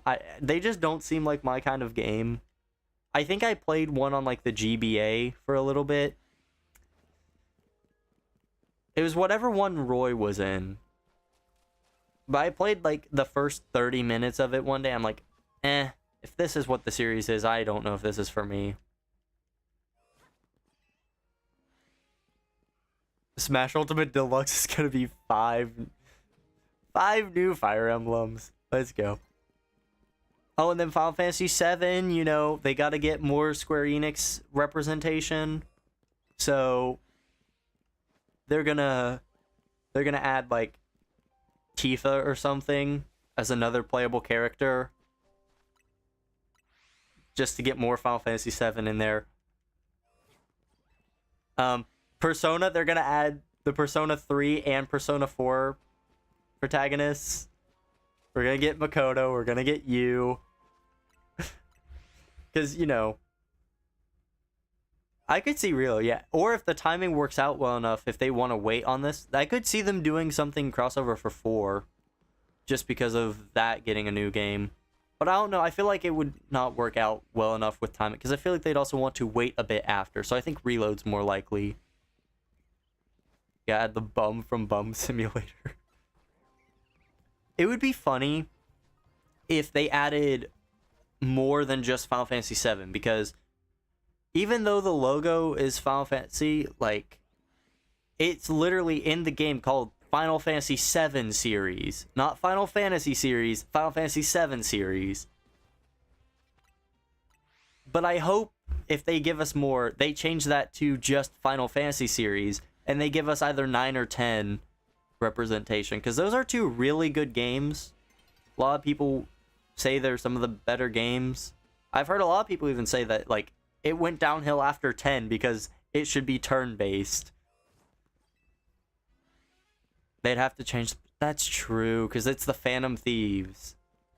Well, no, you know what? Because they're remaking Persona 5 because it's turning 10 this year. We know this already. Duh. So they're just going to add Joker again. Like, literally, you have Joker, and then they have another slot for Joker. You just have 2 slots for Joker. There's no difference. They just add Joker to the game again because they're remaking Persona 5, obviously.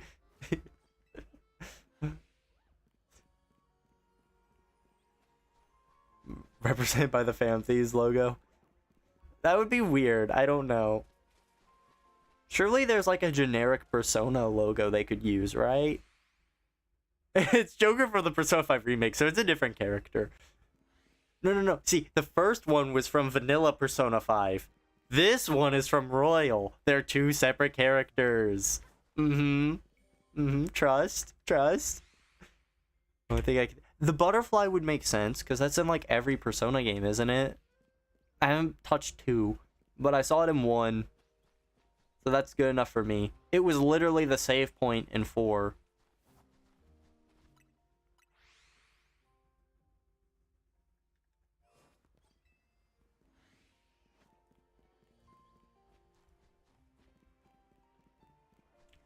Oh, that could be interesting.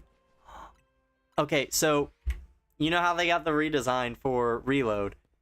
That's interesting. So if they put like Makoto in, would it be like alternating? Like half his outfits are the original outfit and then half of them are Reload? Or I guess what they might do is like Joker, where a few of them are just his school uniform. And then the others are like part Reload, part original. Although I feel like knowing them, everything would be Reload, except for like 2 skins that are for his school uniform. Because I feel like if it's supposed to be because Reload exists, they'd probably prioritize Reload. Although, it would be so cool if they used one of the slots for the female protagonist. That would be so cool. Get some portable representation, since clearly that's what they want everyone to experience. School uniform is the original uniform without the armband. That's true. So I guess they have no choice. They have to. They have to do it. Unless they do like the summer uniform. I mean, it's still kind of the same thing. But like, you know, the one that doesn't have the jacket that goes with it. They can do that too. I don't know.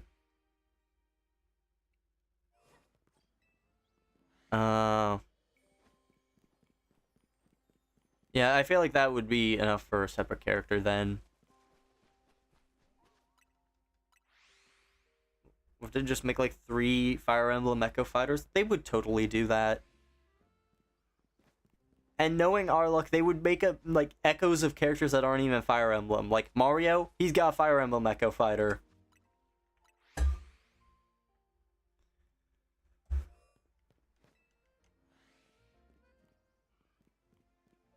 I would love to see some of the third-party games get some more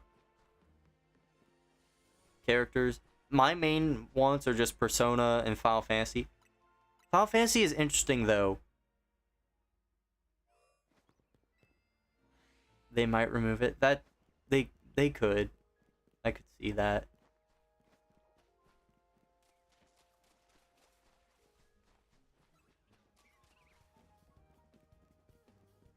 You're back, welcome back. Yeah, I think it depends on what Final Fantasy plans are if they wanted to branch out.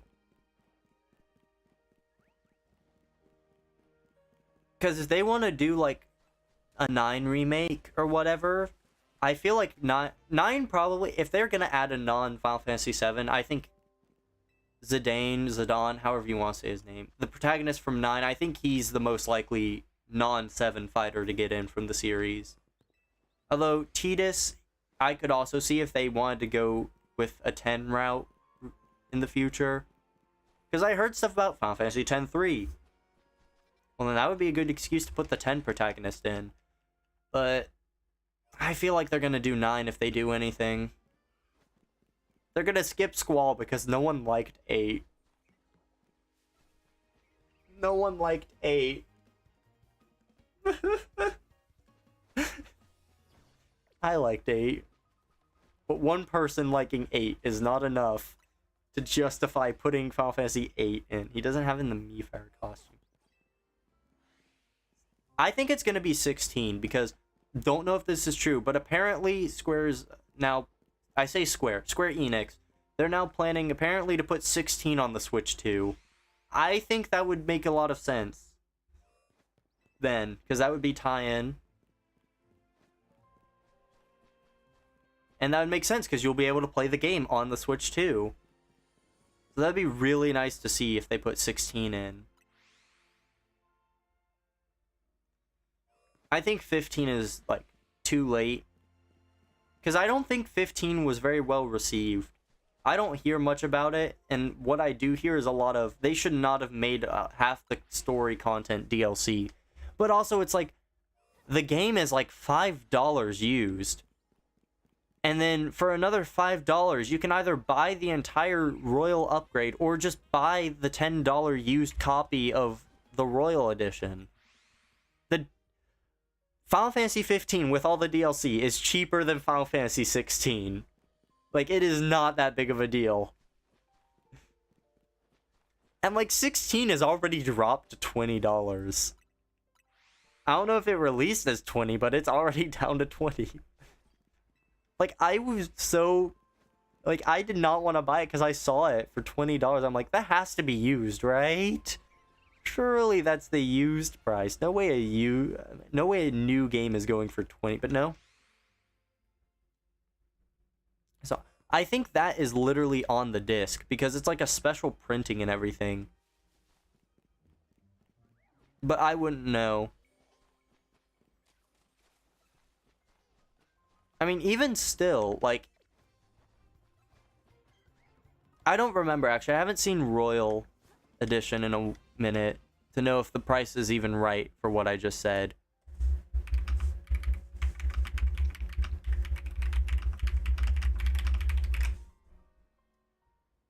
Okay, no, the physical release contains the base game, while the added content, such as all that, okay, it's provided via voucher code. Okay, so no, it's not on the disc. So I might just be wrong, or the extra is just because it is a different print.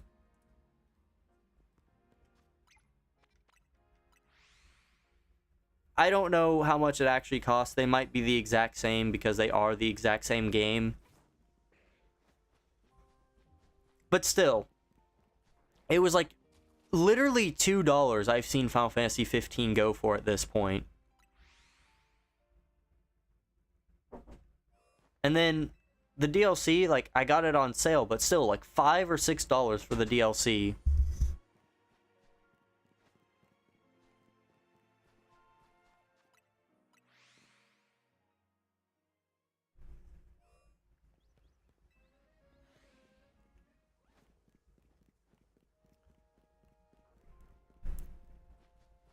Yeah, okay, I've heard stuff about 16 not doing well.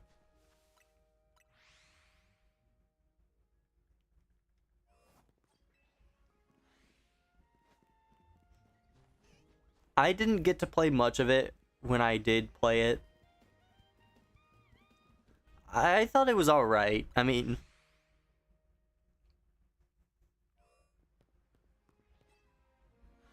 Is that Crisis Core? Wow. Did it go up, or is it just more expensive because it didn't get a price drop? Because wasn't Crisis Core like $40 to $50?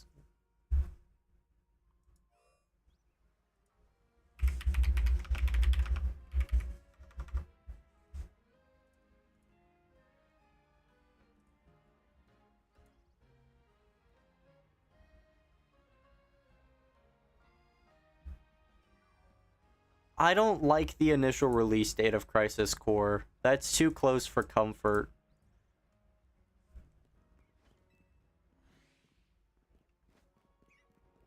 Crisis Core Reunion was like 50 at launch, but both that and Rebirth have dropped to 35-ish. Okay. So Rebirth did drop. Okay. I mean, I still think I got mine for 30. Right? I think it was like 30. So, I mean, I'm still happy to get it for that price.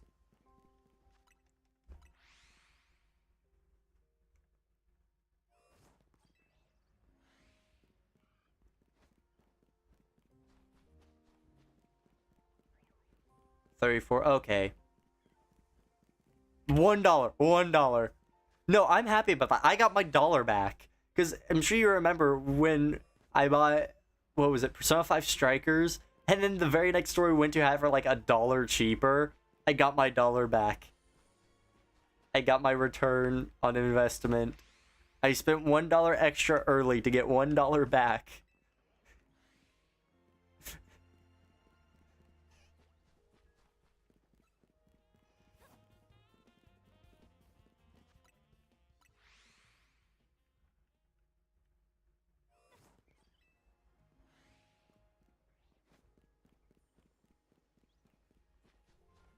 I'm still mad about my remake situation. I don't know what I'll have to do to get that sorted out. Rebirth is 45? Okay. So, I got more back from that.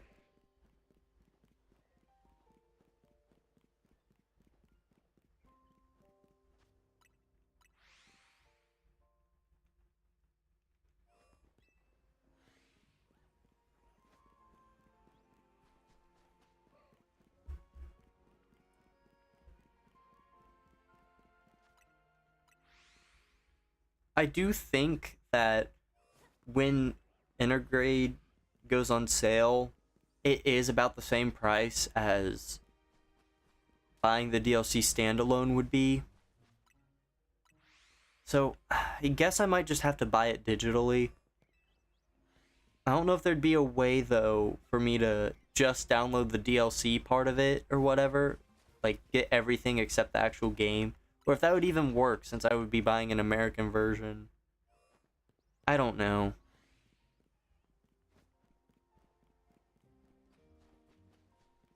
I would hate to just never experience that, but like, I was screwed from the beginning.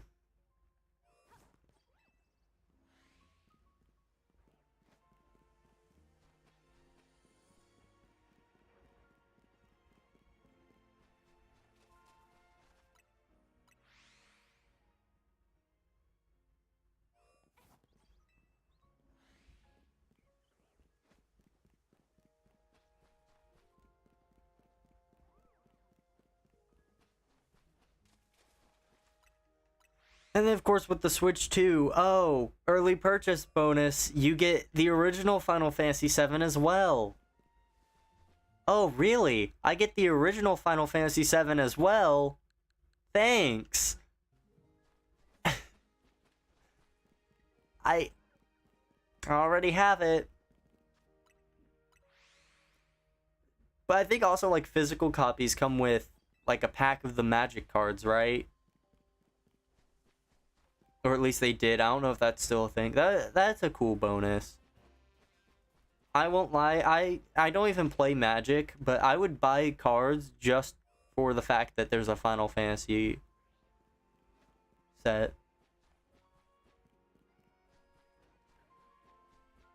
I want the cloud trading card.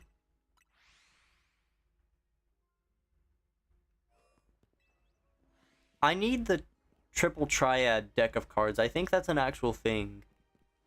But, like, I need a deck of cards for triple triad. I love that minigame. Like, yeah, I know the world's about to end, but you want to play cards?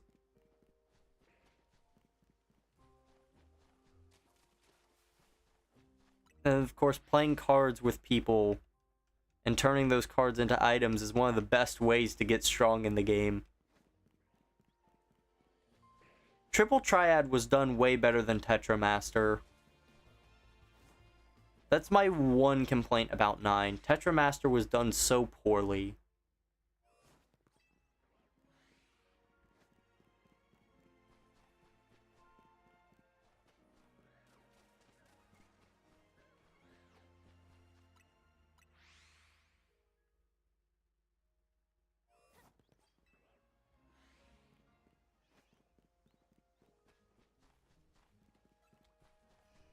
The Chikorita have stopped spawning.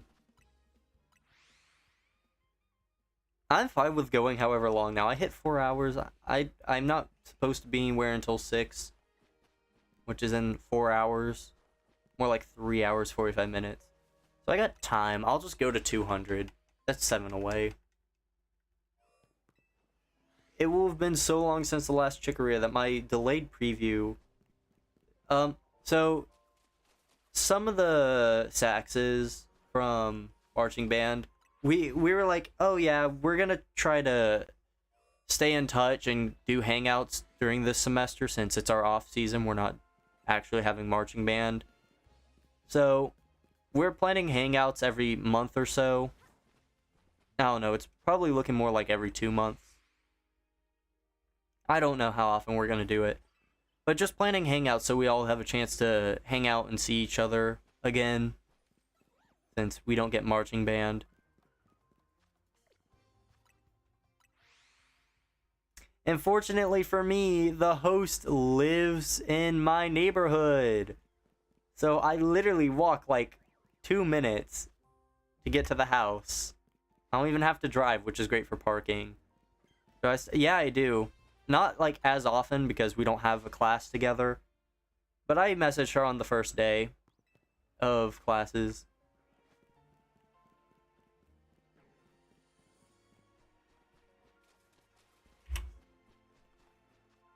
We talked a lot more when we actually had Marching Band going on because there was more stuff to actually talk about. And also our spots were, like, right next to each other throughout a lot of the show. Wonder who the host is? Yeah. Wonder who. It's not like I live within walking distance of anyone.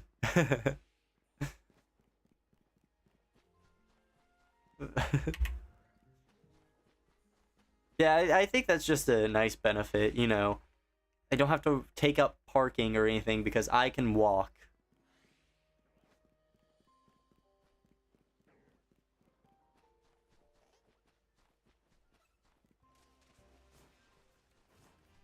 Yeah, I'm looking forward to it. It's gonna be fun. That's actually why I'm doing this so early as well, because I normally start at 6. But it's kind of hard to be somewhere at 6 and do this at 6 at the same time. Oh, that would have been the perfect opportunity to do the AFK hunt. I could have just set it up to hunt for itself.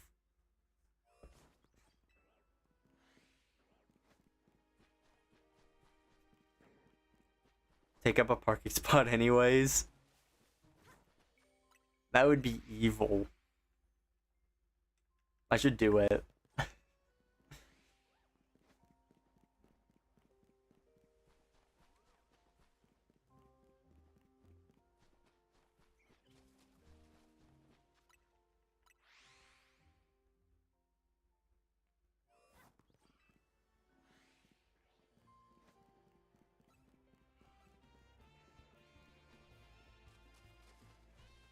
Chikorita.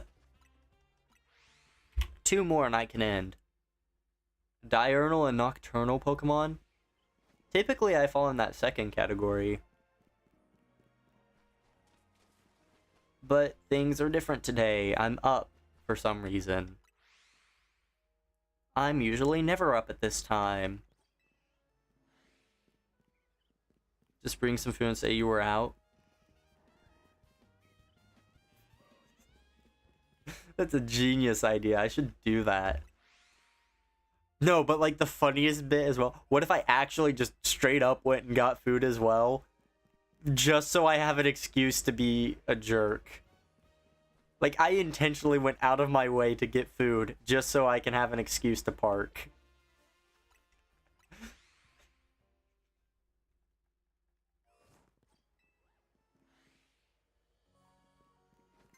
That would be evil. I don't need to, though. The food and drinks are being provided. The only thing that would have to be provided is any additional games we would want to play.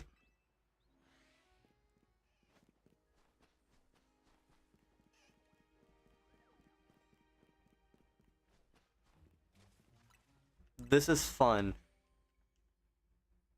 Ooh, someone does need a parking spot, you could just move. Yeah.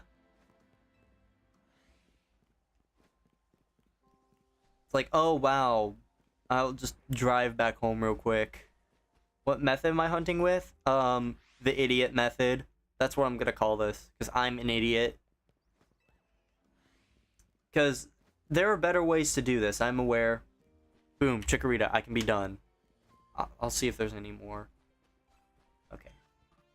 Yeah, because you can hunt this with the hyperspace zones, and it's arguably easier that way. Not even arguably, it just is. I'm just doing this to have a dumb hunt to do that's slow on purpose.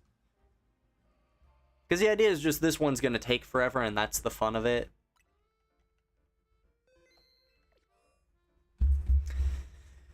Yeah, okay.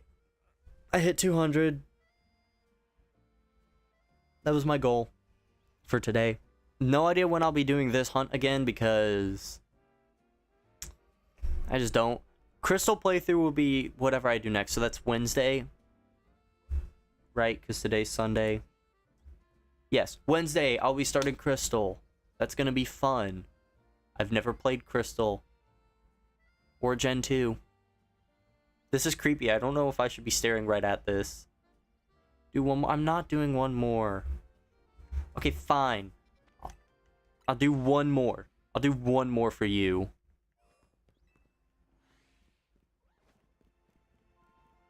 Are they still making Saw movies? I haven't even seen a Saw movie, though, so... I'll do one more because Mudkip requested it. Unpaid labor! It said it again. I didn't get to read it. I made a point about that earlier because of unpaid labor. Run, run, run, run, run, run, run, run, run. Think they're making an 11th? Oh my gosh.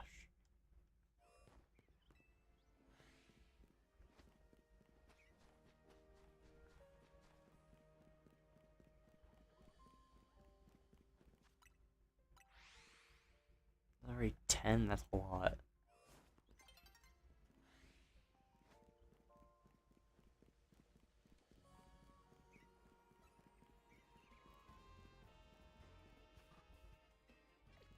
Horror films? None. I do not watch horror movies. The closest to a horror movie I've watched was the Five Nights at Freddy's movie, but that wasn't even scary. So I don't think that counts as a horror movie.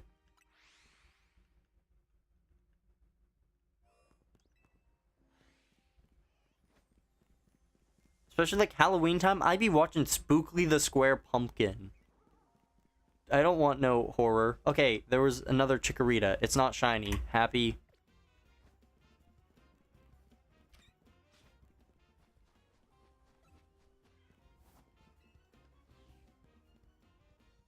Okay, I'm actually ending this time. Okay. I don't know how to talk with this thing here. I'm not used to it yet. Do I look right at it? Do I look slightly below it and look like I'm stupid? I don't know. I'll just look right at it. So, I'm ending for today. Next time I do things, which is Wednesday, I will be doing Crystal. Because I am ready to play through that. Finally experience a Gen 2 game. And This hunt specifically, I'll probably do like Friday, maybe I'll do it again. I don't know. It just depends on when I'm in the mood for it. That's really when I'm gonna do it. But yeah. That's about it for this. I don't know what else to say. So I'm just gonna end.